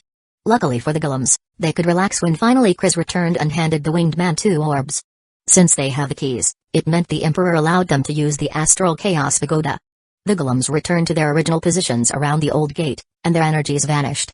Zadiel took the keys, and his rebirth eye glowed as the power he used to control the Magus returned to him. When that happened, Crims's face showed confusion and disorientation as he failed to understand what was happening. Unfortunately for the Magus, neither Zadiel nor Ezequiel bothered to explain, and once each had an orb in their hands, they crushed them. The portal began to glow with a powerful red light before pulling Zadiel and Ezequiel into it and transporting them. The next second, The Neo-Demon Ancestor and Supreme Neo-Demon found themselves in a different dimension, and immediately they were assaulted by a red hurricane. Ezequiel understood the nature of what assaulted them, as it was the same energy that ran through his veins. This is astral chi. The dimension had the size of a low world, yet astral chi's density was so high that a red storm covered every corner of it.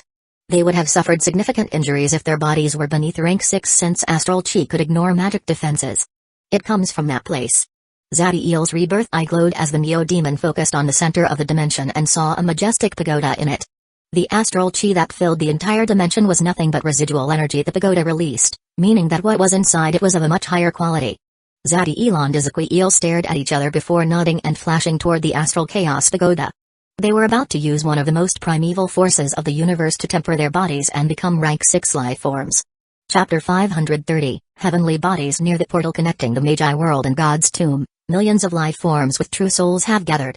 They all adopted solemn expressions as they stared toward the sky, waiting for someone. Other than a few thousand warriors left in the great organization's strongholds to ensure their safety, the entire Magi Divine Slayer force was present. Among the triumvirate of races present, there was one that brought every single member here. The thousands of Neo-Demons had pious light filling their eyes as they focused on the portal. For the most talented race of the universe, those who would cross that portal were sacred existences that stand above everything. They were the maximum example of what absolute talent and endless willpower could achieve. God Slayers were high in the sky, waiting a few hundred meters away from the portal. Even these individuals that were the most powerful members of the Magi Divine Slayer force could not relax in a moment like this. Roku's mental state was no different than the rest of the God Slayer, but the reason for the astral fiend's tension was different than the others. Unlike the rest of the God Slayers that just were tense by receiving the most talented duo in the Magi world's history, there was a piece of information that did not leave the astral fiend's mind. Although I am not that well informed, I have a shallow understanding of the astral chaos pagoda and know that the longer the time you remain in it, the more benefits you obtain, but the dangers also grow exponentially. The astral fiend turned to the side and saw the Crown Prince speaking to him. Dean had already crossed into the primary Sun Domain stage, and his battle power reached the point where he needed to be careful when he went all out due to God's tomb's power restriction. Roku did not look surprised regarding the Crown Prince being aware of Zadiel and Ezequiel using the astral chaos pagoda. The duo did not hide their presence when they entered Icarus and headed into the city's underground ruins. He stared at the Crown Prince for a moment before looking back toward the portal and beginning to speak.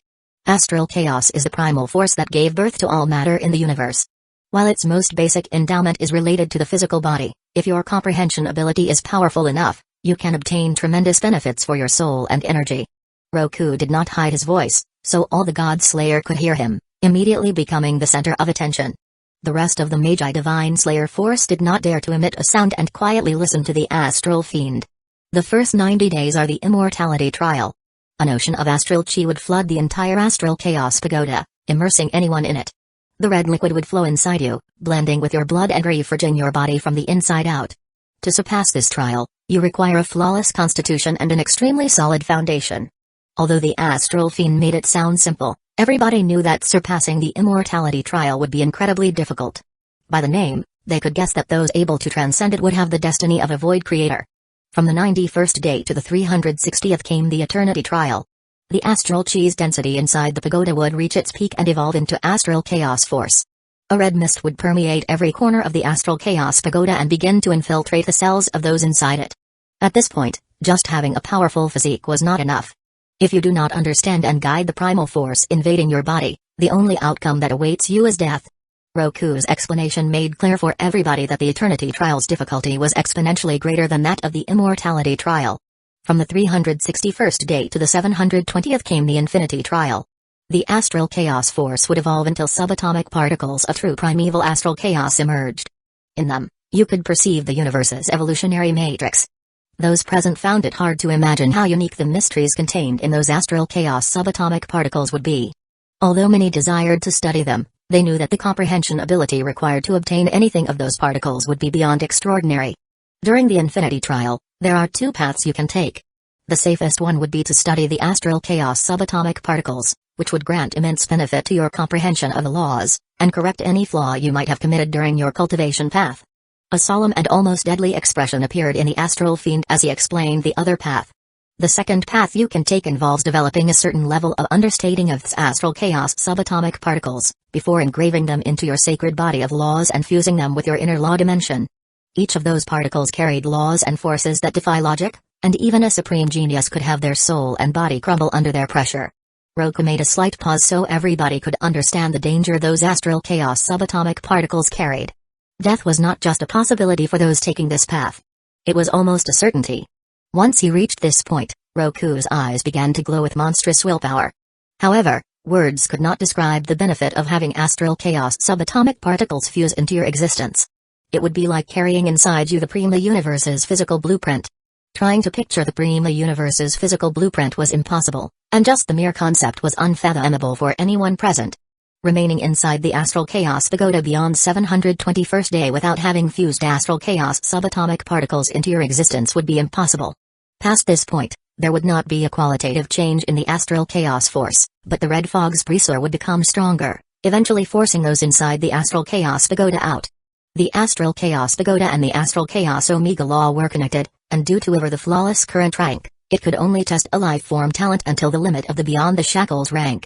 Due to the astral chaos force's nature, trying to use your energy to resist it would be useless, and you can only depend on your body. The pressure beyond the 750th day could crush a peak rank 6 demon until nothing was left. How many days did Lord Daybreak and Invictus endure? The Crown Prince spoke with a voice full of curiosity. He knew that as the Emperor, Roku had knowledge of what happened inside the astral chaos dimension. That is why the astral fiend summoned them here, since he knew that the arrival of Zati Elon Dizakwiel would be very soon. Lord Daybreak endured 778 days. When they heard that number, the God Slayers were shocked. Zadiel Daybreak's battle style focused on the soul, and his domain over the spiritual aspect of existence was beyond superb. However, it seemed that his body talent also reached the highest levels of the universe. As for Invictus, he stood inside the astral chaos pagoda for 901 days. If before they were shocked, now the God Slayers were in complete awe. They knew Ezequiel trained the astral chaos omega law and his main center of power was the body. Still, resisting 901 days was something that truly amazed them. Roku shared the feeling of the God Slays as Ezequiel's body talent was something that startled him. Suddenly, the astral fiend's eyes narrowed as he turned toward the portal. They are coming. Roku had been monitoring the situation inside the astral chaos dimension this entire time. The astral fiend did not know what happened exactly, but soon after leaving the pagoda, Zadiel's aura obtained a qualitative improvement. While Zadiel's true soul remained at peak rank 5, Roku was sure the man became a rank 6 life form. Ezequiel went through the same qualitative improvement, but unlike Zadiel, who only required a couple of months to solidify his cultivation, Invictus seemed to have endured severe wounds. Zadiel used his power to assist Ezequiel's recovery. Finally, after 6 months, Invictus fully healed, and the duo left the astral chaos dimension before flashing toward the portal near Icarus. Everybody's eyes converged into the portal as two entities emerged from it. What appeared in front of their eyes were not people but majestic heavenly bodies that eclipsed everything else in the sky. One heavenly body was a flaming golden stat that resembled a sun, and its fire contained limitless life and vitality. From it emerged force waves capable of creating superb structures by channeling the energy that permeated the universe. The other heavenly body was even more impressive. Its size surpassed any moon or star they have ever seen, and the energy it contained was so high that it went beyond the limits of rank 6. This magnificent heavenly body was utterly white and in a constant state of vibration, capable of twisting the space-time around it. After a few seconds, the amazing stars vanished, and 2 humanoids replaced them. One of them had 8 glorious wings, and there seemed to be 7 bright cores inside his body, with the mightiest in the third eye present in his forehead overflowing with golden flames. The other had an impressive body whose mere presence affected the natural forces. This man also had 7 bright cores inside him, with the mighties in his left hand. Zadiel Daybreak and Ezequiel Invictus entered God's tomb.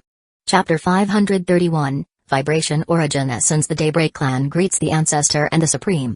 All the Neo-Demons shouted in unison as they saw the 2 greatest existences of the race appear in the sky. From the newest rank 4 to the Sky Breakers, they all kneeled as their eyes glowed with admiration and respect.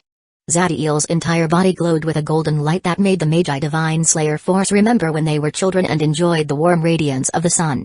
The kind smile on the Neo-Demon Ancestor's face, plus his warm aura, made even the Magi and Eyeholders feel drawn to his presence. However, the man by his side was completely different. The Supreme Neo-Demon stood quietly by the Neo-Demon Ancestor's side, and there were no emotions in his eyes. When the Magi and Eyeholders focused on him, They could hear a high-pitched sound that made the weak ones feel nauseous, and some even started to bleed from their ears. Invictus' emotionless eyes landed among the rank 4 Neo-Demons, and for an instant, a kind smile appeared on his face as he focused on someone. A young woman with demon wings and a scorpion tail felt those eyes, and while she remained kneeling, a beautiful smile appeared on her face. The Supreme Neo-Demon's kindness vanished almost immediately as he looked away from the woman and focused on the Skybreakers. Hines, Sophia, Zydra, Todo, Juntu, Tiras, Dante, Kyolo, and Rax felt immense pressure as the Supreme Neo-Demon focused on them. The Skybreakers then felt the world around them replaced by 2 empty eyes capable of seeing any flaw in their existence. If it were not for their Moonshatterer true wills, the Skybreakers would have failed to maintain calm, as right now, they did not feel that a man, but instead a world was gazing on them. Luckily for the Skybreakers, the pressure vanished after a few seconds, and they saw how Ezequiel gave a slight nod before looking away. Although they tried to maintain themselves cool, the Skybreakers could not hide the excitement running through their hearts.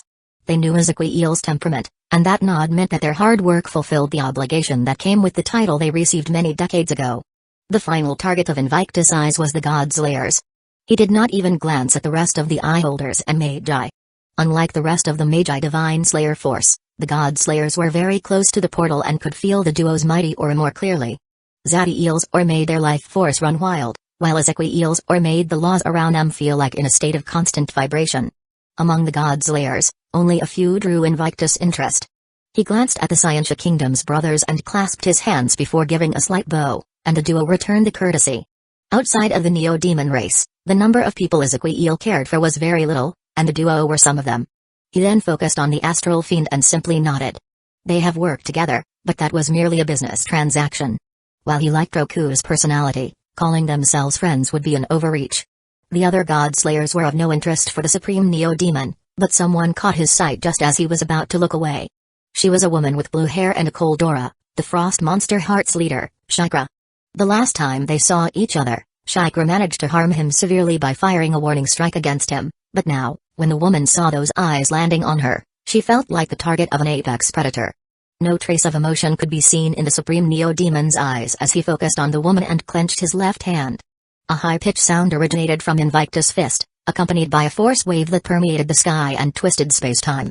Shikra did not know what happened, but suddenly, waves of pressure began to assault her from every direction. The woman felt like an invisible hand grabbed her body and squeezed it. The Frost Beast Heart's leader was the weakest among the God Slayers, primarily due to her young age and lower cultivation, but was still a powerful supernova domain stage existence. She could not understand how the difference between her and Ezequiel's power could be so high.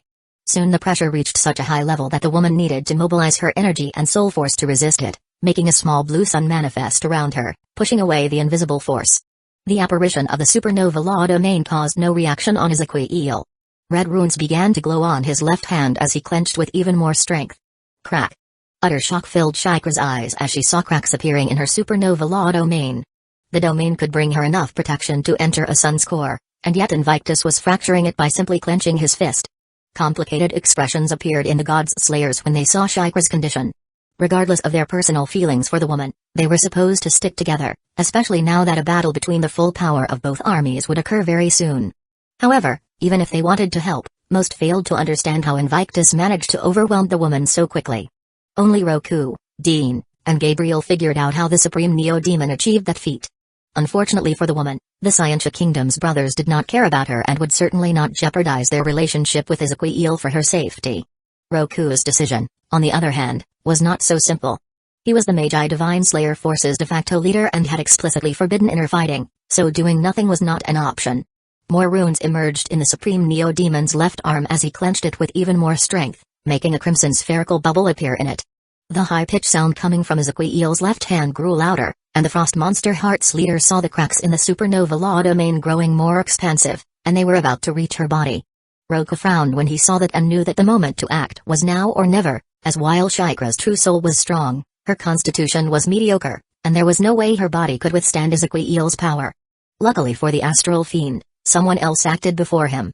Enough, Zadiel spoke with a calm voice as he continued to look at the Magi Divine Slayer force with a kind smile. The moment he heard those words, Ezequiel's left fist immediately relaxed, and the high-pitched sound, along with the power assaulting Shikra, vanished. Ezequiel bowed towards Zadiel before focusing on his left hand, completely ignoring Shikra, who had difficulty breathing and whose eyes were full of terror. So this is the power of vibration origin essence. Interesting. The Supreme Neo-Demon did not hide his voice, so other than Roku, Dean, and Gabriel, the God Slayers were utterly shocked when they heard his words. None of them were foreign to what origin essence meant, as it was the gate into immortality and the Void Creator rank. However, they do not understand how that was possible. To achieve origin essence, not only would your compression over that particular law require the limit grand completion level, but also an immense amount of origin power and soul force. Invictus' power was indisputable, but while they perceived him as a rank 6 life form, his soul force remained at the peak rank 5. The God Slayers failed to realize that right now, inside Ezequiel's left hand, there was a tier 10 apocalyptic star, a heavenly body whose core law and energy levels were above the limits of rank 6. Taking advantage of the moment of peace that appeared, Roku took a step forward and was about to speak with the duo, but he froze when Zadiel's kind smile and Ezequiel's emotionless eyes vanished. Absolute and utter savagery appeared in the Neo-Demon ancestors and the Supreme Neo-Demon's eyes.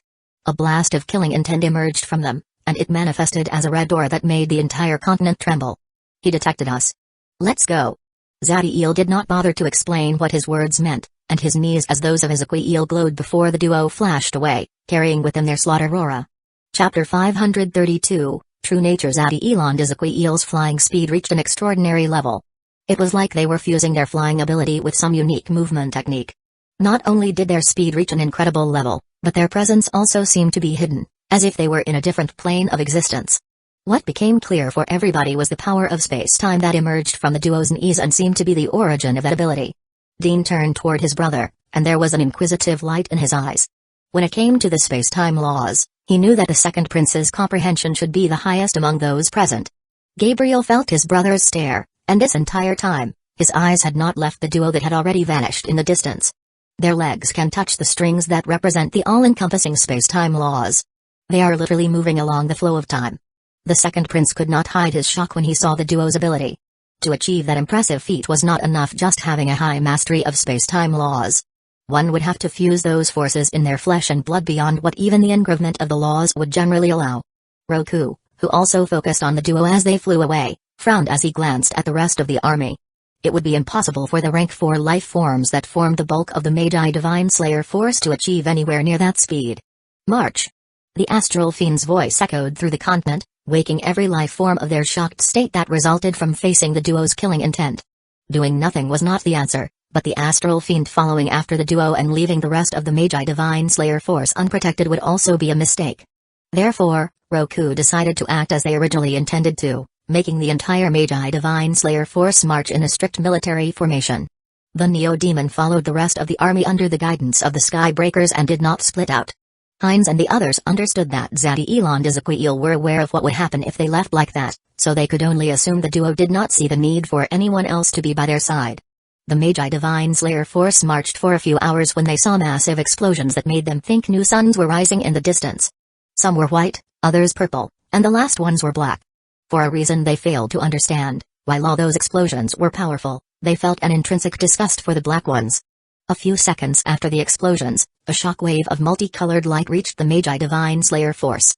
The Magi, Neo-Demons, and Eye-Holders felt warm energy touch their flesh when the shockwave reached them, and they were amazed. Although it carried little force, the shockwaves could reach their location despite the immense distance from the explosion. Roku's eyes narrowed as he felt the power of the shockwave and the warm energy touching his body. The next second, his eyes widened. All rank 4 life forms, activate your magic defenses at full power now. The astral fiend shouted at the army before appearing in front of it and firing a punch that destroyed the incoming shockwaves.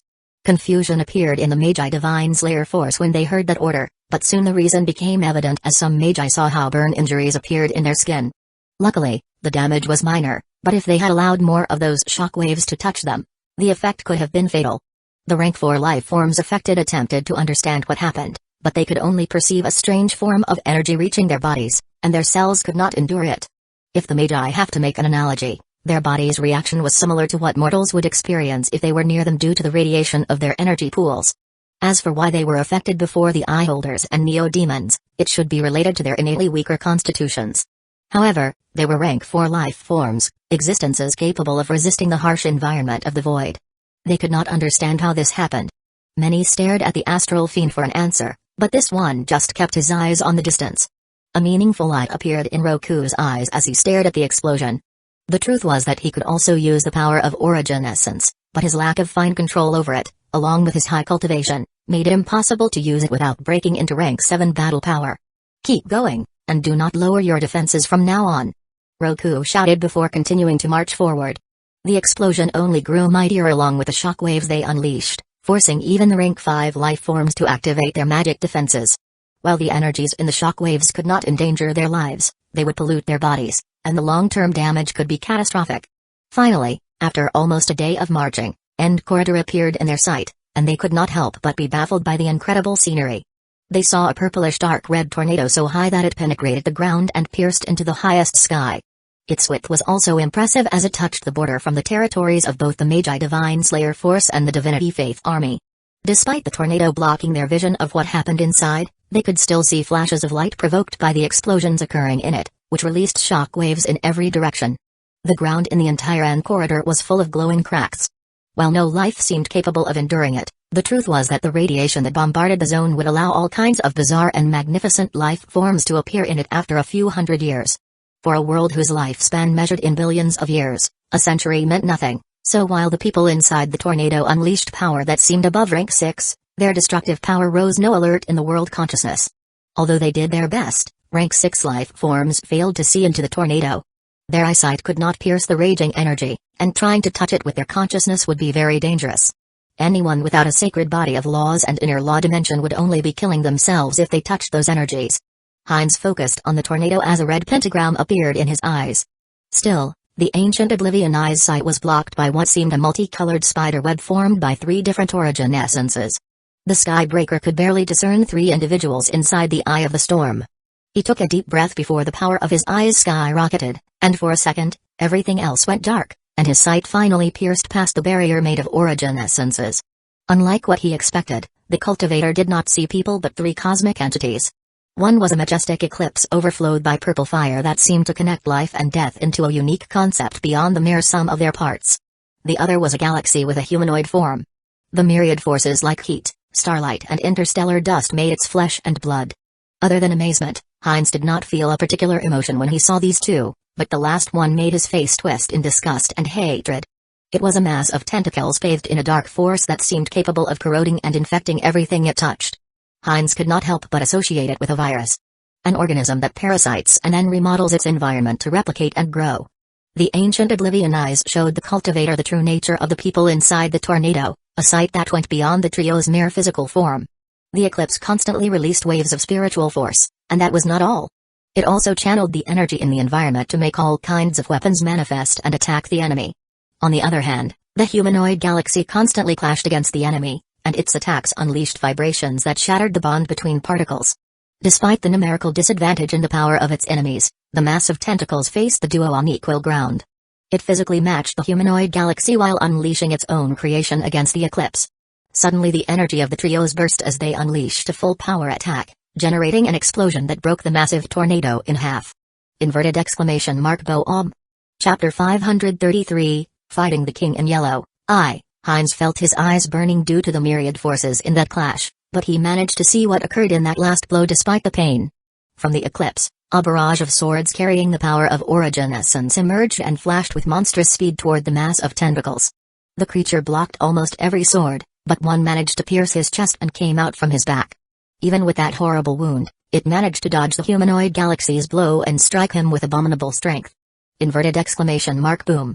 Near the Magi Divine Slayer Force, something crashed against a mountain range, carrying so much force that it leveled the terrain for hundreds of kilometers. Before the explosion could wane, a white arc of lightning emerged from the crash zone and flashed back toward the fight in the sky. Now that the raging supernatural tornado was gone, everybody could see the individuals responsible for such an absurd level of destructive power. The Tree of Massacre's armor covered Zadiel's body, and his flesh and blood glowed with the power of the laws. The all-devouring domain was working at total capacity. Multiple seals made of more than one law essence filled it, granting the black hole the ability to devour matter, energy, and spirit. Ezequiel's skin carried a black metallic color due to the world strength incarnation fusing with it. A 9-petal rose encircled his body, with 8 of the petals illusory and just 1 of them fully formed. Their cultivation was not the only thing that advanced at an accelerated rate during their stay in the most significant battlefield of the multiverse. The Neo-Demons beyond Prima Omega Arts reached the Omega Seed level. They were facing the same individuals in Archbishop robes who had fought with the Astral Fiend over the past century, but there was something very different about them this time.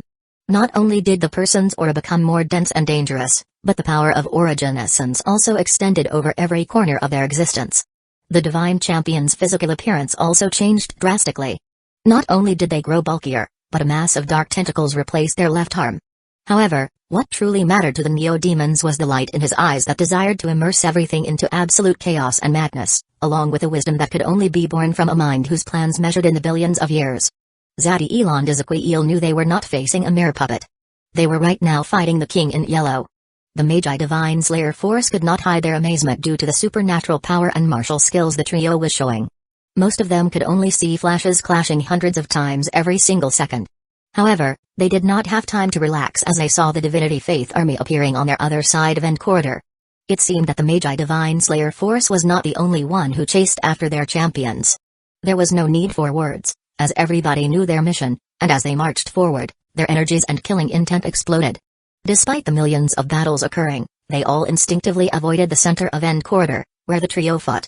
While everybody shot toward their counterpart in the opposite army, Hueco was the only one that did not move.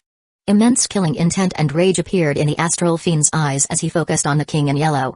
He fought against the individual in the Archbishop's robes multiple times but never faced this power. The Astral Fiend felt he was being looked down upon, and even now, the King in Yellow did not bother to even glance in his direction. Just as Hueco was about to flash forward and join the Neo-Demons in their fight, a message reached his mind. The Astral Fiend's eyes narrowed as he focused on Zadiel before nodding and beginning to mobilize his energy faster and faster. Zadiel's sight never left the King in Yellow. Against an opponent of this level, a millisecond could decide everything. He grabbed his flaming bone sword with his two hands and hacked with all his force toward the King in Yellow's neck. Although Zadiel's strength was inferior to that of Ezequiel, the truth was that thanks to his absolute solar yang true doomsday body, the force he reached could match rank 6 Dawn Titans. The bone sword carried enough weight and heat to split apart a small continent, but the King in Yellow was able to block it with his staff like it was nothing.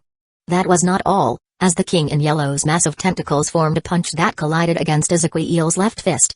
Monstrous shockwaves emerged from the collision between the fist, but the King in Yellow's tentacle arm trembled strangely and managed to dissipate most of the force. Above the King in Yellow, dozens of purple swords glowing with golden runes appeared and fired toward his head. The origin of that attack was no other than the Neo-Demon ancestor using the power of life origin essence. Zadiel's 7th apocalyptic star was a peak tier 9. Although it was mighty, reaching energy levels of a peak rank 6 life form, it did not initially contain an origin essence. However, when such a powerful heavenly body fused with a divine organ connected to the highest level of law bloodline, something unique was bound to happen. The amount of energy the apocalyptic star generated remained the same, but the core law evolved beyond the grand completion level and gave birth to life origin essence. The Neo-Demon first used creation essence to form the pattern for these swords. After that, he used life origin essence to channel the matter, energy, and spiritual forces contained in the all-devouring domain into them. Even though the process seemed complex, the truth was that Zadiel could do it with just his thoughts, making the constructions appear instantly. When the King in Yellow detected the swords above him, his eyes narrowed. Each of them had the power to destroy the body of an early supernova domain stage existence, but that was not the reason for his alertness. Chapter 534, Fighting the King in Yellow, 2. If their physical power were all, the King in Yellow would disdain the attack. What truly disturbed him were the life origin essence's runes engraved in the swords. Anyone thinking that life origin essence lacked direct offensive battle power would be a fool. The reason that the gaping wound on the King in Yellow's chest did not close, despite all his abilities, was the power of life origin essence sealing any form of life or vitality in the area. All wounds infected by the power of life origin essence would find any form of healing impossible. Just as the swords were about to pierce his head, the King in Yellow's eyes glowed as a special force that seemed to originate from a combination of mind force and eldritch aura emerged and created a dome, shielding him. The King in Yellow had just handled one threat when a kick bathed in white lighting, and astral chi approached his head. Not only was the kick extremely powerful, but also incredibly fast, as if it could bend space-time. He could not use his tentacle arm due to the vibrational force keeping it occupied, but just as the kick was about to land, he used his own leg to block it, displaying an unbelievable level of martial skill. Unlike his tentacle arm, the power of his leg was inferior. Still, instead of allowing the force to push him away, he rotated his body in the air and, without losing momentum, counterattacked. That exchange between the trio occurred in less than a fraction of a second, and they immediately continued fighting. While the king in yellow had multiple wounds over his body, with the most meaningful one being the hole in his chest, the neo-demons also received several injuries. The king in yellow's attack not only carried immense strength but also infected the wounded area with an eldritch aura, corrupting everything it touched. Any other Prima Universe's life form would have a tough time stopping the eldritch aura from expanding, but the neo-demon's unique sacred body of laws seemed to be resilient against the alien power. Of course, resilient and immune were very different, so both Zati-Eel and Izaquiel were careful. 45 more minutes passed as the neo-demons and the king in yellow exchanged blows at the speed of light when finally Izaquiel's eyes glowed. Zati-Eel did not even have to look or communicate with the supreme neo-demon to know what happened. Their teamwork reached such a sublime level that their minds seemed capable of linking into a single train of thought. The neo-demon ancestor made his energy explode and attacked with ferocity, both with his bone sword and creations, forcing the king in yellow to focus on him. Izaquiel clenched his left hand with all his strength, making a spherical bubble carrying unique vibrational force appear before he attacked. The king in yellow again blocked the bone sword with his staff and used his own creations to protect himself as he countered the supreme neo-demon's punch with his tentacle arm. However, surprise appeared in his eyes when his tentacle arm collided with Izaquiel's fist. Instead of facing a massive shock power, what he felt was a vibrational force eliminating his atoms. While the law of vibration may not sound as impressive as the law of life, the truth could not be more different. Vibrations are a phenomenon capable of affecting everything on a physical level. They can travel through the air generating what we perceive as sound, speed up molecules producing heat, or reach such a high level that they can create earthquakes capable of shattering continents. Using the ability of vibration to travel through the air, the supreme neo-demon could make the frost monster Harut's leader feel an invisible force attacking her from every direction. Of course, that was just a basic use of vibration origin-essence and would not work in a battle of this level. Until now, Izaquiel only focused on gathering a tremendous amount of vibrational force in his left hand, making them explode when his fist connected, generating monstrous shock waves. However, the power he just used and that surprised even the mighty king in yellow was something in a completely different league. Everything in the universe vibrates at a specific frequency, including objects, biological life forms, incorporeal creatures, energy, and even space-time. By learning the vibrational frequency of your target, using vibration origin essence, you could create a counter-vibrational frequency that could annihilate him at an atomic level. Learning a target's vibrational frequency was incredibly difficult, even for a battle genius like Izaquiel. The supreme neo-demon used every instant in which their bodies touched to perceive the king in yellow's vibrational frequency. It took him more than 10 hours, but all the hard work paid off, and Izaquiel smiled as the counter-vibrational frequency was about to annihilate the enemy he loathed so much. The counter-vibrational frequency already reached the king in yellow's arm and would expand before completely erasing him almost instantly. Unfortunately for Invictus, the keyword was almost. It occurred in that time lapse between the counter-frequency entering his arm and ultimately spreading over his whole body. At that moment, that was not even a fraction of a millisecond, in which no rank 6 life form could ever manage to react, the king in yellow proved his uniqueness. Inverted exclamation mark boom. Izaquiel's smile froze, and his eyes widened when he saw how the king in yellow blew up his tentacle arm and stopped the counter-vibrational frequency from reaching the rest of his body. Before the supreme neo-demon could react, a kick charged with immense strength and eldritch or landed on his chin, shattering his jaw and sending him flying away. As the king in yellow connected that fierce attack, the flaming bone sword managed to generate a significant slash on his chest. The worst part was the life origin essence that infected the wound.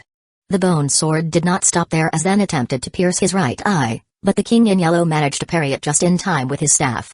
Zati-Eel and the king in yellow stared at each other as they began to fight one-on-one.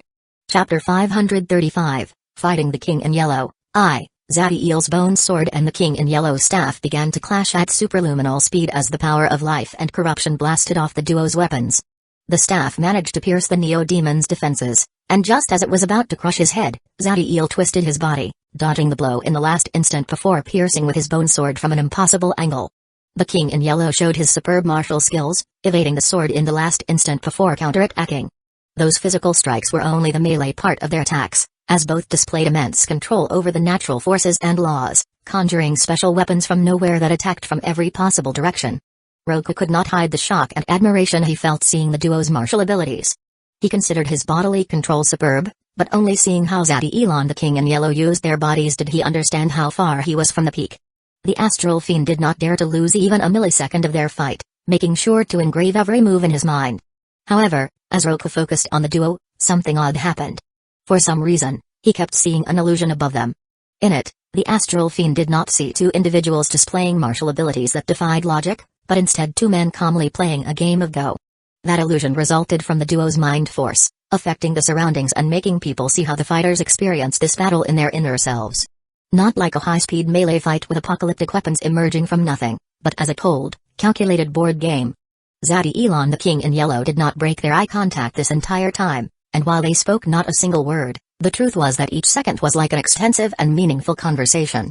The bone sword and the staff clashed once again, and despite the Neo-Demon using the full power of the absolute Solar Yang True Doomsday body and both of his arms being on the weapon, the King in Yellow was able to push it away with his immense strength. Unfortunately for the Neo-Demon ancestor, while their martial skill and the nature of their powers were at the same level, the King in Yellow was faster, stronger, and his reflexes and speed of thought were higher. That difference did not come from their talent but because the King in Yellow was a peak rank 6 life form, while the Neo-Demon ancestor was at the early rank 6. Seeing the staff coming crashing down toward his chest, with enough force to break a massive star, Zadie-El pushed himself to the limit and managed to block it at the last second with his wings. The Neo-Demon's wings were even mightier than an Archangel's, with an endurance superior to most rank 6 artifacts, but the staff broke them with ease. And the worst part was the eldritch aura that infected the wings, making even someone with a life origin essence incapable of healing them during battle. Zadie-El's face showed nothing despite the pain he felt. Taking advantage of the King in Yellow's right arm being in an attack stance and the tentacle arm no longer present, he attacked at full speed, leaving another deep cut on his opponent's left ribs. The King in Yellow glanced at the new wound on his body, but his eyes displayed complete indifference.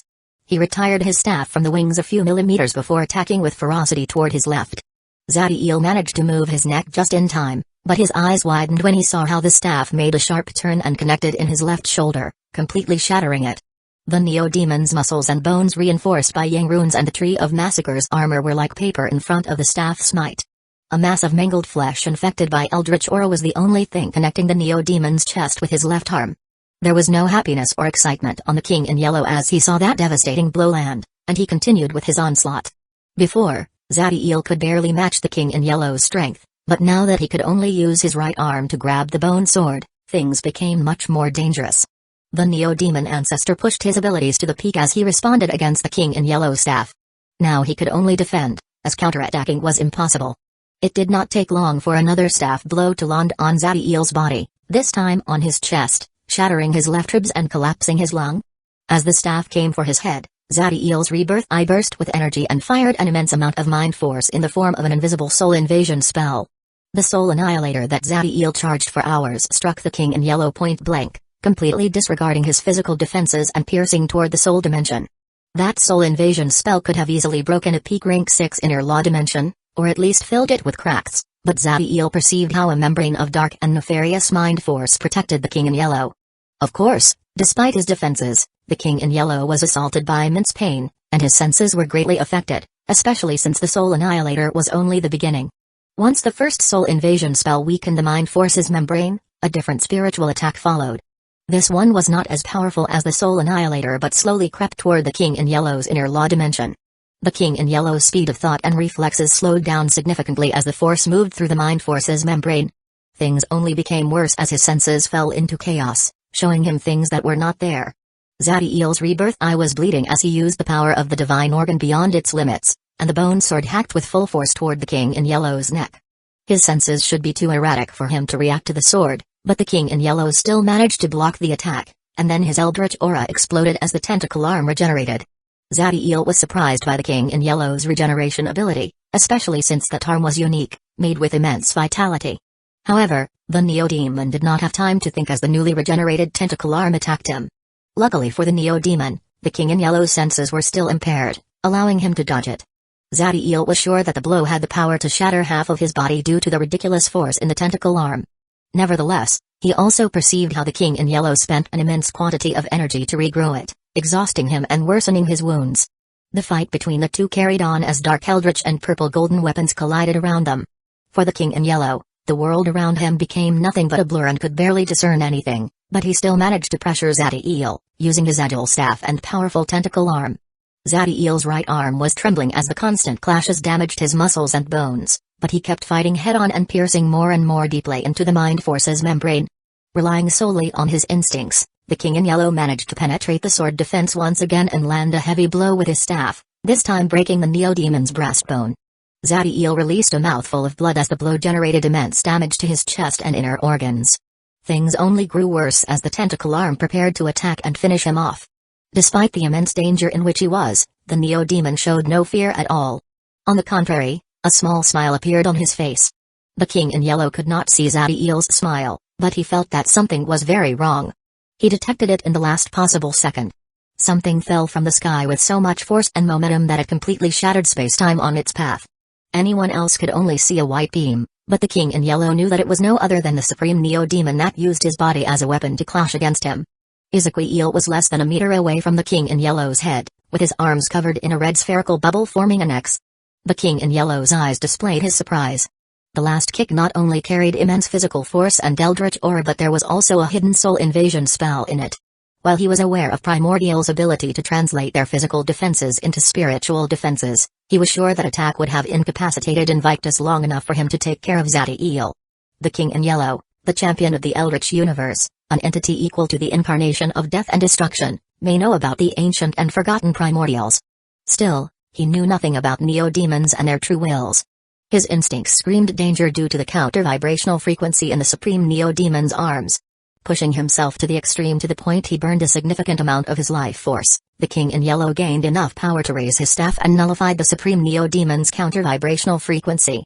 Ezekiel's eyes narrowed as the king in yellow once again blocked his most dangerous attack, but that mattered little as he drove his forward with everything he had. The mighty eldritch staff weakened significantly when the king in yellow used it to nullify the counter-vibrational frequency, so the supreme Neo-Demon's body broke it in two before clashing with the actual target. Boom. Ezekiel the king in yellow fell from the sky, surrounded by a storm of white lighting and dark eldritch aura as they pierced into the ground, creating a cataclysmic event in End Corridor. Chapter 536, Fighting the King in Yellow. The Magi Divine Slayer Force and the Divinity Faith Army members could barely accept what was happening. The level of talent and power that the king in yellow, Daybreak, and Invictus displayed already broke what they thought possible. They were members of ancient and powerful principal worlds, controlled not by simple law overlords, but mighty primarchs, so their horizons were wide. Beings like the Crown Prince and the Astral Fiend were impressive existences that appeared once every 100 of millions of years. While they were the heroes of their generations, they still fell into reason. However, things were different for the monster whose eyes contained endless madness, the lightning Empyrean that could harmonize with the universe, and the life and death ruler whose flames carried the power of infinity. They were singularities that escaped their realm of comprehension. The entire End Corridor began to crack, with large pieces of land sinking into nothingness while volcanoes emerged in other areas. Trying to describe the level of destruction they saw was impossible for the rank 4 life forms who had never seen this level of might before. Everybody stopped fighting for a moment as both sides focused on the colossal crater that appeared once Invictus and the king in yellow fell from the sky. Their eyes and consciousness could not pierce into the crater due to the wild and dangerous energies surrounding it, so they did not know the outcome of that collision. Boom. An explosion occurred at the bottom of the crater.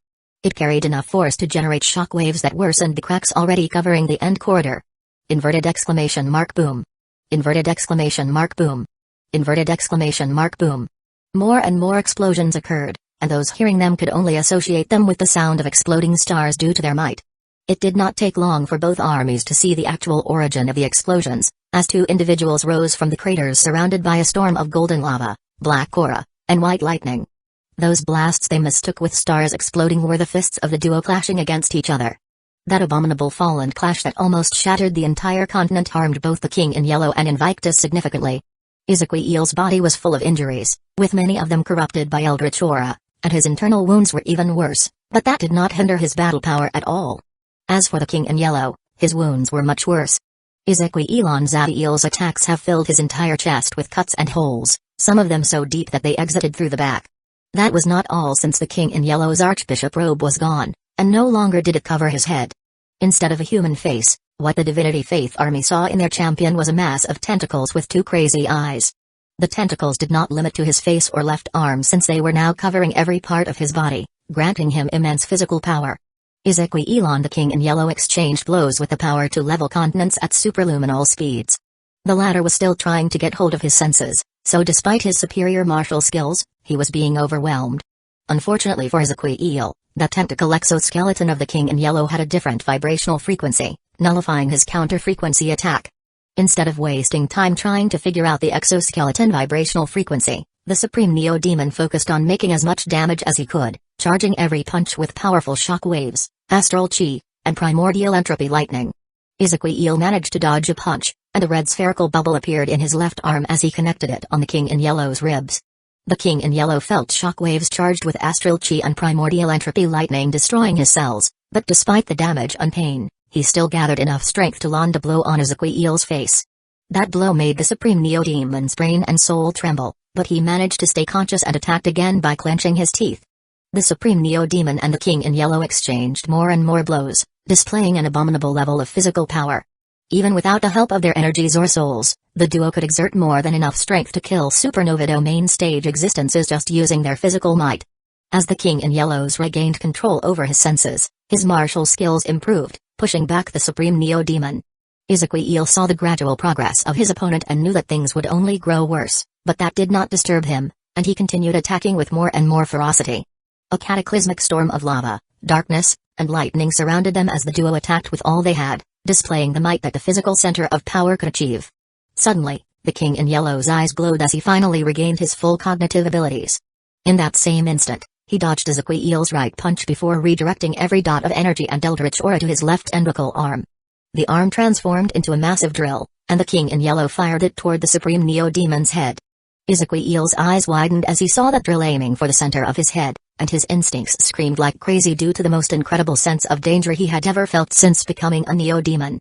In his almost 400 years of life, battling devils, demons, leviathans, titans, and eldritch life forms, the Supreme Neo-Demon had never sensed death so clearly. Using all his strength and will, the Supreme Neo-Demon moved his head, but the King in Yellow's attack was too fast and precise for him to evade it altogether.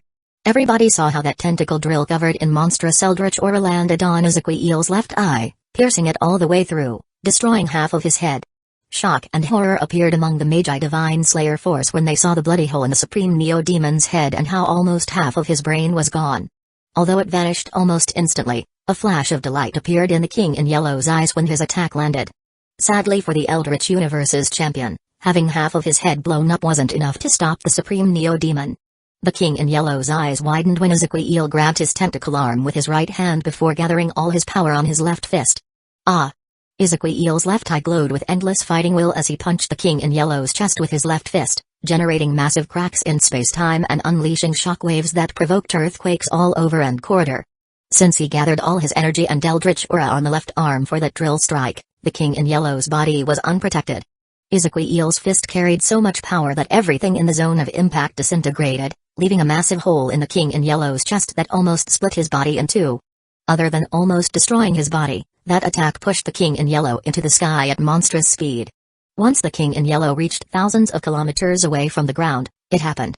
Zadiel's presence that had vanished when Ezekiel collided with the King in Yellow appeared once again. Most people thought the Neo-Demon ancestor left the battlefield to heal his wound, but that could not be more wrong. Zadiel stood in the sky with his wounded body, and his 3 eyes were bleeding intensely while 9 small purple spheres formed around him. The King in Yellow's wounds were so severe that he couldn't do anything as Zadiel controlled the 9 small spheres to form a circle around him.